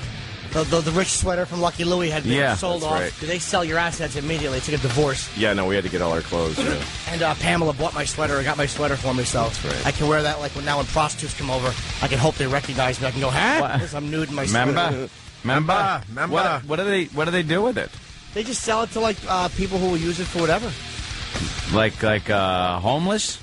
Or no, other... So there's a company called It's a Wrap, and they just buy everything that a TV show, a dead TV show had. It's a Wrap. It's a Wrap, yeah. And then what do they do with it? They'd liquidate it. I don't know what they would have gotten for that sweater, you know. But do they if sell there's any iconic stuff? They would put it on eBay and stuff like that. That's what I was thinking. So they sell it to fans and stuff? Yeah, so I took all my work shirts and all that stuff. Yeah. I got to tell you guys, wherever I go, man, I was in Rochester for a few days, and a lot of Lucky Louie fans up there. And people you would never expect, like, you know, proper women that don't have a dirty mind. And I'm like, that's what? the weird thing. It's mostly older people. There's always older in New York. Every corner I'm waiting for a red light, some older Jewish woman puts her hand on my chest kind of sexually and says, "You are wonderful." Like old Jewish ladies and old black couples, well-dressed, come up to me and say that they love the show and then take my wallet and stuff. That was the problem. You just needed white people. I didn't expect a lot of white people. There's more to white enjoy people the show. in America. I didn't expect the soccer moms. I just didn't. You know, and that's what I see a lot. They come up and go, "Oh, that show is so honest, and the language, it was real." And well, when I started doing material about having a family on stage, I thought I was going to get booed for the stuff I was going to say because I did it out of frustration. I didn't think it would be make me successful. I was going on stage and saying stuff like, "Now that I have a baby, I understand babies in the garbage." Like I wouldn't do it, but for the first time, I get it. Like I totally visualize it. And it's true. Every parent, actually, your head goes to like, okay, who would know? Like, how many people have seen this baby? And like, oh yeah, they got her footprint at the hospital. Forget it now. It's not gonna. Could I explain it away? They're gonna come around. Hey, what happened? What? We didn't have a baby. What are you talking about? But so I would do jokes about that, and I thought I'd just get booed, and I was just doing it for my own. And soccer moms would come up to me after shows, and say, "Thank you for doing that stuff." I did kill my baby. I threw my baby in the garbage. I didn't realize how funny it is that I did so. Louis, what's the most frustrating thing about being a parent? I think it's the spouse. I think if I was alone, I'd be fine. Alone with a kid? Yeah, seriously. I got two, and I can think. I sort of think in my head because you do with virtual reality. Okay, my wife dies, and the kids are still around. You know, get a nanny. I mean, I could do it. Wait till your kid turns get a nanny. Wait till your kid turns 16 and stays out all night drinking and lies at 16. Oh, Pretty normal stuff, though. The only thing that would be better is if I dropped her off. Yeah. all night long, going from party to party. Is that what's happening with the hot Voss daughter? Yeah, no, I haven't had any. I haven't started. That's a whole new level where the person actually has a life that you have to worry about. Right. And to me, I have 2 girls, so I just don't want them to depend on guys. That's all. I really don't care if they're hookers, as long as I guess that is depending on guys. But yeah, in a big way. Hookers are not really independent of spirits. No, but no. The hard part is when they're babies. It's that you don't sleep and you really get on edge and you want to kill people. Yeah. And but I don't. There's endless reservoir of energy for the kids. I mean, they're crappy people. They don't care about you. It's a one-way relationship. They're mean-spirited. They smell bad, too, a lot of the time. Like, my daughter won't bathe, and we have a baby, so we can't force her anymore. Like, we just go, fine, just sleep in your clothes. Nobody cares anymore. But she starts to stink. Like, she's got this little girl vagina smell that is kind of it's really hard to take. It's really hard. It's disgusting. Do you have an Arab kid? What's that? Well, if any kid, you don't wash them. They stink. The reality is there's not much joy, right, when they're young. Well, but there's enough that it makes all that worth. It doesn't bother me. Like she'll be really rude to me, and I think it's funny, and I'm proud of her. I want her to be rude and self-expressive. I want her to take from people and crap on them and abuse them, because that's how you get ahead in the world. I can never understand when I see a father with especially daughter, young daughters in a store or anywhere, and they go into that baby talk thing. Yeah. And it's like, Jesus Christ, this is a grown man who is now, he was probably into, he was under the hood of his car turning a wrench at some point with his buddies drinking beers, and now he's Gooby baby talk. No, baby. No, darling, we can't do that. No. And you just look and go, what happened to you? Yeah. No, I don't talk to my daughters that way. No? No. I just talk to them because that's stupid. It's retarded. It really is. Your kid talks like a baby because your kid is stupid and your kid doesn't know how to make real words yet. Your kid sucks at talking. So you're going to teach them by talking like them? Yeah. How dumb is that? Like parents that take their kids' words, do you want Mickey, Mickey? Say milk so the kid learns how to say milk. So they can get a job. Don't retard their verbal development by talking like them. The only people you should use baby talk on are the elderly. Yeah, exactly. Just to humiliate them. Well, there was a little kid in my neighborhood, a little black kid, and his uncle, you remember Froggy from Courageous Cat, to talk like that? No. The uncle. Remember Froggy? Wait, hold on. No. You're not just. Was that a talkie? Did you just make up that cartoon? No, Courageous Cat. You remember Courageous Cat? No. I'm going to tell you a good story. I don't remember Froggy. You watched cartoons when they were in black and white, didn't you? Steamboat Willie. Jesus. Was that on a flip card thing like those? That was a flip book. He put a penny in the Nickelodeon thing and cranked it. Turned his cap on backwards. I go to Coney Island. How old are you? Are you serious? You don't know Courageous Cat in Minute? I remember the name, yes. Yeah, I remember. I don't remember ever watching it. But not Froggy, Rich. He was one of the characters. He was one of the criminals. And how did he sound? He went, see, man, see, like Mug, Mugsy. Yeah, that was the.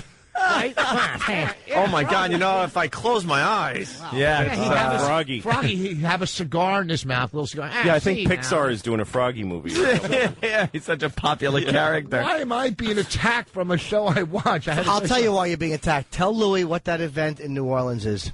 Mardi Gras. How do you spell it? M-A-R-D-I Gras. Mardi Gras. You finally. All right, look, you looked it up. You looked the word up during the break. He looked it up. What did I say before? He said Mardi Gras and Madri Gras. No. And he spelled it M-A-D-R-I. Oh, you're out of your mind. I said M-A-R-D-I. No, you didn't. Oh, my. You don't think we tape this show every day? I know you do. It's on tape, my friend. It's on tape. How much you want to bet? Why else I said I'll take bets right now. How much you want to bet? You spelled it M-A-D-R-I. I'll bet you. I got 100 right now. No, I can't gamble because I quit gambling. Oh, that's right. M-A-R-D-I. Oh, you're lucky. Come on. That is the It's not like easiest money I drinking would or make. drugs. It's gambling. You can stop in a second. No, I can't. Come on. You said Mardi Gras, and we asked you, and you said Madri Gras. Madri. Imagine if that's how you tumbled back down because of that bet. Just one bet. Just said, back to smoking crack. I was sure I said Marty, and I lost the bet, and I had to go make up for it at the OTB.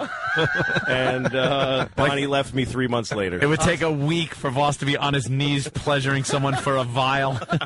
I'm so nervous because of a word he misspelled. Because he misspelled a word.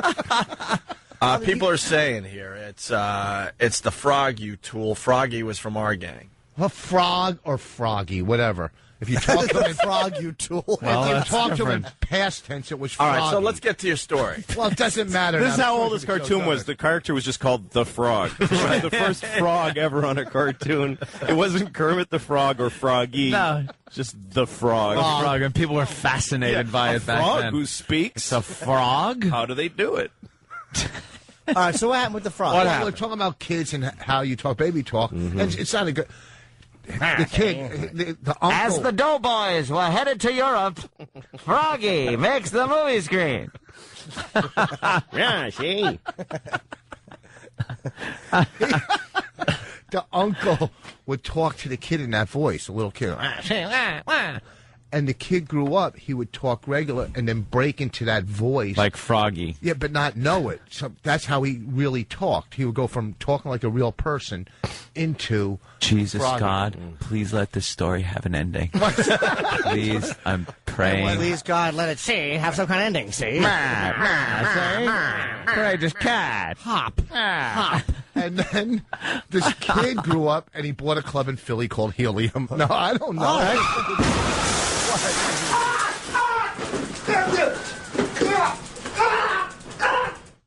You tased Rich. I sure did. That frog story. It could be I've heard Al Zarqawi stories that had funnier endings in that. Why don't you hop on out of here because we're done with you today. That's First right. of all, let me explain something. Every story doesn't have to have a punchline when you're talking about kids and you're telling no, I'm not saying it should have a punchline. I got a little water in my mouth on that one.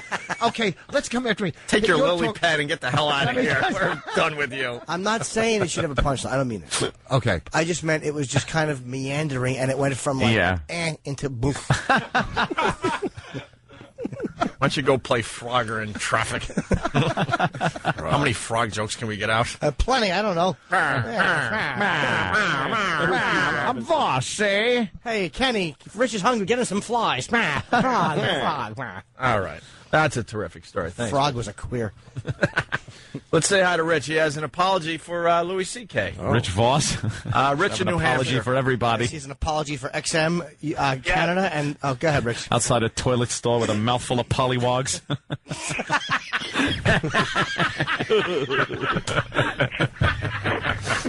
Wow. Horrible. There you go. Meandering mess. There you go. You never disappoint, Rich. Thank you. Love Rich. You never disappoint. Mouthful of pollywogs. Oh, my God. Oh, his stomach. Oh, that was a gem. Yeah, right. Should we go to New Hampshire? Yeah, let's talk to Rich. It's Rich. Yeah, hey. What's up, man? I just want to apologize to Louis there. Yeah, what for? I fell asleep at one of his comedy shows up in Massachusetts at the Kowloon, and my wife was telling me that he kept on looking over at me, and I feel really bad about it. And All right, hold on, Rich. I gotta stick up for Louis here. He didn't fall asleep because you were having a bad set. Oh, well. No, He passed out. He drank too much. Passed out at your show. Yeah, no, I just want to apologize him for falling asleep at his show. Nothing that he did. I mean, I enjoy his comedy. He's great. Dude, what we're saying is it's not falling asleep. Up there it is. Up in New England, like it is. I just fell asleep. It's called passing out from alcohol. There's a difference. It's not falling asleep. No comic wants to hear that you fell asleep at his show. Guy makes it sound like he took both of his hands, put them together like he's praying, and put his cheek on him at the table. They don't mind hearing that you passed out at one of their shows, but guy was drooling on his chicken wings. He fell asleep like Alex in Clockwork Orange in the spaghetti. That was how he fell asleep. Yeah. I tried the line. All right. No, you don't have to apologize for something I was completely unaware of. Oh, But okay. thank you. Well, hey, no, I think that I do. Anyways, that's just me. All right, thank you, Rich. Thank you very much for coming to see me at the Kowloon. I got to cut you short because this is the $100 I would have won. In the Mardi Gras, you know how they have the heads on the stick? In what? In the Mardi Gras, the heads on the stick. And how do you spell Mardi Gras? M-A-D-R-I. Mardi Gras? Mother Gras? How do you spell it? M-A-D-R-I. Mardi Gras. Oh, yeah, sure. M-A-D-R-I. Mardi. Wow. You're not a real person. Not a real person. There you go, from earlier. There you go, Rich. Okay, here's the deal. There It you was go. early, and I wasn't really awake. The How early case is is it? rested. How early is it that you spell Mardi Gras M-A-D-R-I? I made a mistake, okay? What's the big deal? Wow. Only that you said that you didn't. Right, that That's was all, it. that's If all. you said, yeah, I made the mistake, I'm but sure then I you totally went, I did not say it like that. Pull the tape. Yeah, they could tamper with tapes, too. You Oh, see it. okay. Yeah, of course. Somebody was back there cutting. All right, whatever, Rich. Jesus. Ladies and gentlemen, Club Soda Kenny is hosting the worst of Opie and Anthony. You don't have to read everything. No, I do. No. No, I read it. If it was important enough for you to type it, then it's important enough for me to read it. I don't have enough time for all that. Yes, you do. I'll read fast. I'm a good reader. I went to school. Okay, so that's the end of the worst of Opie and Anthony. Hosted by me, your beloved friend. Godspeed. Approved. No! And that's the worst. The worst. What the fuck is it with you? Of Opie and Anthony. Are you professional or not? Listen to Opie and Anthony live and uncensored weekday mornings from 6 to 11 a.m. Oh, good for you! The Virus, Sirius 197, 197, XM 202. Fuck's sake, man, you're amateur.